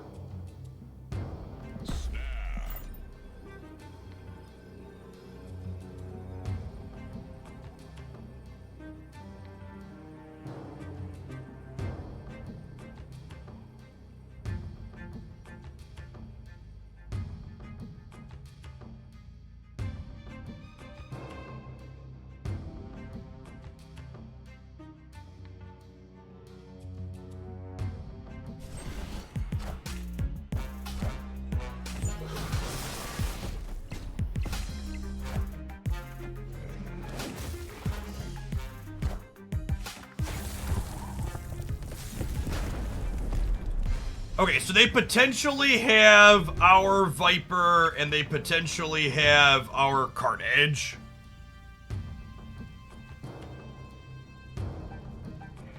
And we didn't draw... This is actually the first game we haven't drawn Blade or Black Cat. Which is kind of a rip.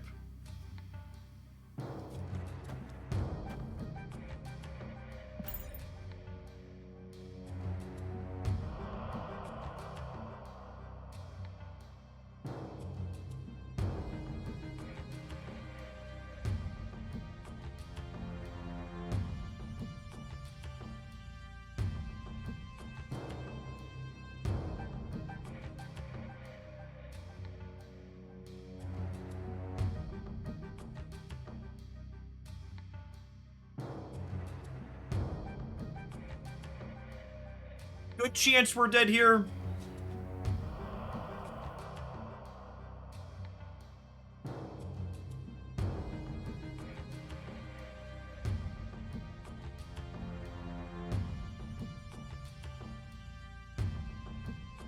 Find out.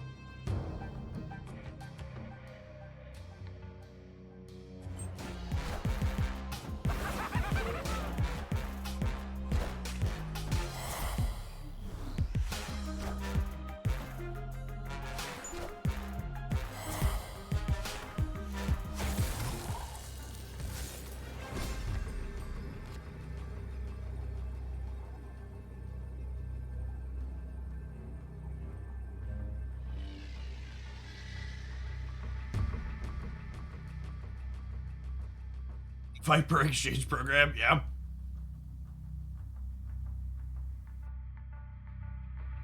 I think we're probably supposed to leave here.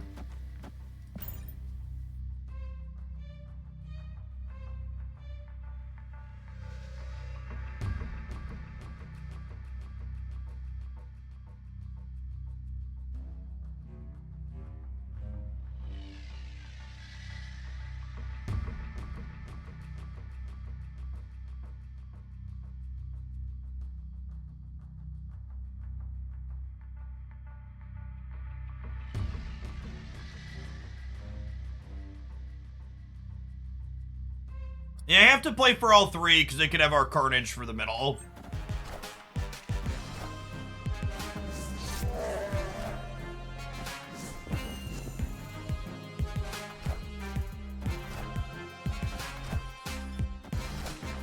They didn't. All right. I think we're supposed to leave there. Feels like we got kind of lucky. Victory.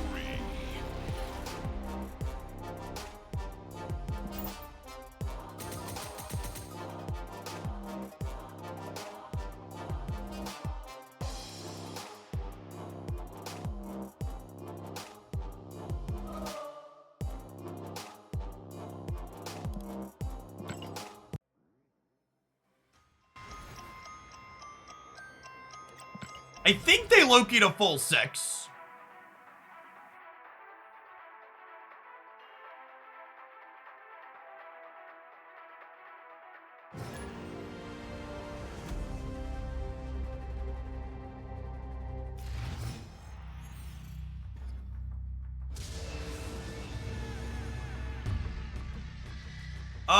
With the Black Cat in hand for the Ghost Rider, I'm not gonna need the Blade Trigger, so I think we just play him out into nowhere on curve here.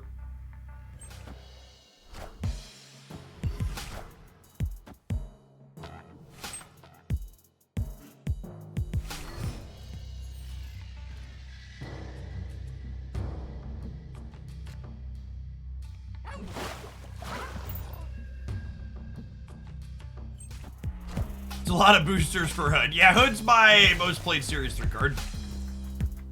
We've played a lot of Hood Viper on this channel.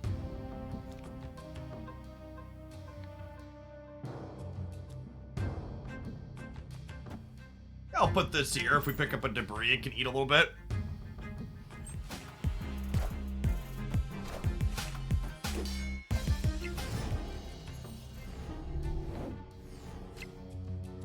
Pre-recorded, etc., etc. I wish I could play this here or here to clog the Angela path, but obviously that's not an option.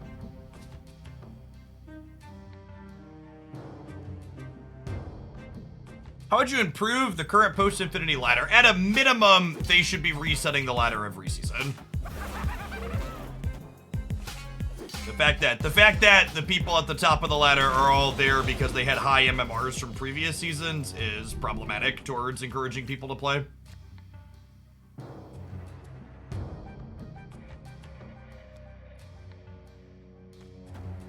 So I get Viper here, and then I have Ghost Rider plus Shadow King on the last turn.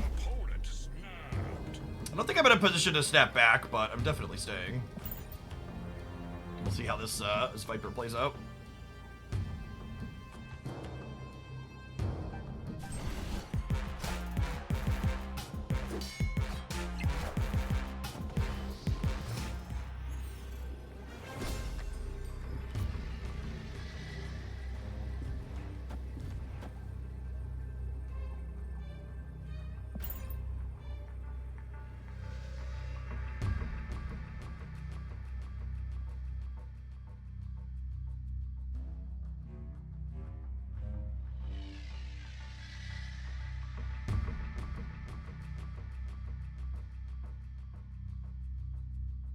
Our Viper was too powerful.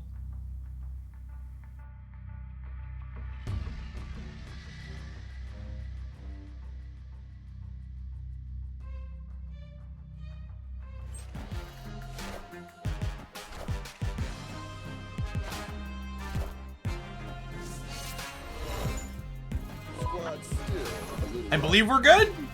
We beat that collector on the left, and then we have Carnage into Ghost Rider back by Black Cat. Alright. Victory. Do they release series cards together? So would there be Series 6 in the future? No. Series determines the price of a card. So new cards are always released into either Series 4 or 5. And which series they are is dictated by how many collector's tokens they cost on release. So Series 5 cards cost 6,000 tokens, Series 4 cards cost 3,000 tokens.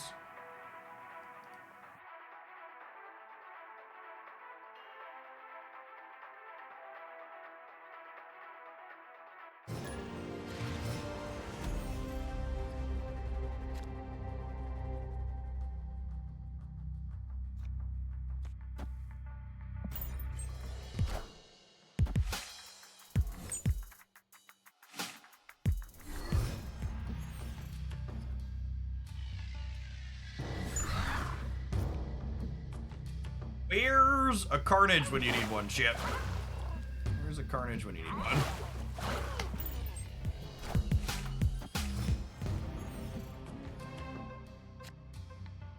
Well, just for the sake of clarity, the effort that's been put into my videos recently is not mine. I have started paying a professional to make my edited stuff look great. So. But I agree with you, they're doing a very good job. Playing Mirror Dimension into Savage Lands, or playing Lockjaw into Savage Lands potentially, is definitely a choice you're allowed to make. I think I'm just whipping my power back into play here.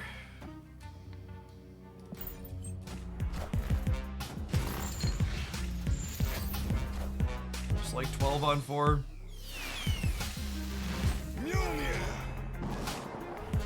Are the metrics better with the edited stuff? Not really, but it saves me time, which was the goal.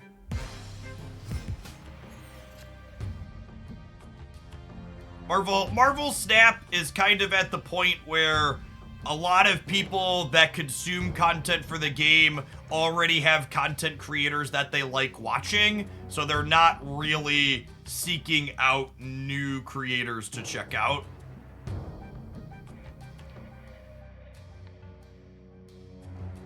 There's still like a small trickle of people coming in that'll look around, but for the most part, a lot of people will be like set with the creators that they have that they watch.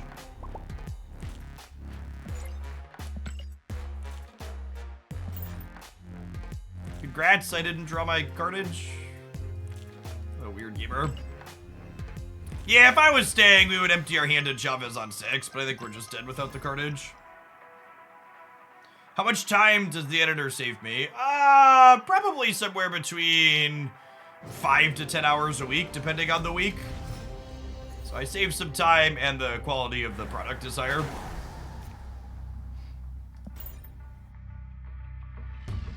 Thought about revamping your entry-level Marvel Snap videos, not even in the slightest.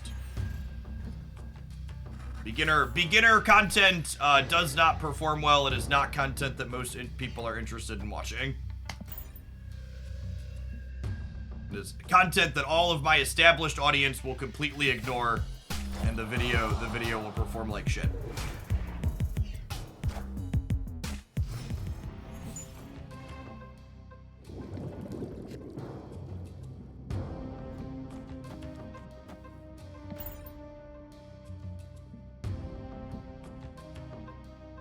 Yeah, most of the beginner content is evergreen too. Like, a few of the numbers have changed on intro cards, but for the most part, it's all the same as it has been for a while. Series 3 content isn't really a thing because you collect Series 3 content you collect Series 3 stuff simultaneously with everything else. So, like, Series 3 content is just Marvel Snap. You want one more fatty to discard. I'm guaranteed to draw the fatty that I have. If we don't draw Black Cat, we'll draw Chavez and we'll blade Chavez on the last turn. Is the idea.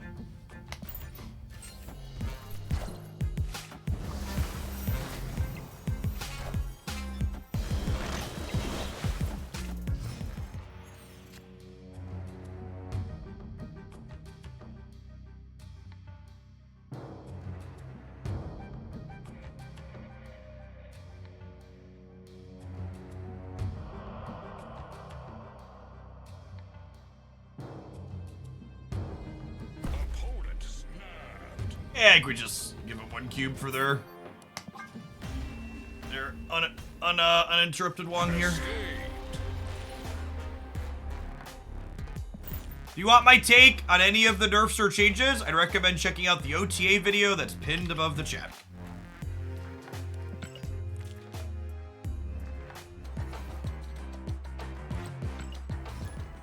I am honestly shocked at how many large content creators I turn on their streams and they're playing DMCA music that they don't have the rights to stream. At some point, the technology is going to catch up to those people and they're going to get sued for a lot of money, and rightfully so. Whenever you hear a stream playing random top 40 music, they are breaking their Twitch terms of service. And probably the law, depending on what country they live in.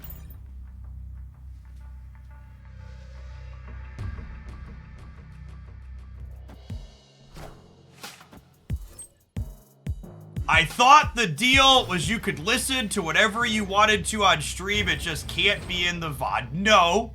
When you sign up to broadcast on Twitch, part of the partner agreement that you're agreeing to, or even just when you accepted your end user license agreement and have an account that you could stream, it's you are saying, I have the rights to broadcast whatever I'm broadcasting. Splitting the music so it doesn't get saved in the VOD is a scummy workaround so they don't get flagged by DCMA stuff in their recordings after the fact. But that only works now because companies don't issue live DMCA strikes. They're still breaking their Twitch contract and the law in most places. Yeah, scrubbing it from the VODs just helps you not get caught breaking the law. You're still breaking the law, asshole. I'm gonna snap on the free Central Park, I think, for our clutter deck.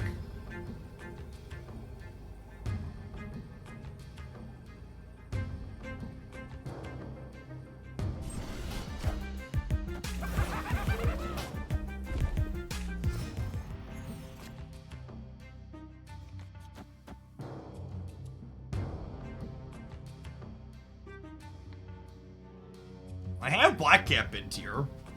So I can Ghost Rider here at some point.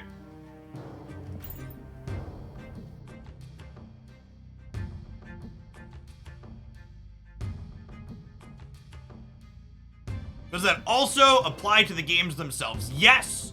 Most modern video games give content creators express permission to broadcast that video game on Twitch.tv and other streaming services.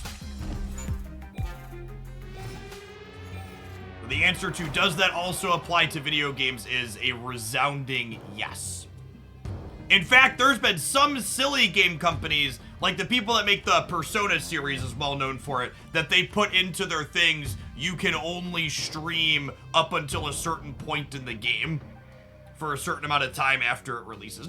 Nintendo historically was bad about stuff like this, but has been better in recent months. Or recent years. I think I can fight over the center with Black Cat plus Jeff. Oh, I was wrong.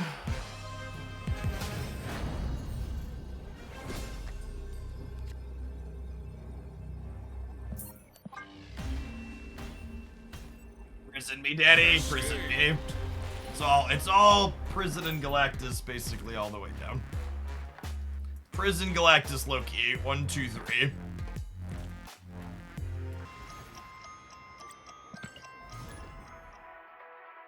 Nintendo just had a whole big to-do about a major YouTuber doing modded Breath of the Wild content. Yeah, well, modded content's a different beast.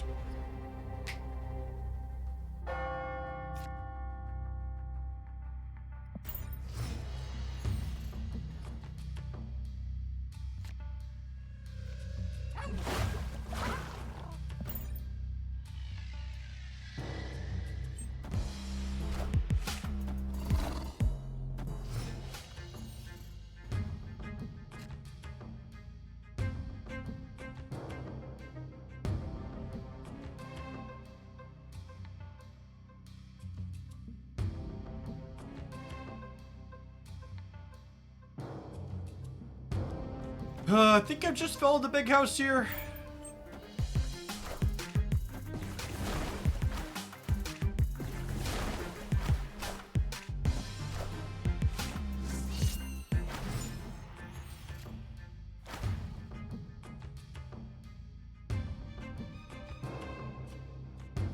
Opponent snapped.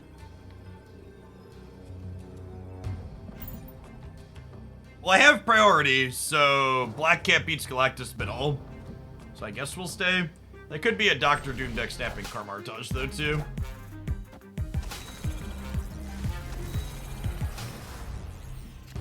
And this, again, is just for people that just don't get it, which is many people.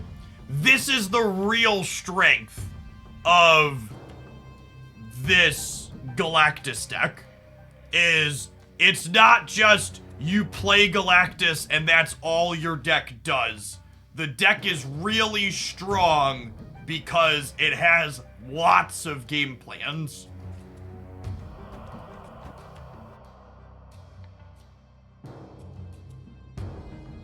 gonna play the bear, and then I have Hawk, King, double demon on the last turn, and we'll see where we end up at.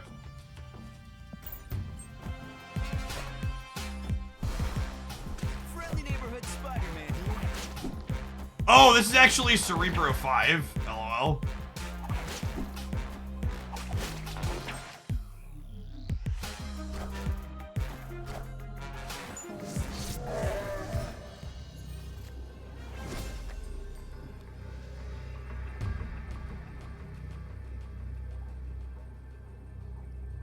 Still dead, unfortunately.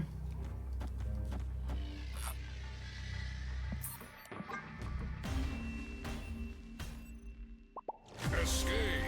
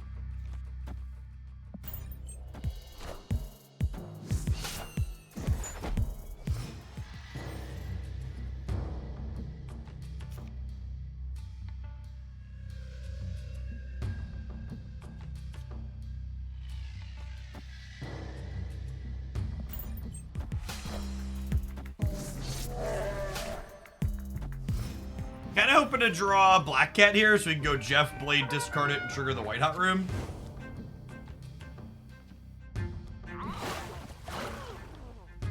Discarding the Shadow King makes the Ghost Rider worse, but I could probably just play the rest of my cards out at this point with the extra energy, so that's fine.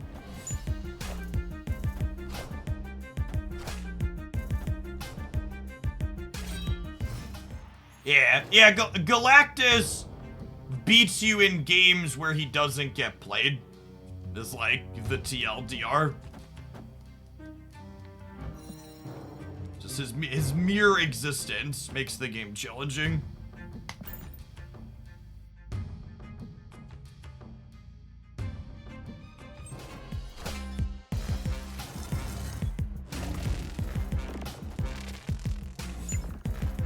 I don't know that I was expecting that one. Maybe I should have played around it.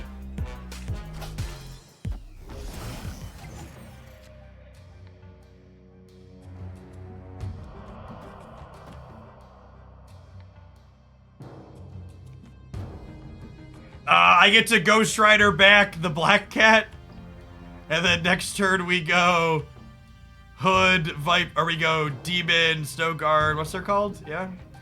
Sure. Get to Ghost Rider the Shadow King here. Knock a couple of points off the Bishop.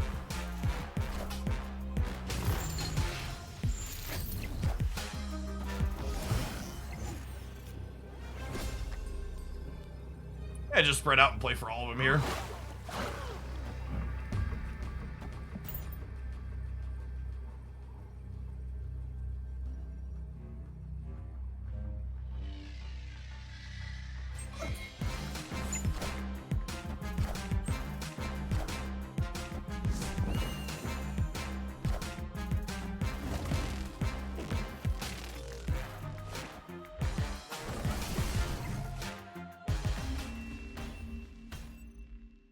Victory.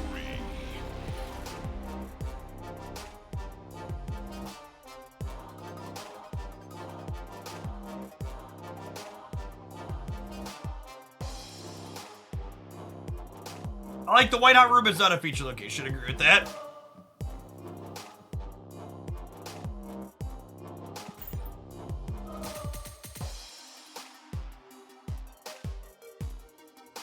Why did the opponent stay? Because most people don't care about their ranking shit.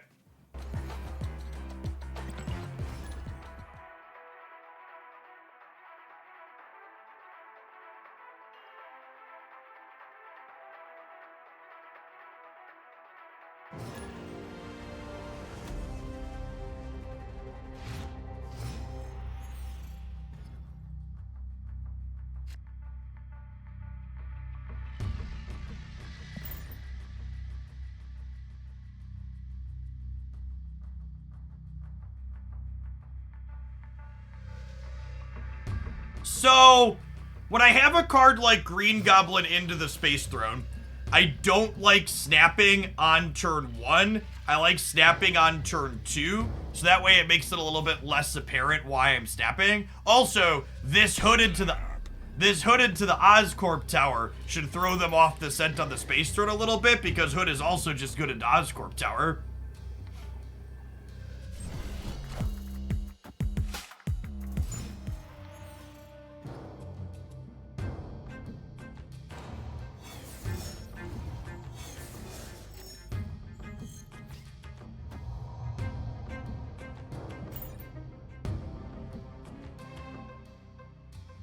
The Superflow is actually a little scary because it means my opponent doesn't really want to play into either of these, and they might play something here. Yeah, rip.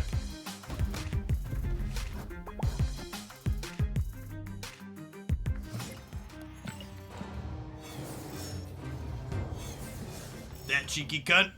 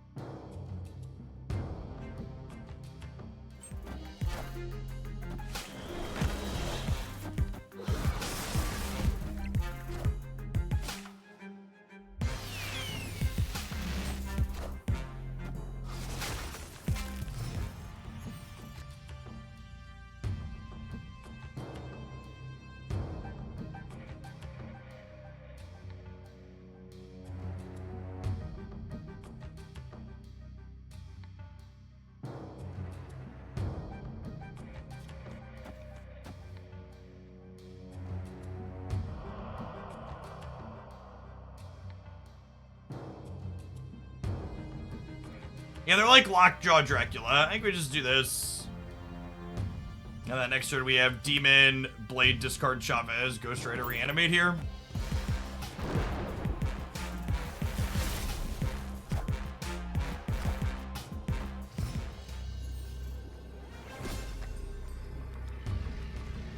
Like this is a big swing on the last turn.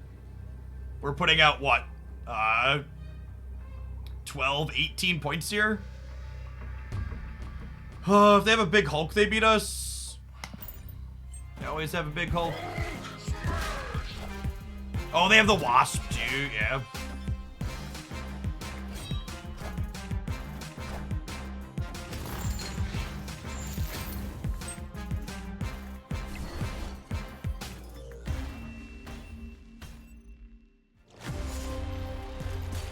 I definitely think High Evolutionary Hulk should be +1 per unspent thing.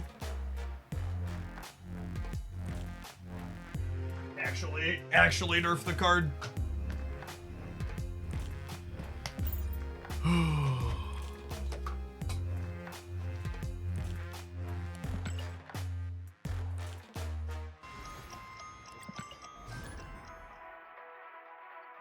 Way too big for too little cost.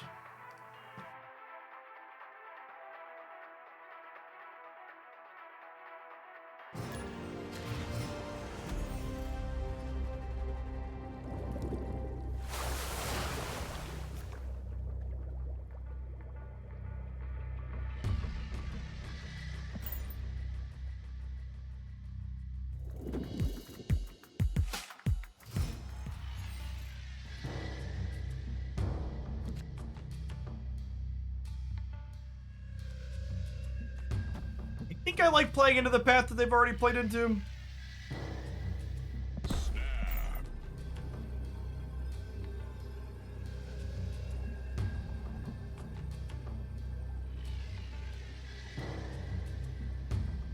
They could be a Kitty Pride deck, and then this Elysium might put us in the ground, but I like our hand.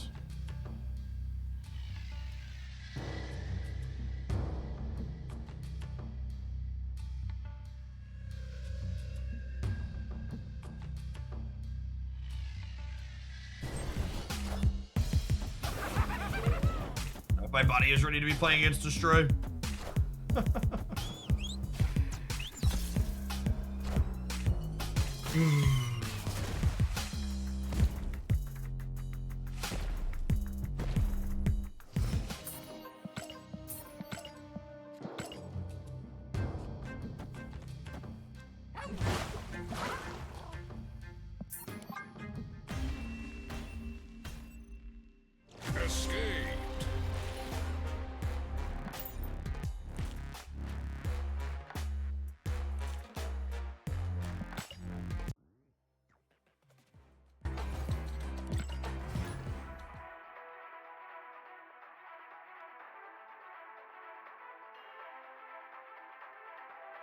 Nothing was sus about the opponent's play, chat. They're just playing a deck that happens to have a polarized matchup into what we're playing.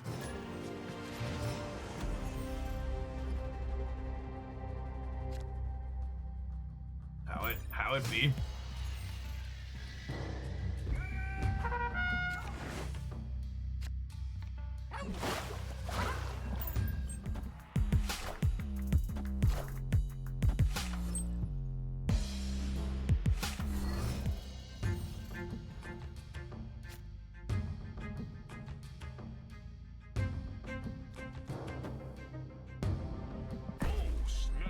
But he keeps snapping early on strong openers and keep dying, but just continue making the correct play and eventually we'll get paid out for it.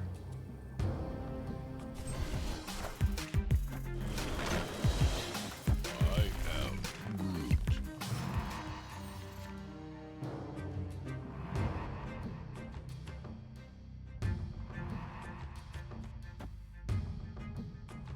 Yep.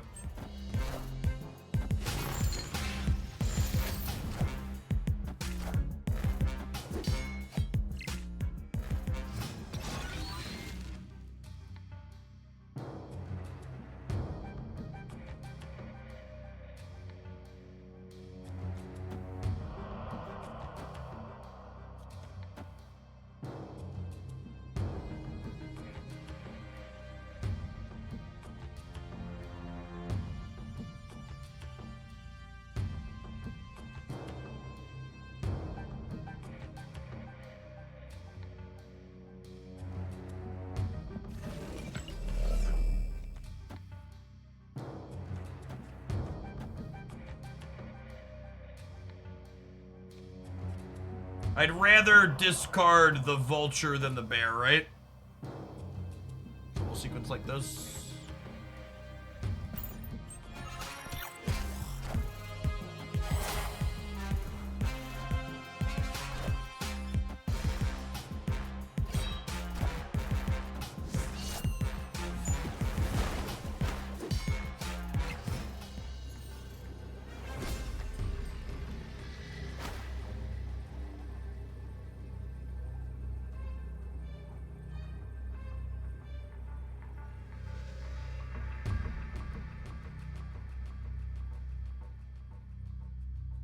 Five, 8, 10. They go to 19 here. We can't beat Dr. Doom.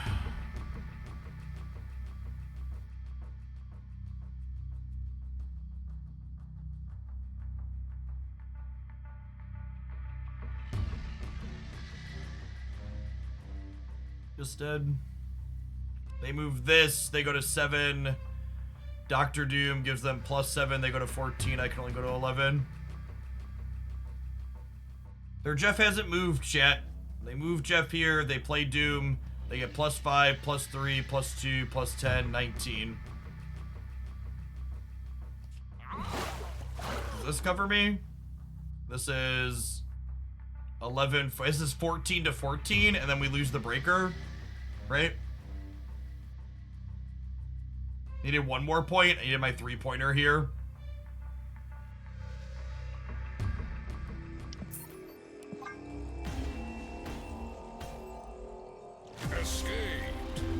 Looking forward to just being able to play Mobius in my deck so I can actually play Marvel Snap on the last turn instead of play one card or die.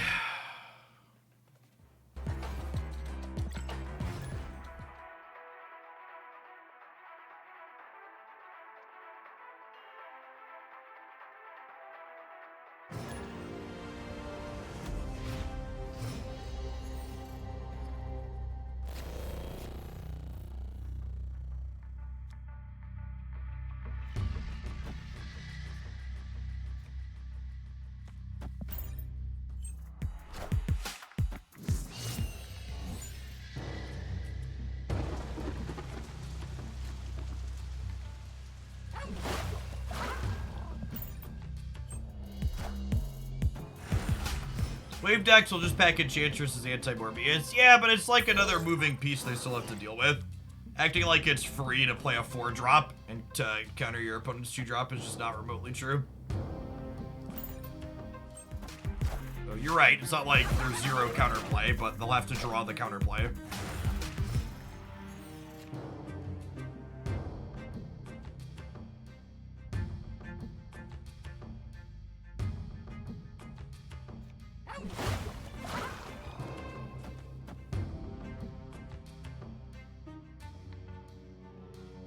I guess it's a wash leaving Jeff in the middle, right?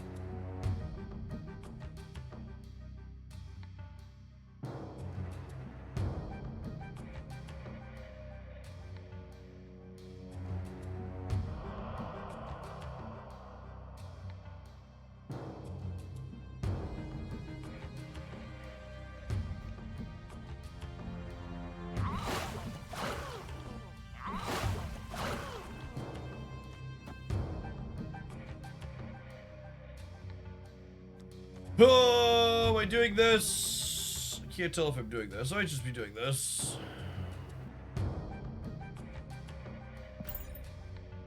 Professor X somewhere? No?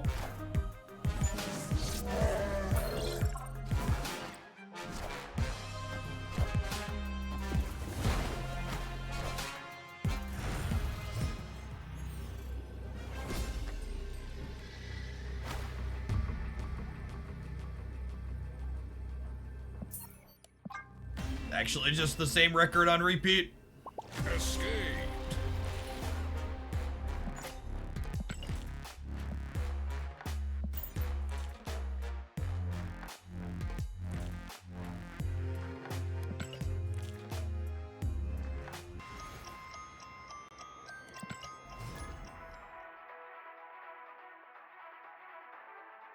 I'm gonna play long enough to get a highlight with this deck, but I might sign off after we hit that point because I'm gonna stream less the next couple of weeks until Mobius releases. Struggling to find joy in the game at the moment. The best message I can send about the metagame sucking is playing less and streaming less for them.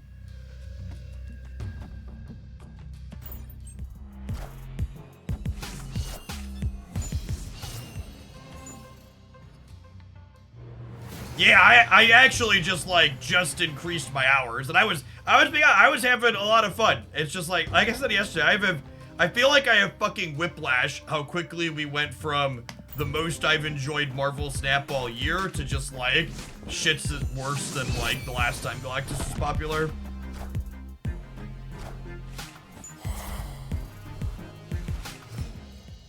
That means we probably can't win. That's sad.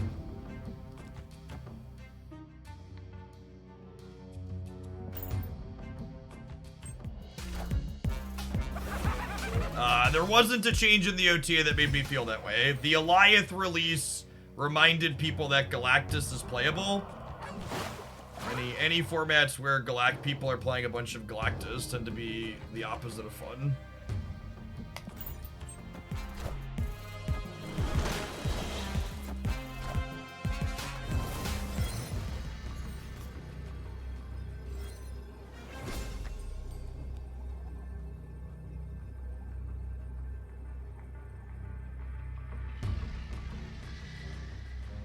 Okay, what happens when they Killmonger?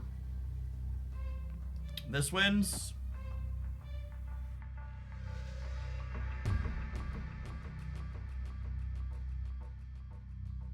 It's so weird thinking about playing more than one card in the last turn here. Not fully certain how to react.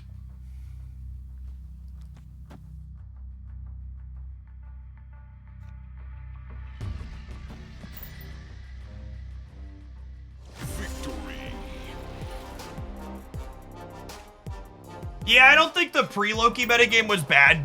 I think the Loki release was a ton of fun for me personally. Because I like doing wacky, weird, and big things. Like, I don't know. I feel like you have to be a huge stick in the mud to lament a metagame where, like, Hela is a top deck, right? It was sweet that we were living in this world where, like, Hela was a real thing for the first time ever.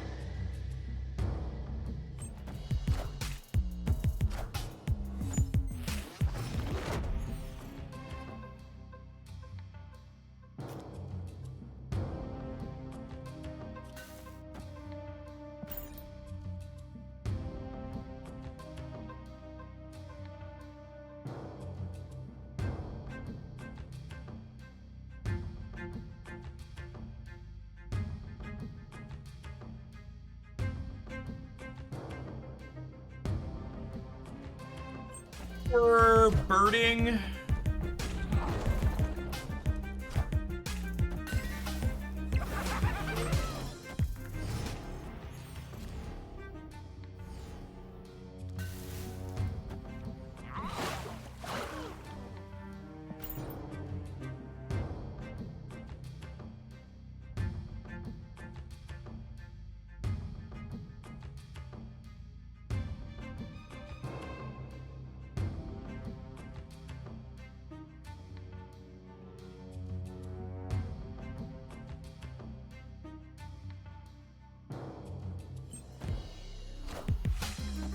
Wind, aid my hand. Storm makes sense. That's why they had Juggernaut in their deck.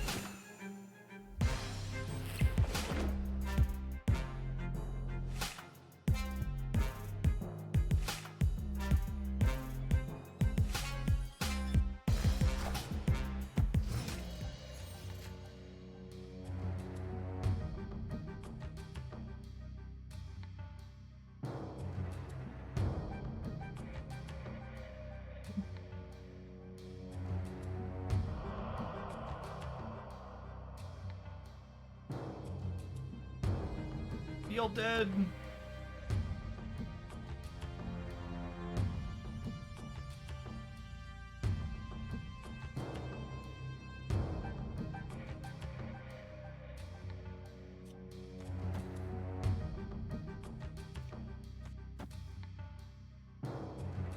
It's like this. Well, I guess I can't fit all of these in here. Well, I could move Jeff, and then we hope Blade, Chavez, Ghost Rider stuff to win the middle next turn, and that this wins here. Sure.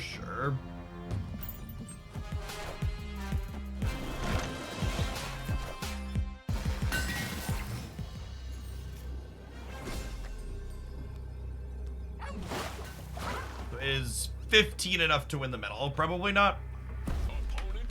Yeah. Escape. Well, we play Unite while Marvel Snap's bad. I mean, Pokemon Unite hasn't had a... there were... At least Marvel Snap, I know that they'll balance things eventually. Pokemon Unite's been an unbalanced, unplayable pile of nonsense for months. They just, like, release broken characters and just, like, let their game rot for eternity.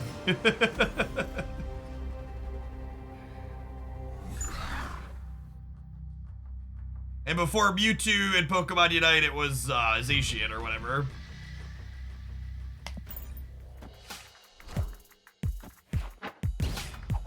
Babe.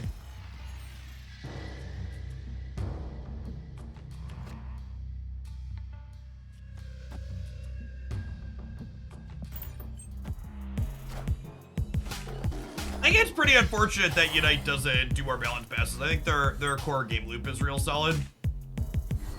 It'd be a really sweet game if they balanced a bit more frequently. I'm gonna debris here because it's a little bit less risky than trying to shove a Green Goblin in, and then we can Green Goblin here next turn. Hey, Kate D&D, thanks for the third of a year. Welcome back.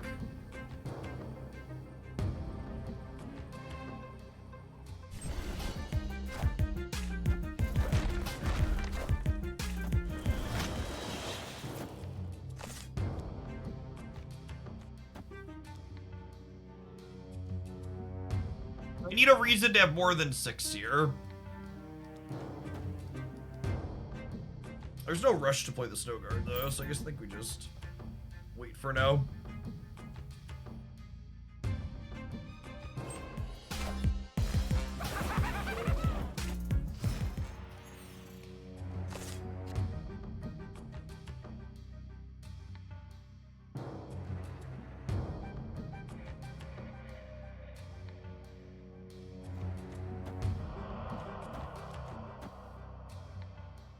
Some play Chavez on the last turn.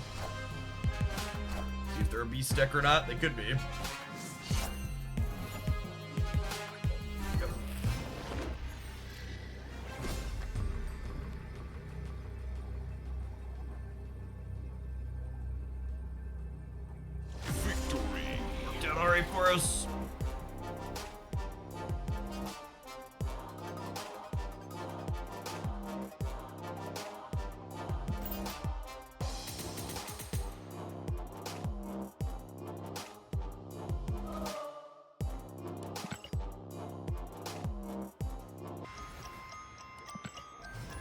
You can tell we were playing against another content creator because it was someone who wasn't playing Storm, Professor X, Galactus, or Wave.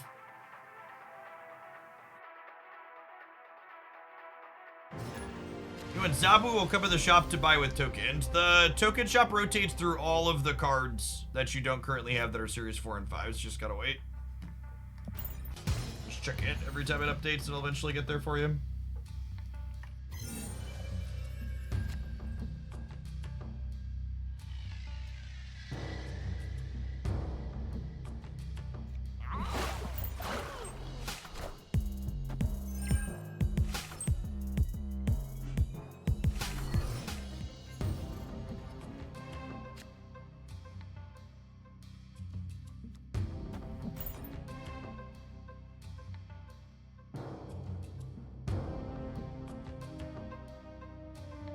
Is there a reason why we're running Cat and Ghost Rider with the Clutter package? Is there a reason why we shouldn't? Like, what other Marvel Snap cards should I be playing in my other deck slots?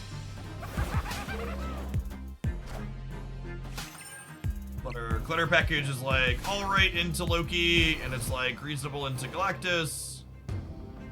Is there a reason you feel that's not something I should be doing? Help me understand your point of view / position.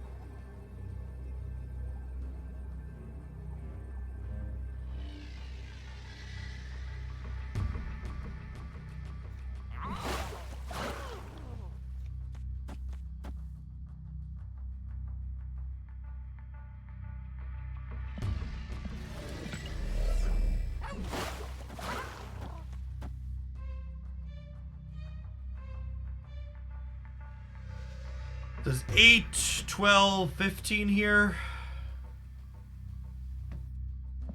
Dead to Hella and all sorts of other stuff. Escaped.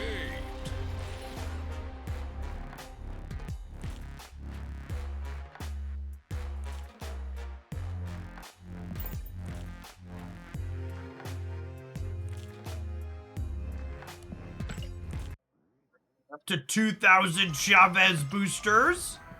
Things you love to see. It.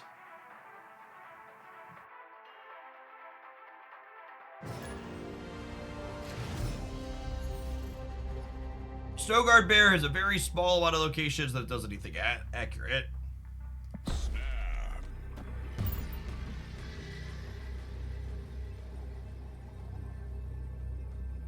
There are still different servers in Snap, but they recently compound the matchmaking a little bit. I don't know how exactly it was compound.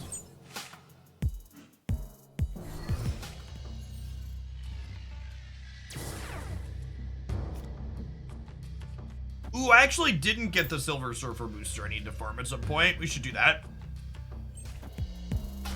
We had played a Surfer Loki deck. We should check out if that's still good post-collector change. It probably is.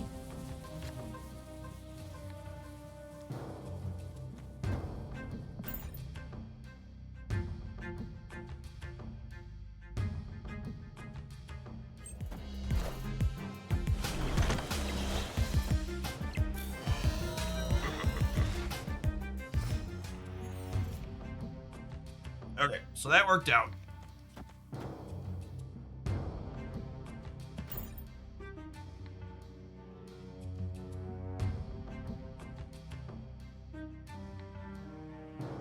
See if we can dodge a Killmonger. We can dodge a ball.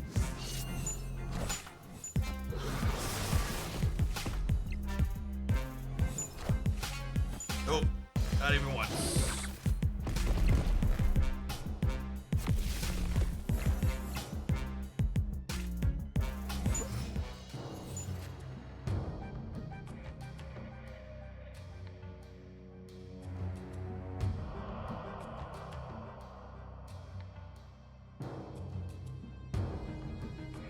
That is true. Glass half full, the demon is safe.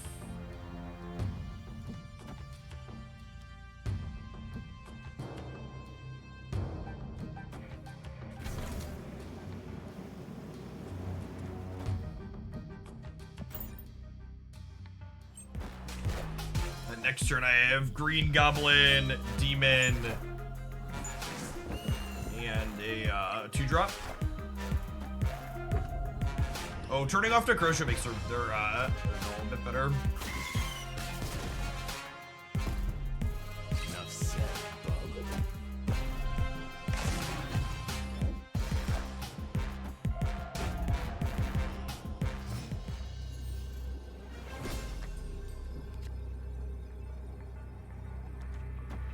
Fortunately, I can't beat Death on the right.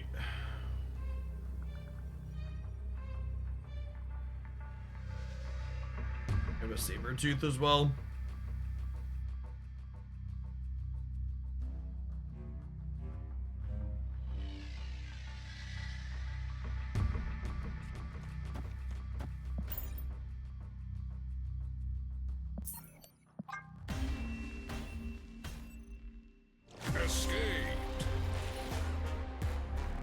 Some way to use my boosters on cards that I'm never gonna spend would be a welcome change of pace for sure.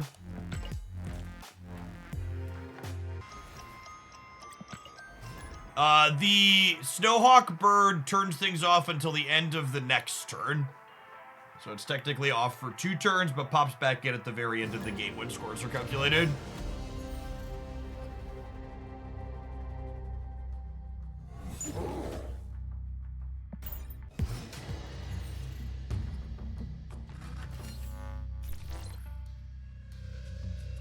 It's hard, it is. It is.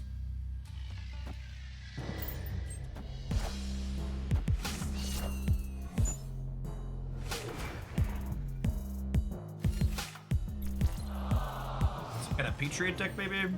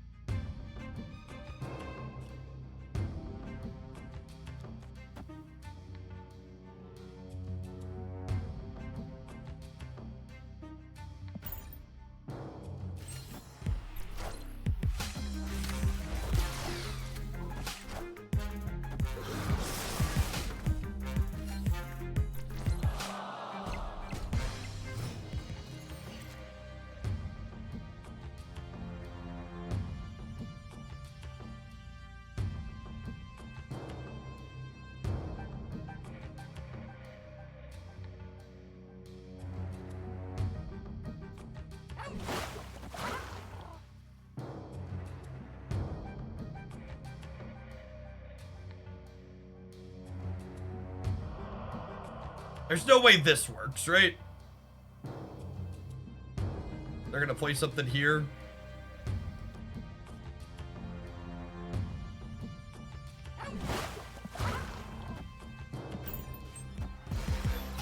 Ugh. I am Iron Man.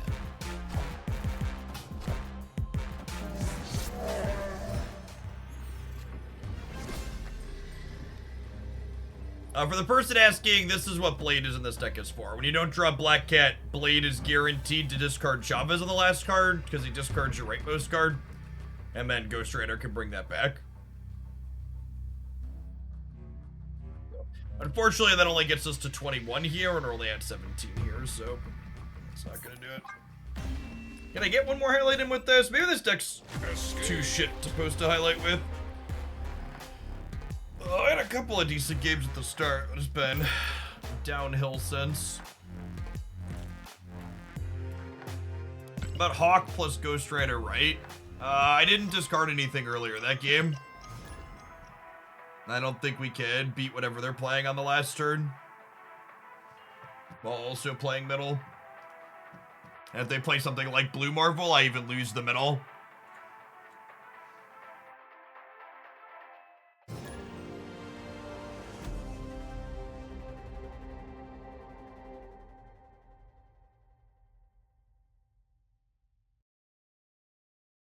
Yeah, I don't know if there's a good solution to that, MMD. Just think Spider Ham's just gonna become an unplayable trash card once Mobius releases, unless they do something.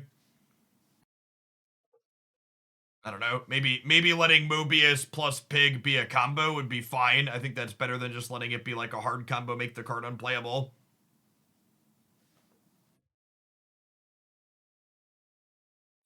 Proving Grounds has collection level based matchmaking similar to the pre-infinite ladder, and then the amount of collection level based matchmaking falls off each stage of conquest you go deeper. Weird. I don't think I've seen that before. Escaped. Yeah, Infinite has no infinite rank and infinite conquest. Wow, I lost rank for that too. That's a fucking joke. Yikes.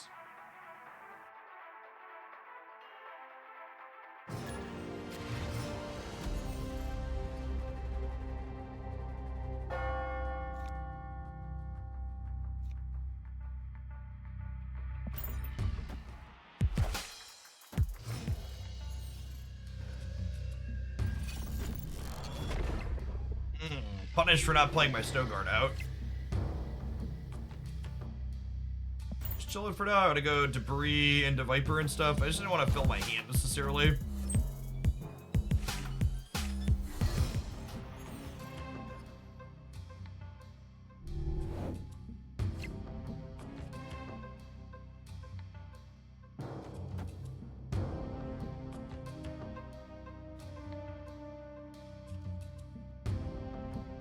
I guess I want to start with this because I want this one to hit more than I want Debris to hit.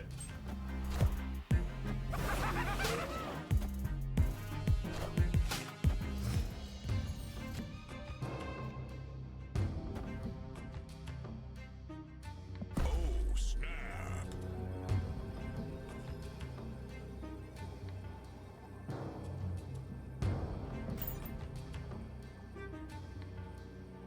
I kind of wanted Green Goblin to not hit the location they played to, because now they can play Kitty into Fist Tower and block my Debris Rocks.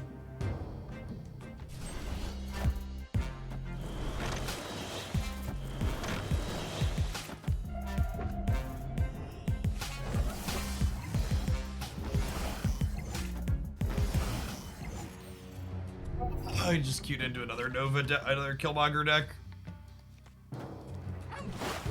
This is so bad, man.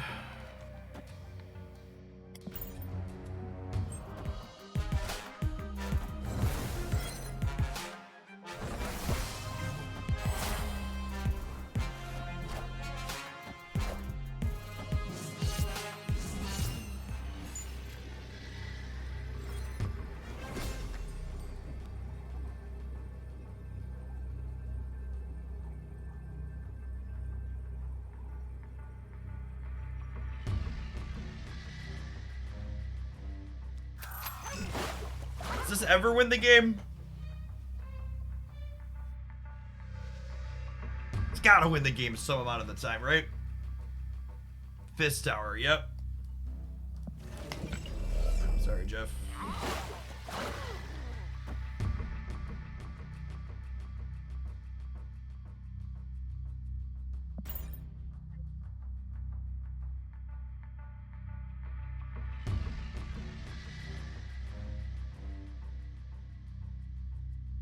The Jeff's just a tiebreaker anyways.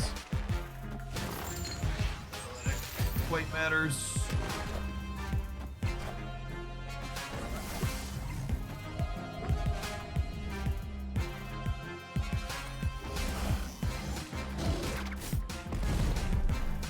Their last card could be Shang-Chi.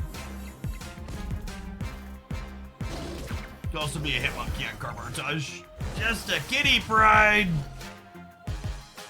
Oh my gosh, we lost the game by 1.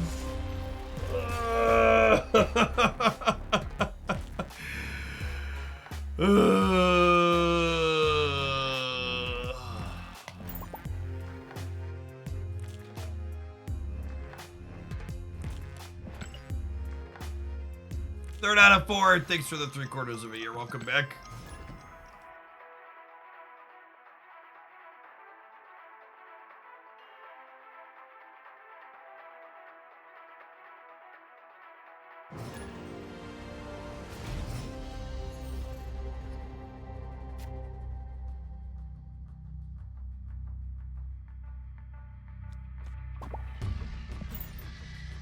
What are those little points that just went down? My self-worth.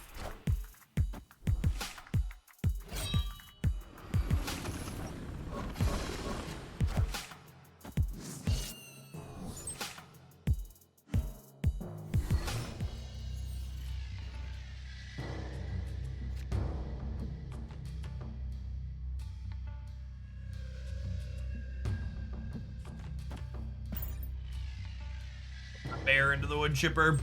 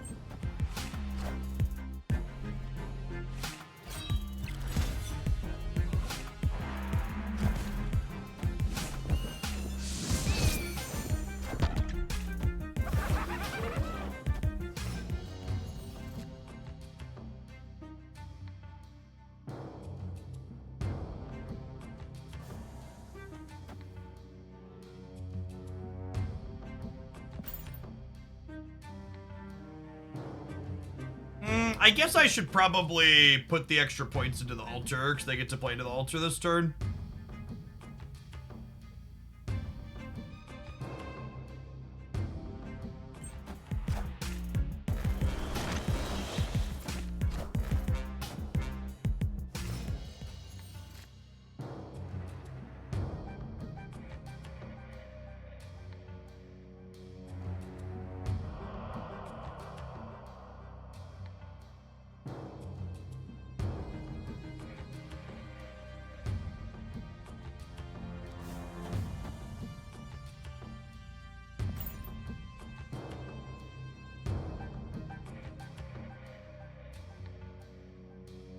If we can win the right, Shadow King resets their collector in the middle.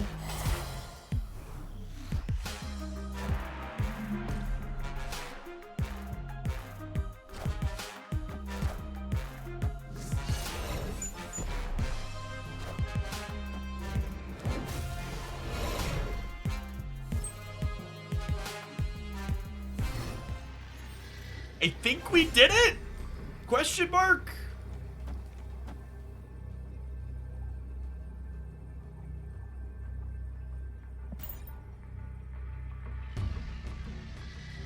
We did it.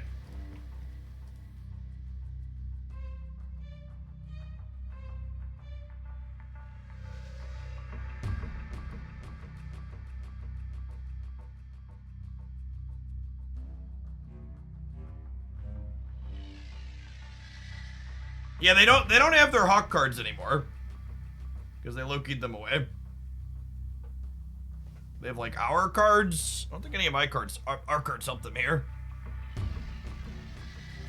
They might have gotten our Shadow King, knowing that that's a card they need to play around in the center.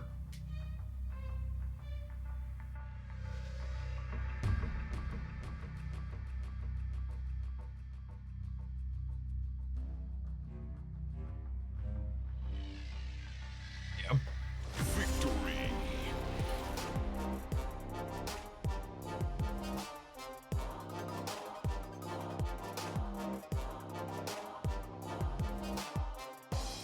Alright, let's move on to another pile of cards, shall we?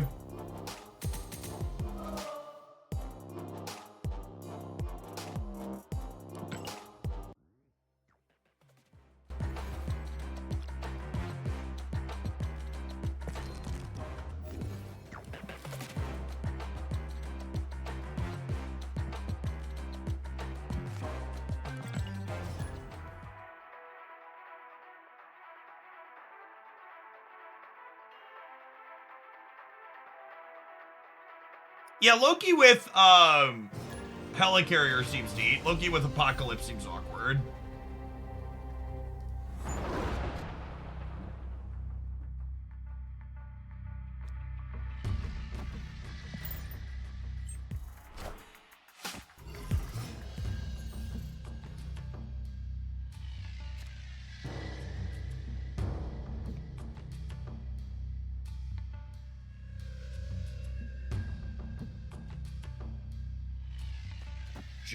We're forging.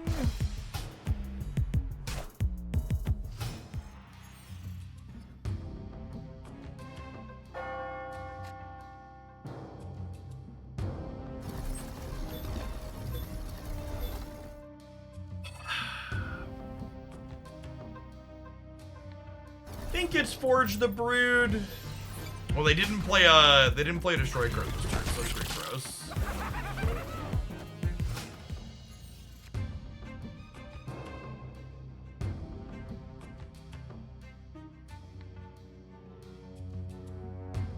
We snap them and Cosmo the left potentially, right? Is the line?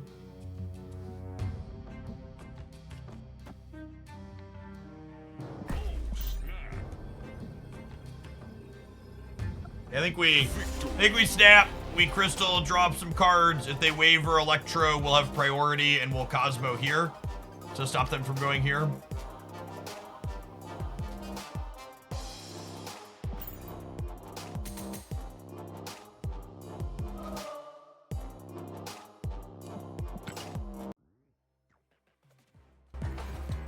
I had previously recorded a highlights worth of games for this deck before they adjusted Collector that I now have to throw in the trash can.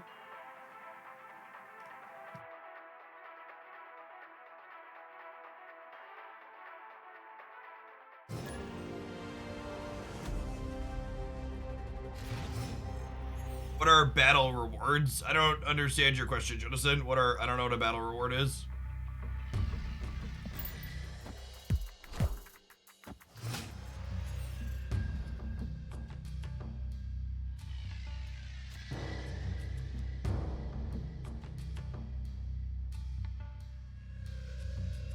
I'm just not gonna fight over the Hala. I'll let this get blown away.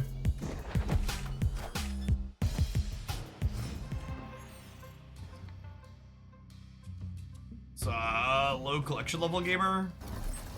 Looks like it.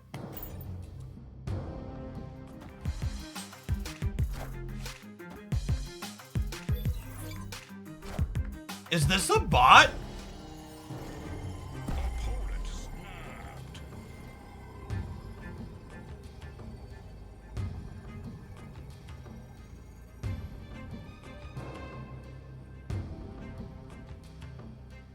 I thought there weren't supposed to be bots at Infinite. Maybe it's a person that just got lucky on the Cosmo? The Nightcrawler, the Nightcrawler move is super body. Maybe they have a Miles Morales here.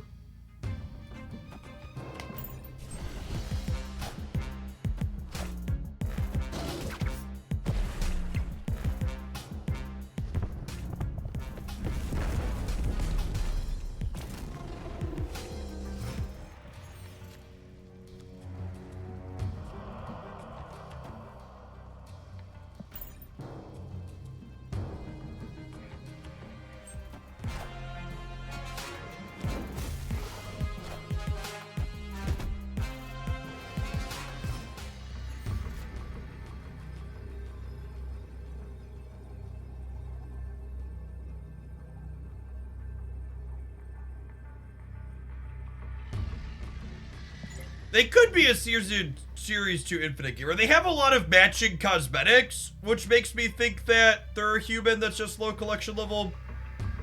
The bots don't usually have matching cosmetics.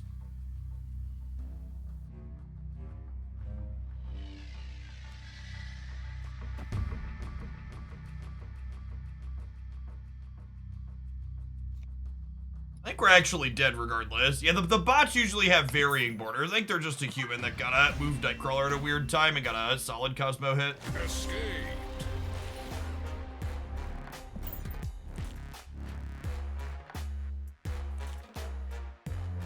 Hey, my Surfer Booster. Oh, I need credits. Rip.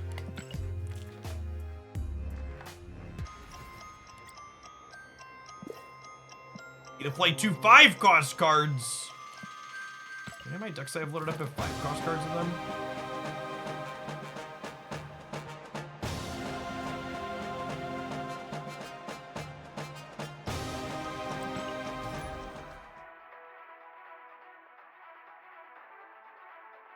Yeah, bots usually have a big range of variants, is accurate.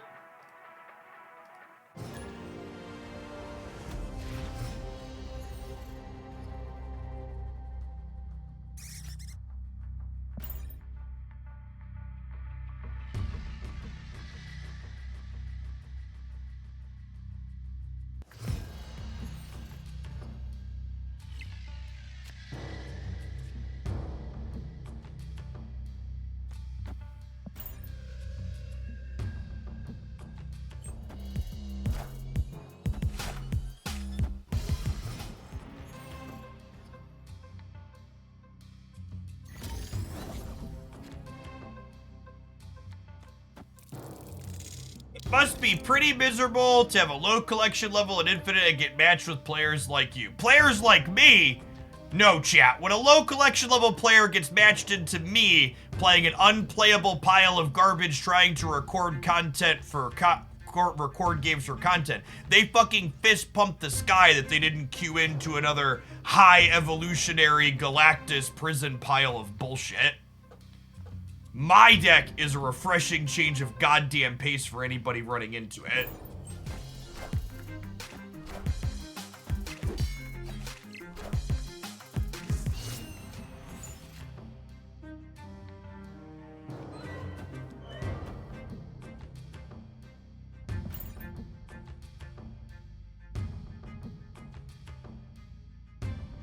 Hey, the Break Force, thanks for the 5 months, appreciate that, welcome back.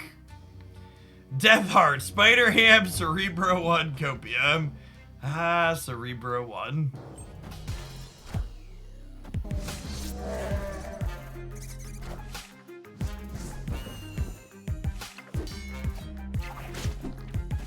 Yup.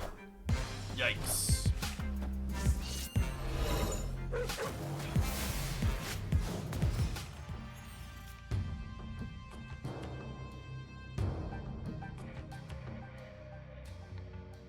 Thanks for the mini, Spellslinger. Appreciate it.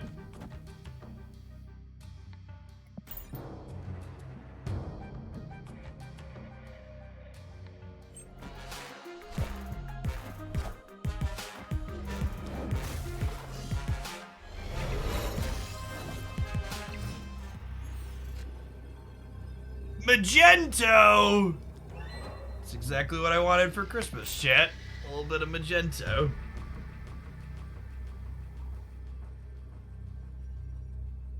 Hey, OKC, thanks for the brand new tier 1, appreciate it.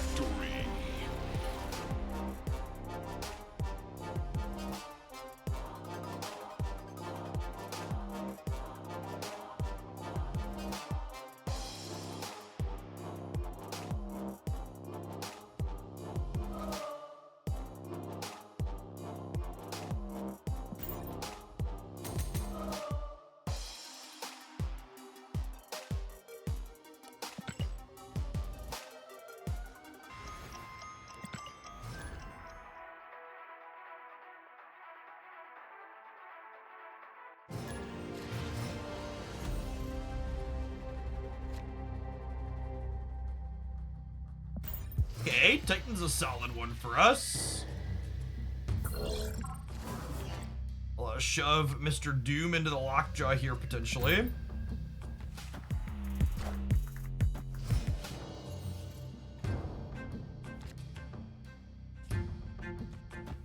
It's hammer time, chat. Alright, between the Titan and the Thors, we're gonna go ahead and be a button presser here.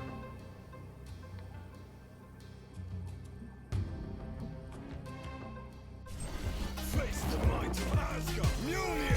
If our opponent plays this game to its natural conclusion, chat, I would like to apologize in advance.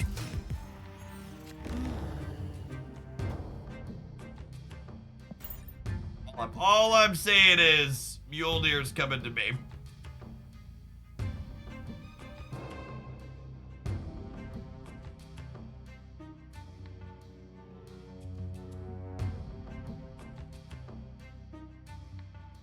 We gotta split that Thor. We were talking about this earlier, actually. Thor is one of my higher number of split cards. I still don't have an ink or gold on yet. I have 6 or 7 splits on him with no premium cosmetic yet.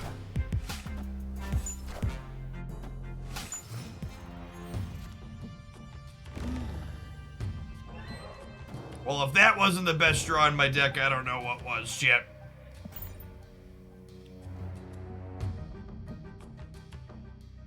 And thanks to Titan, next turn I get to go Quinjet, Hammer, Hammer, Odin. This is so much fun, says Local Man about to be waived.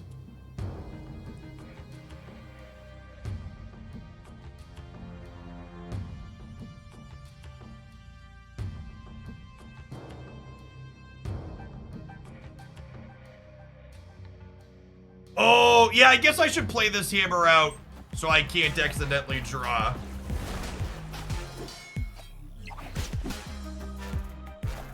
Is that Marvel Snap fun?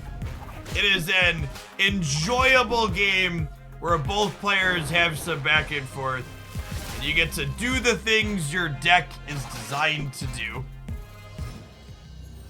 It really brings me, the gamer, immense amounts of joy to experience Marvel Snap. Escape.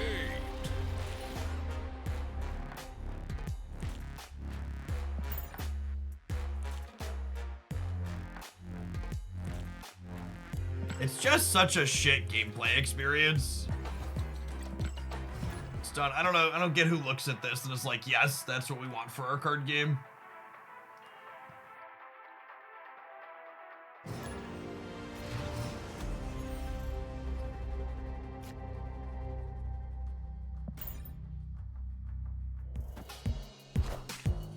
I think the Mobius is going to make Wave more present takes are very nonsensical. Because if everybody's playing Mobius, Wave becomes worse.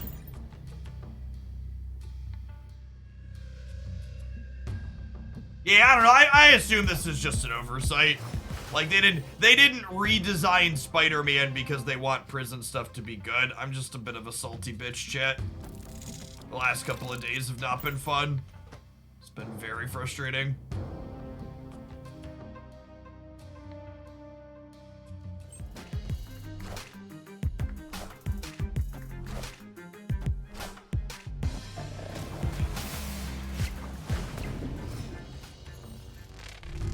I'm inclined to agree with that, Edmain. Wave could use a redesign. With Mobius, she's potentially useless, and without Mobius, she's obnoxious.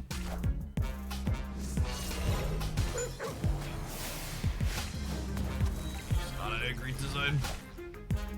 That being said, we're not getting waived. Our opponent's also playing Loki, so we get to do fun stuff instead of sad stuff.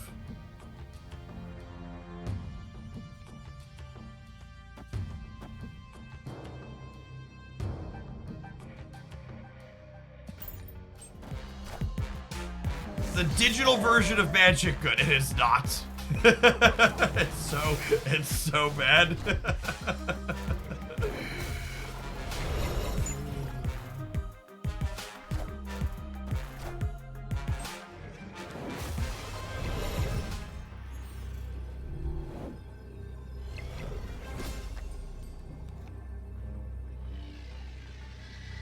I just playing their dino against them? I think I am.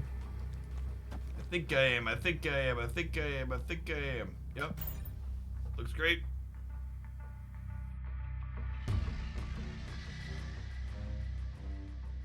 See, like, these mirrors, at least I, like, get to play my deck, right? I, like, did stuff. I played cards. It was sweet. Maybe they have a card that gets me. It was a sweet game of Marvel Snap.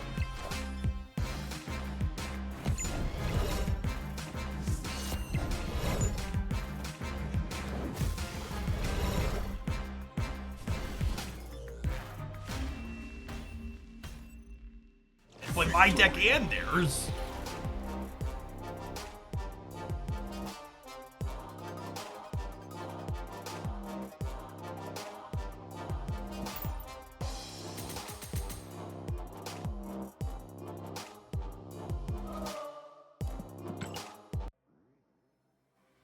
Yeah, they even Loki'd our Loki that game, but we got it.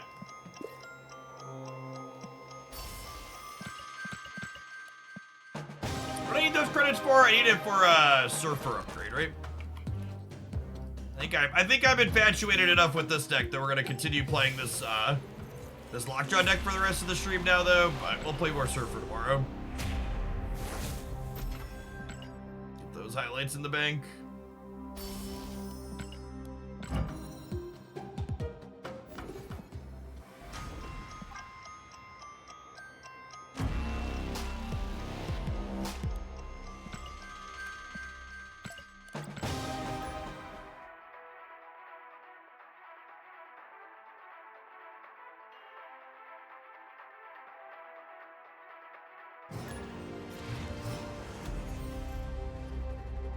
Yeah, at least when I lose to like a Loki or a Shuri deck, it was like, okay, I didn't have my interaction, or like their deck did their thing and it was like good for them. Whereas like when I lose to a Wave deck, it's like, oh, they just kind of had all this stuff, huh? Or I just didn't get to play the game, I mean. Ah, oh, 6 for the 45 months, welcome back. I'm gonna play Quinjet not here, because generally speaking, you want to play Lockjaw into a path that can be fully open and play 3 cards after it. So, a little bit of risk with not playing Quinjet on this location, but there's upside to not playing it there later. Unfortunately, we're probably not great into Galactus with this, if I had to venture a guess. Ooh. Do I Thor? Or do I Collector at this point? I think it's Collector, because then I go Lockjaw Snowguard next turn, right?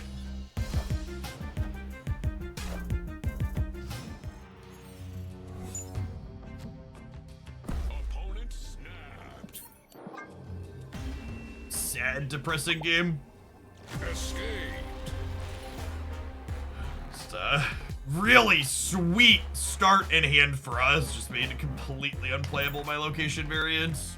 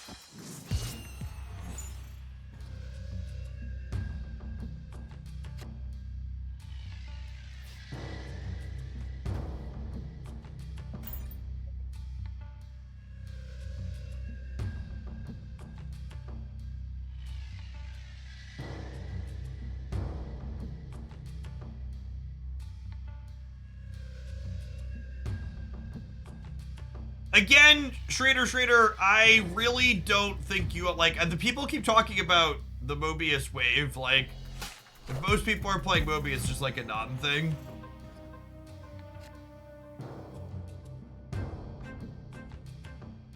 Do you have second dinner plans to do anything with the infinite leaderboard? Well, there's not a leaderboard currently, right? So at a minimum, I assume there'll be an actual leaderboard at some point.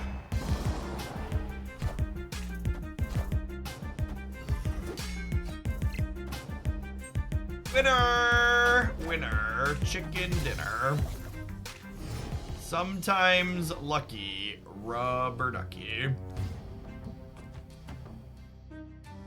This lets me play into the lockjaw path and turn off the dream dimension. So I can Jane next turn.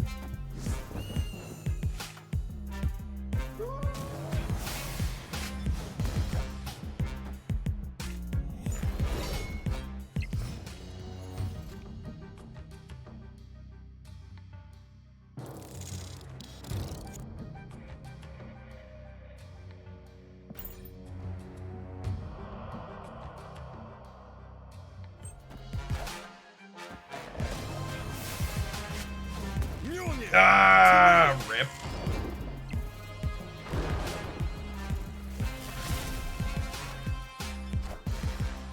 I was greedy. Wanted to redraw both of them.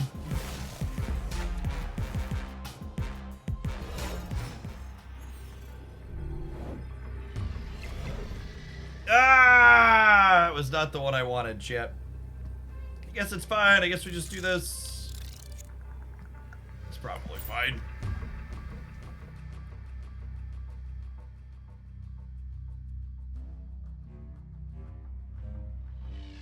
And Magneto to stay in our deck there so we can try and lockjaw into him. Victory.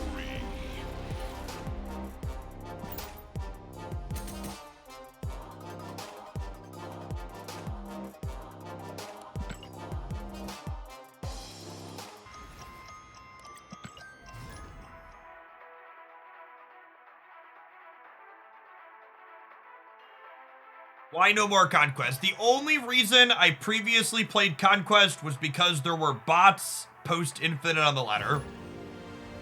I think getting locked into a match with one opponent for an extended period of time is incredibly tedious. I would much rather play best of one.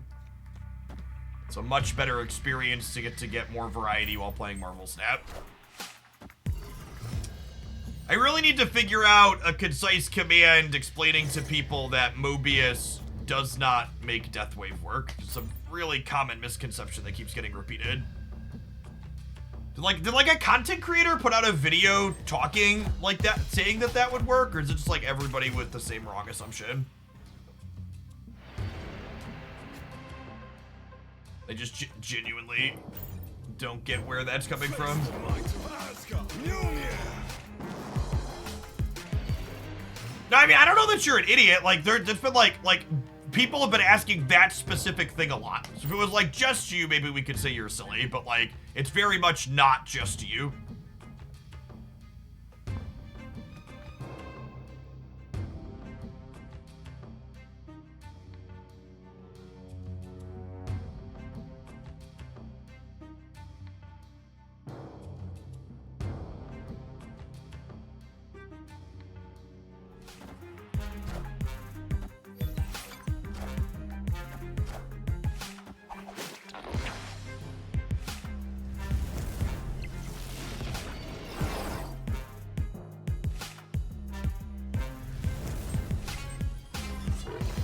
Oh, they're a full-on movement deck. Okay. Solid Bifrost.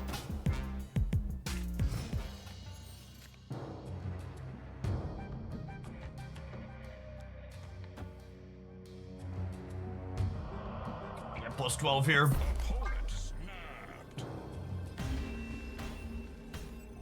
Down mover.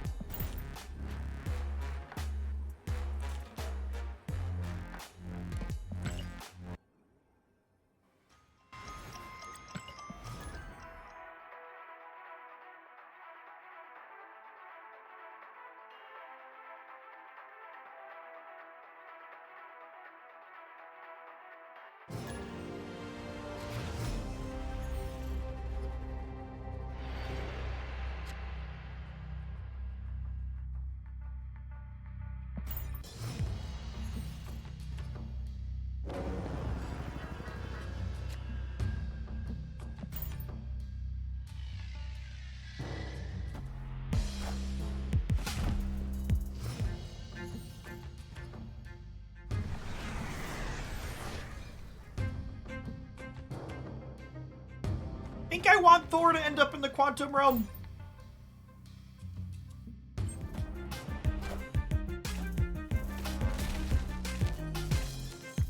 Face the might of Asgard. Mjolnir.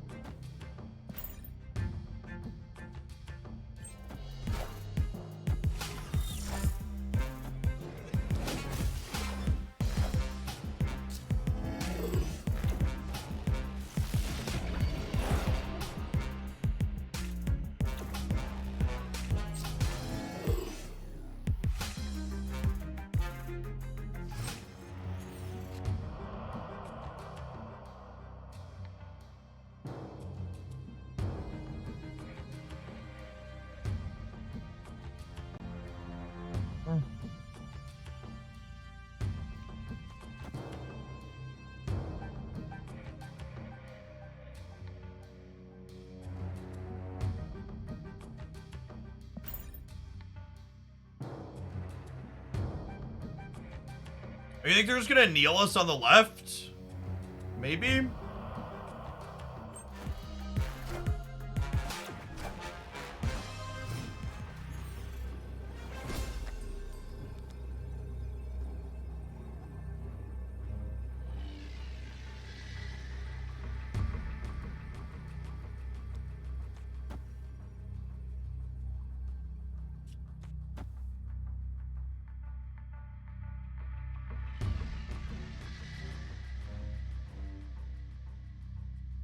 This beats Eliath mid.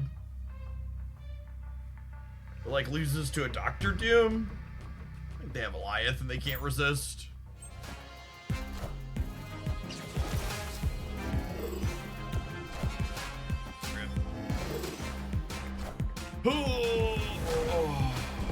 There's just too many cards to play around at the end of these games now. It's just giant fucking coin flip. Which 6-drop bomb you could beat versus which one you can't.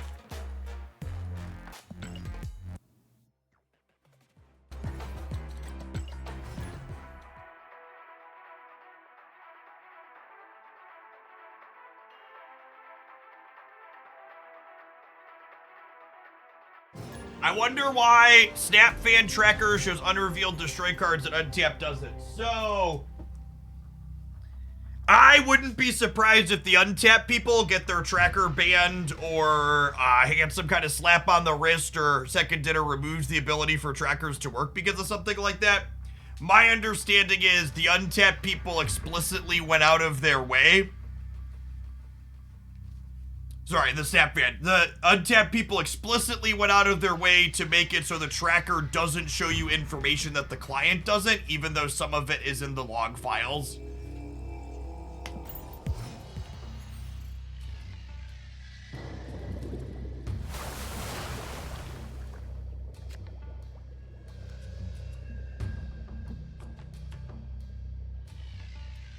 Do you think the meta is better or worse when the opponent has a wider range of cards that they can play? I mean, the ramp decks having a wider range of cards to play isn't a result of the metagame, right? It's just a result of there being more 6-drops that exist.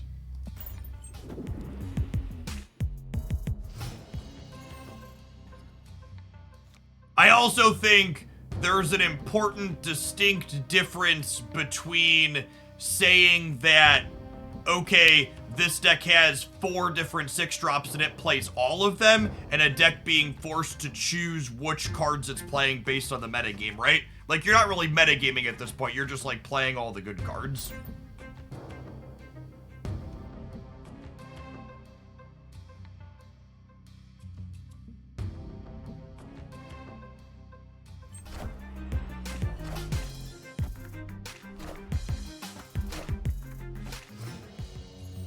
Oh, that's sad. Guess we'll do this now. I think I'd rather have 2 more cards than a Quinjet. It's close though. I wanted obviously to Stowguard into the Lockjaw path, but the Cosmo flipping up puts a nip in that. Yeah, Galactus and Prison are the 2 most popular decks in Marvel Snap right now.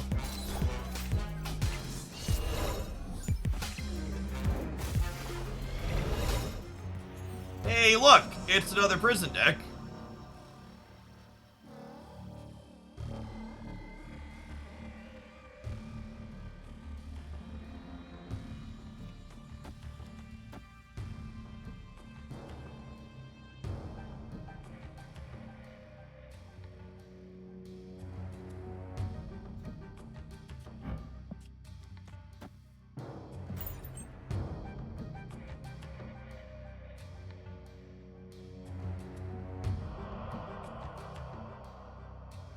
Yes, prison and lockdown are synonyms. Same thing. Suck it, rescue. Get out.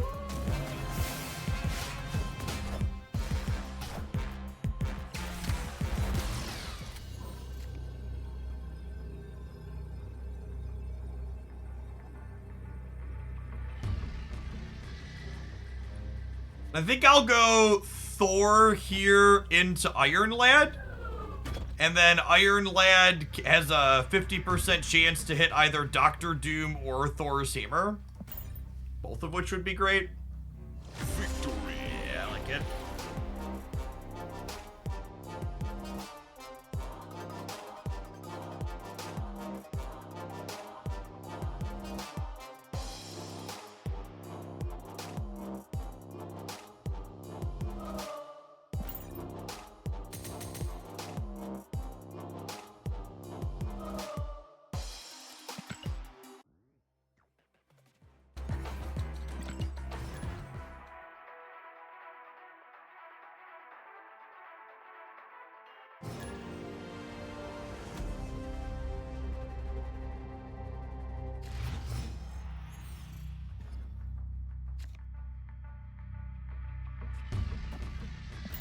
Again, this is a path that I can play Lockjaw and then 3 cards to after the fact, so I'm going to prioritize playing Quinjet to another face down one here so we can hopefully get that cleanly going on.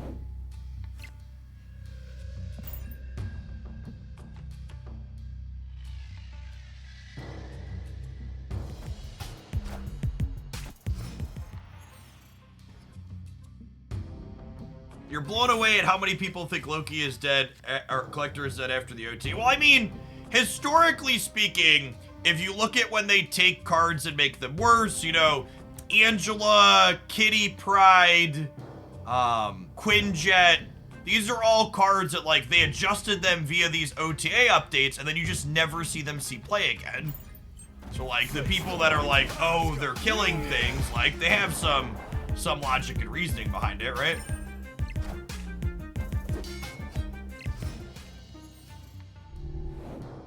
Played a nerfed card in my life, chat. I'm not about to start now.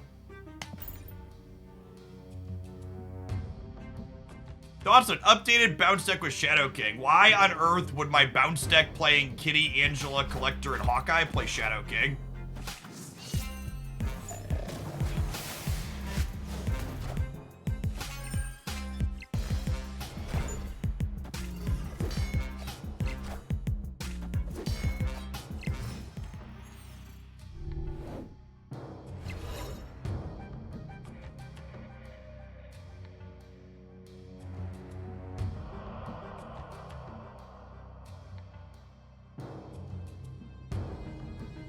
This is one thing that's been kind of awkward here, is that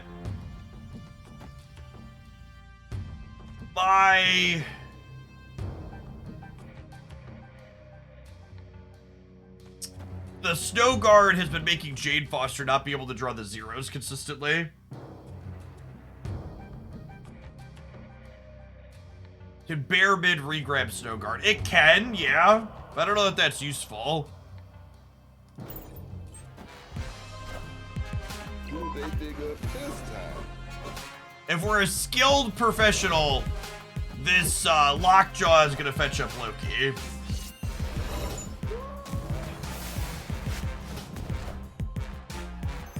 Chavez ain't bad, but I don't think she's gonna do it.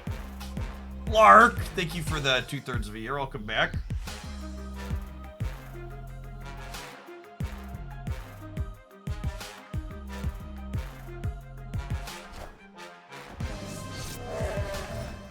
Hammer. Hammer. Hammer. It's hammer time.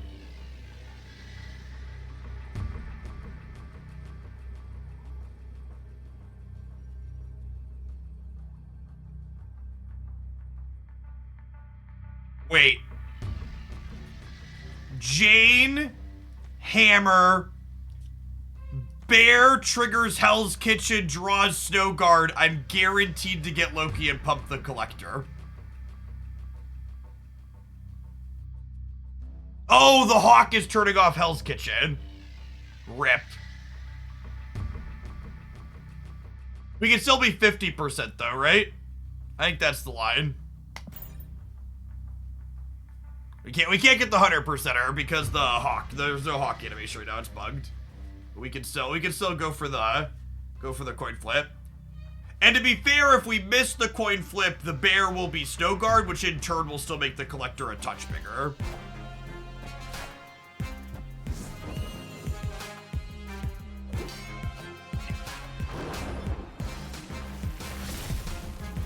All right, if we win the coin flip, we win the game. Right?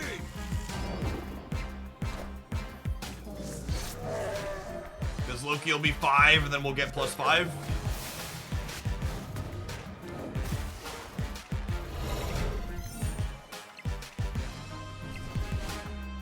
Okay. Victory.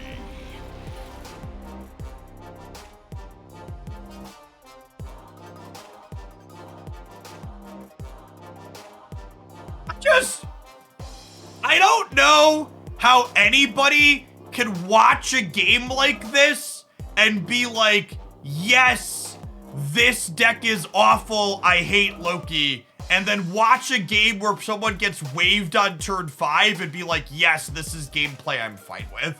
Like, this is way, way sweeter than any of that other stuff. Like, Loki is such a sweet, fun, fantastic card. He has so many neat niche interactions, and he lets you do sweet, neat combinations of things. It's honestly just one of my favorite cards in set, period. Which is great, because he's one of my favorite Marvel characters, so like, awesome.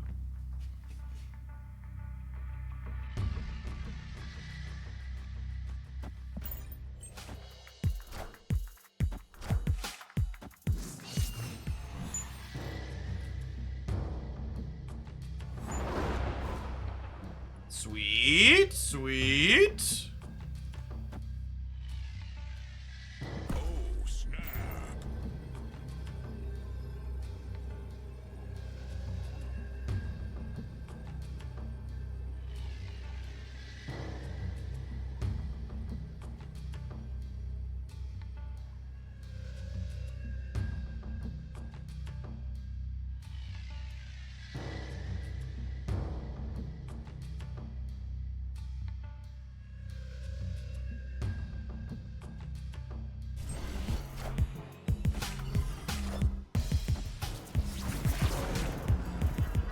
Okay.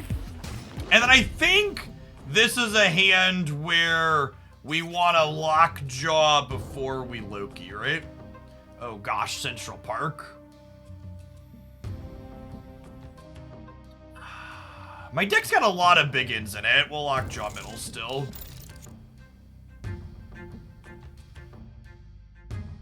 My attention span doesn't allow me to watch more than one card played per turn without confusion and anger. Oh, I needed that chuckle, thanks.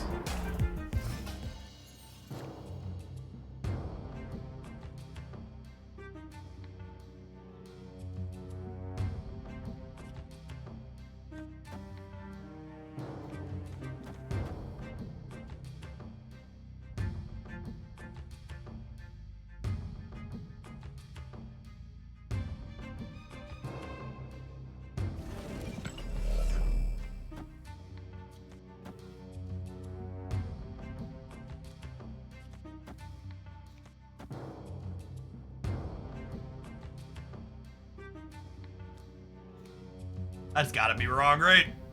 Yeah, it's this.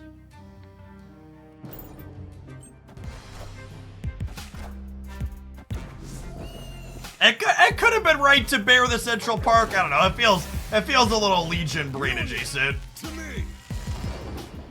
Avengers! Assemble.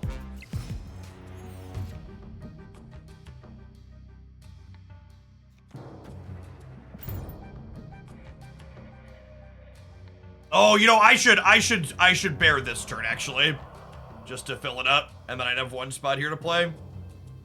Could go either way. The fact that we hit a hammer in the middle instead of Jean or Chavez or Odin was really unfortunate. Yeah, our opponent's probably a lower collection level player, but I think we're gonna end up being a little too cluttered that we're dead here with the bad lockjaw variants.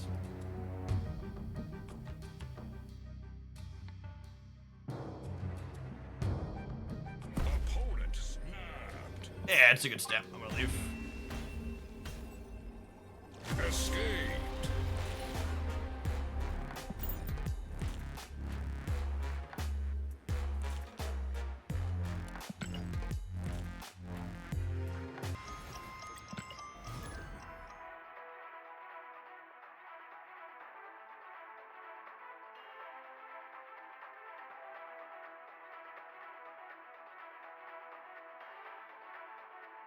Going on, Remedium Ferox. Thanks for the 3/4 of a year. Welcome back.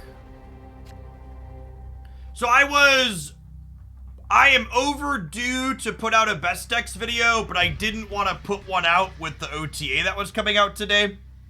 So my plan is to stream today, stream tomorrow, watch Untapped metrics over the weekend, and then Monday I'm going to put up a best decks of the developing metagame video. I like my metagame breakdowns to be a little bit data-driven at the very least.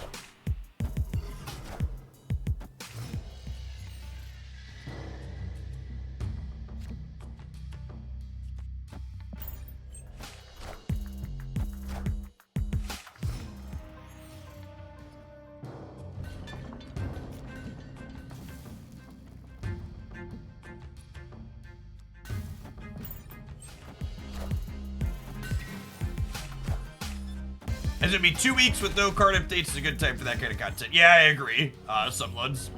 In fact, moving forward, I'm probably just going to shoot to always have my best decks video post at this point in the 4-week cycle. Just like have three weeks of card changes, then we're gonna have 2 weeks of nothing, so get it in, basically.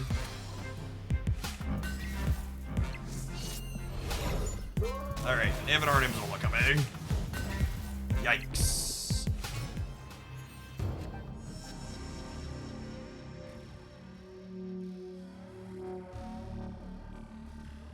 Snowguard, Thor, Dr. Doom, Chavez. I'll take a random on my Loki.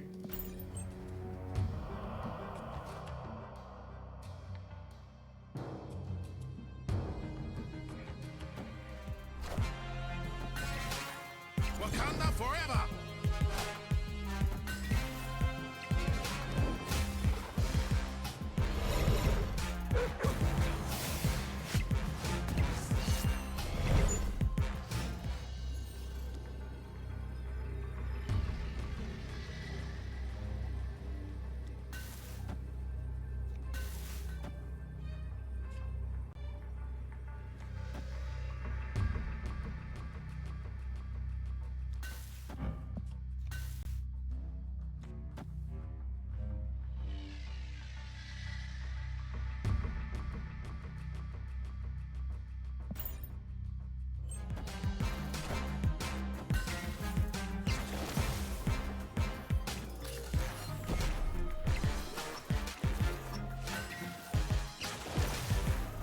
You good?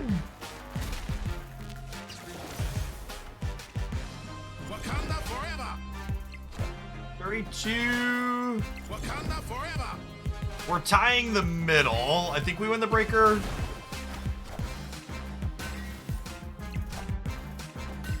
We can even win the middle if we hit Loki or Dr. Doom here. Yeah.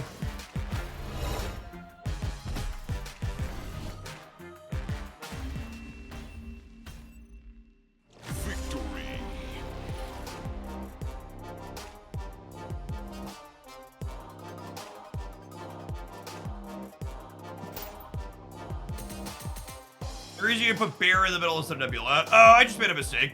You're right, Bear's better.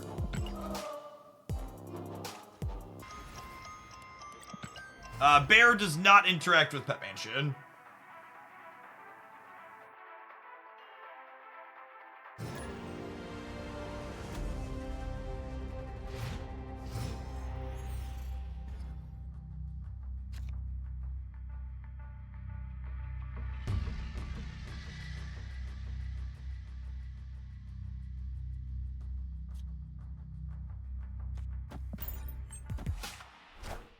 I can't tell if you're standing or sitting. I'm currently standing, but I have a desk that goes up and down, so I'm gonna split my time sitting and standing throughout the course of the day.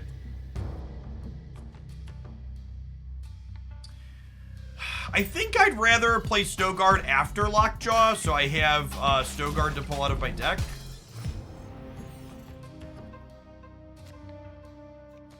That's an awesome draw.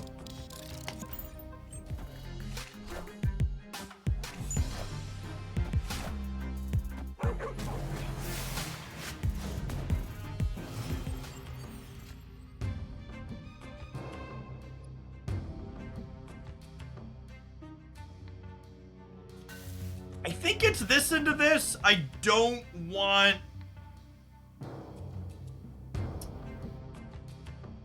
think I want to be able to hit the hammer off of Snowguard. I don't know if I can snap because they're a prison deck, chat. Uh-oh. Damn it, Loki! Damn it, Loki!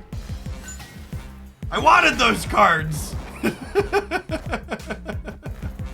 It's okay. Okay, we won Asgard, we get to draw, right?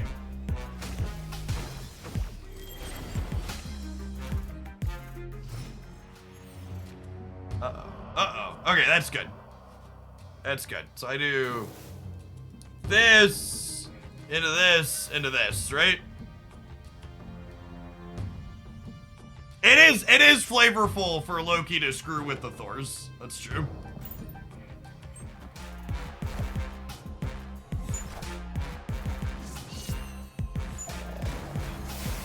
Only turn 5. That's fine, chat. I didn't want to get turn 5 means it's the Professor X turn.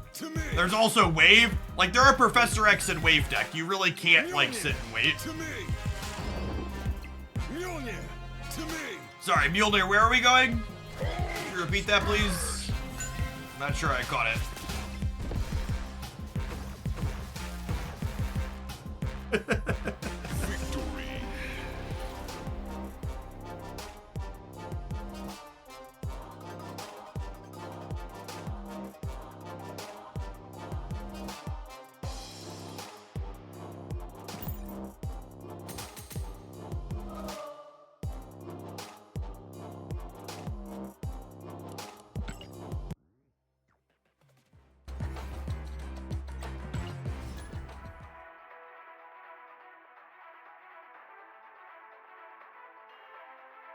Yeah, this deck it's a neat mix of things, right? Because we have, like, the Lockjaw deck struggled to have enough early relevant things to do, and the things that this deck is doing early also kind of work okay with Lockjaw, which is nice. Great Web's pretty bad for us.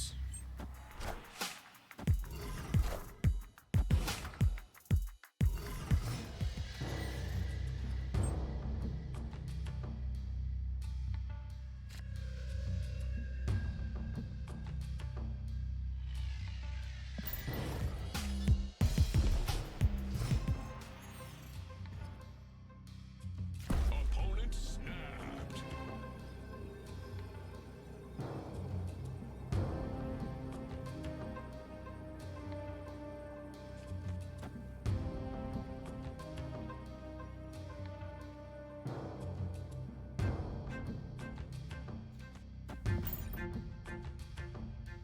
I think. I'm off curve one on this, but hopefully we draw Aid my hand. we draw Snowguard here, and then the Loki collector goes crazy.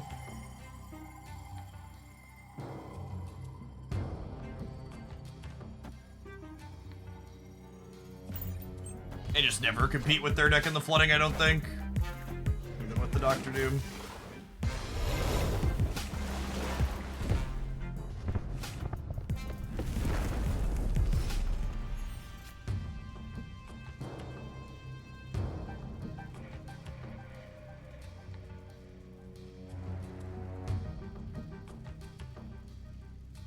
Where do you think they wave, chat? Are they waving Citadel or waving Hala? They're gonna wait. They're gonna play Hala this turn. Lost my coin flip.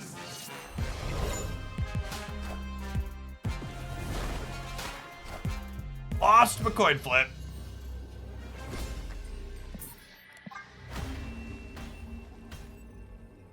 Escape.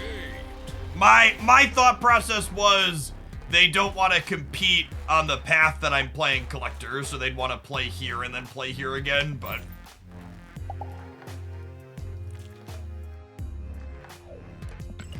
Gamers, what you gonna do? I mean, playing the Misty Knight out is actively bad because if I don't kill the wave with Goliath, I've lost anyways. And if I do hit the wave with Goliath, I'd rather have more freedom on where I'm playing my cards on the following turn.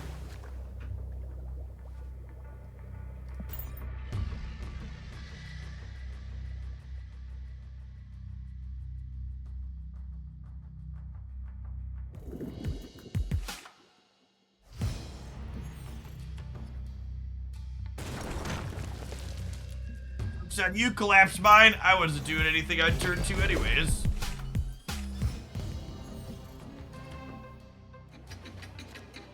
I would only ever recommend opening spotlights if you are missing and want Series 5 cards in that given spotlight.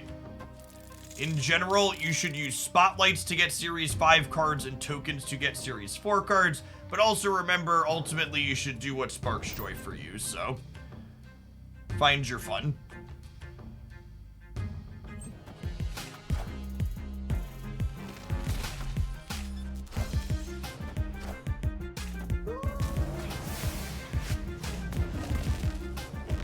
Moving Electro into the middle is actually pretty bad for us because this path was already contesting Galactus and now it is not anymore.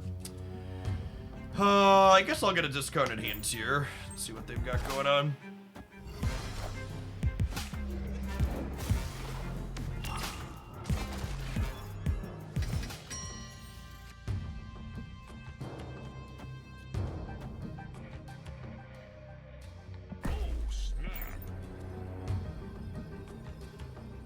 Yeah. Get the fuck out of my game, Ramp Deck! Nice Galactus pile of cards.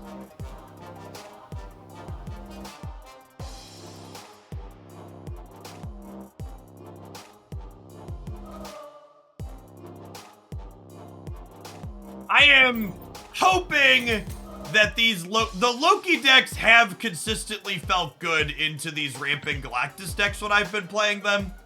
So, like, I'm hoping that maybe the pendulum can swing back around and Loki can push these decks out of the metagame and the rest of us can enjoy having fun. Hey, Tans, thanks for taking the time to hook that primer up again. Appreciate the 3/4 of a year. So, Renslayer is good with Hobgoblin and Green Goblin, so maybe she could be okay. But she also probably has a shelf life with Mobius coming up at the end of the month.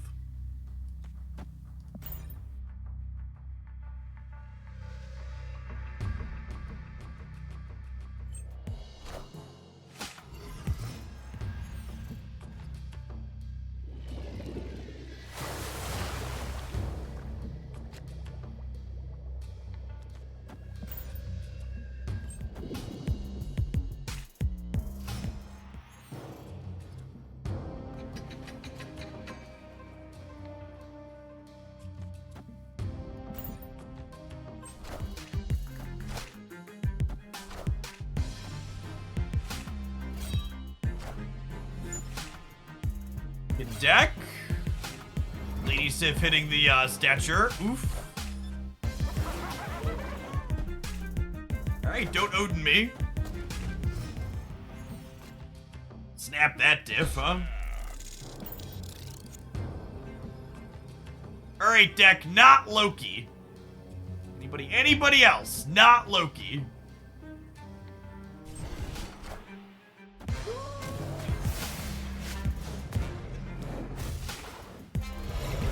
Damn it, Bobby!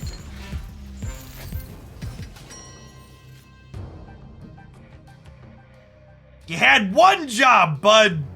One job.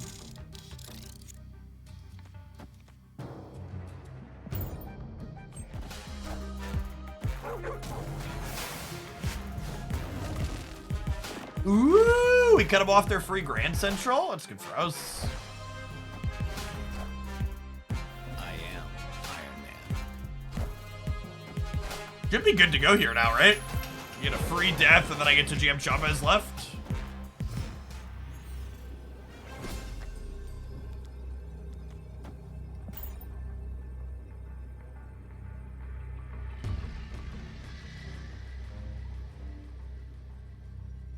Victory.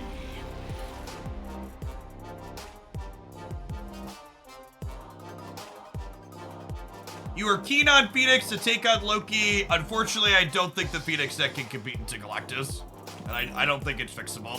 The Phoenix deck is exactly the sweet style of deck that Galactus just puts in a trash can and throws away. The Phoenix deck is this really heavy synergy deck. The Phoenix deck is this really heavy synergy deck that doesn't have room to play Disruption for Galactus. For the same reason, the decks Loki is bad against, Galactus is great against. And vice versa. The decks Loki is bad against, Galactus is good into. Is how it works out a lot of the time.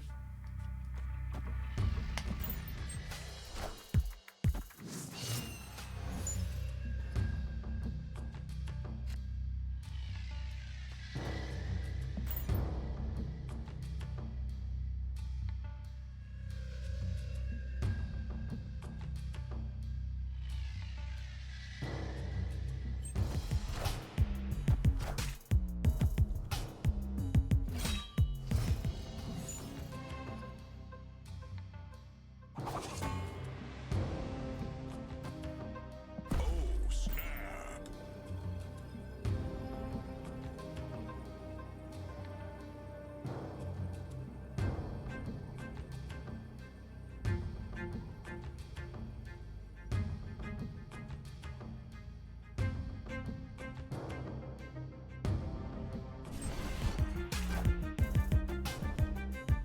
What's going on, Benji? Thank you for the 2/3 of the year. Welcome back.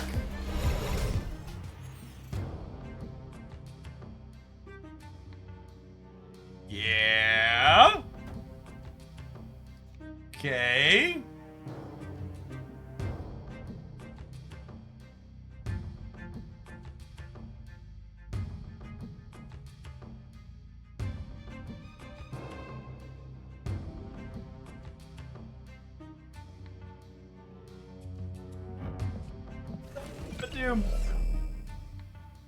I think it is.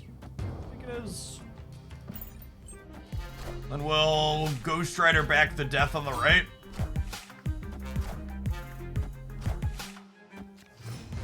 Well, Blade's going into deep space. He's going on an adventure.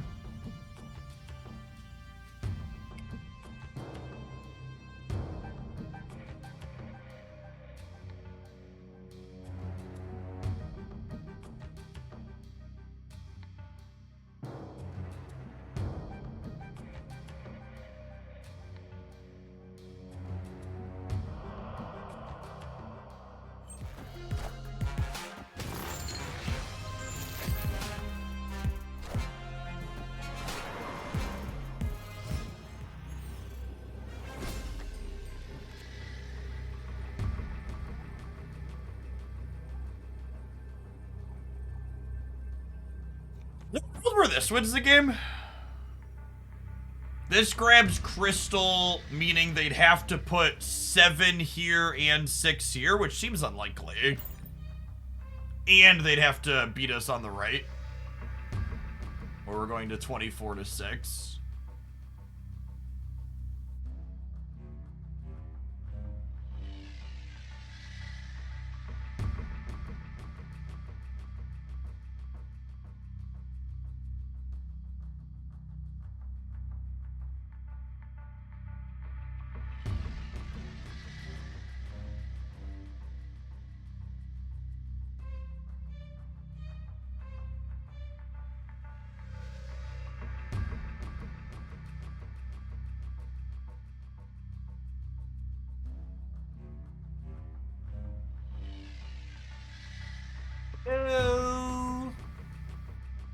Scott opponent.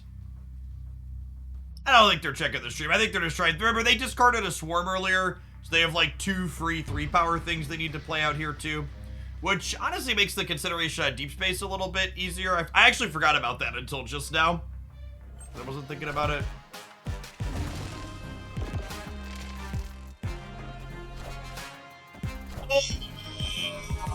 Oh, Magento.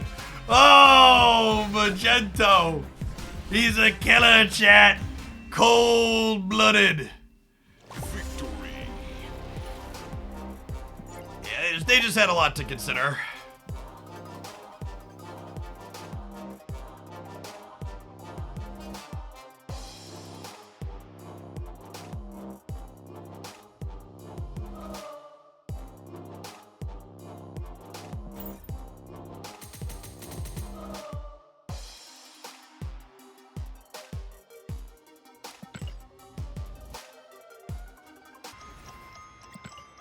Alright, let's play a couple more at this one. I think we'll call it an afternoon.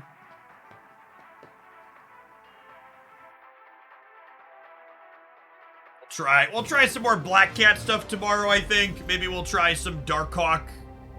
Some Darkhawk stuff with the new cards. The new Shadow King. You were the white Magneto over the Battle Pass one? Yeah, I think so. I also already have a good split on the Battle Pass one, which goes a long way. Or a good split on the white one. They're both good pieces of art.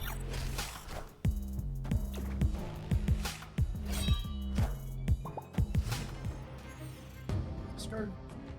Dracula.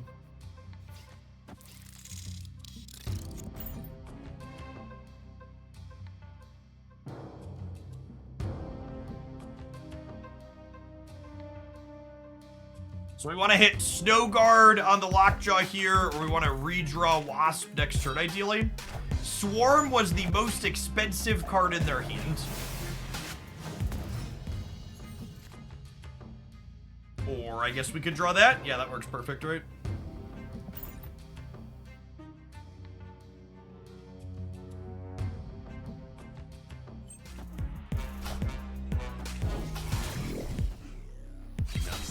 Go left!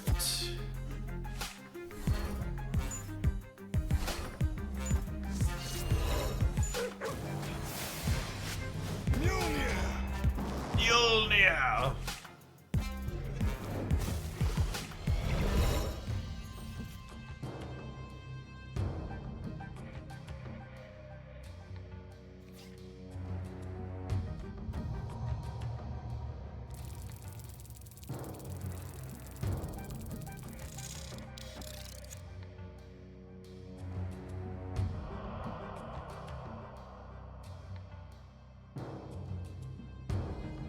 Am I supposed to save the Chavez to play mid?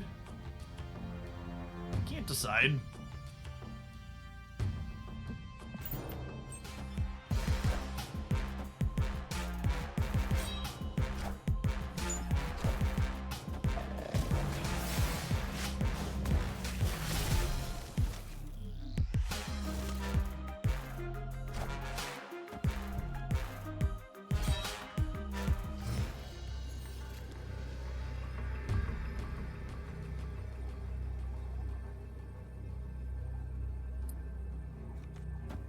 So they go Chavez, Swarm, Swarm.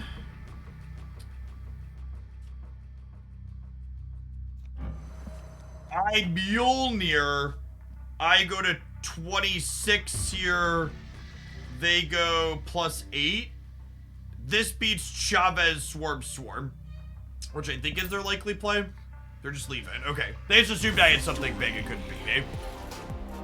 I think if they say, no, I'll only be at 26 here.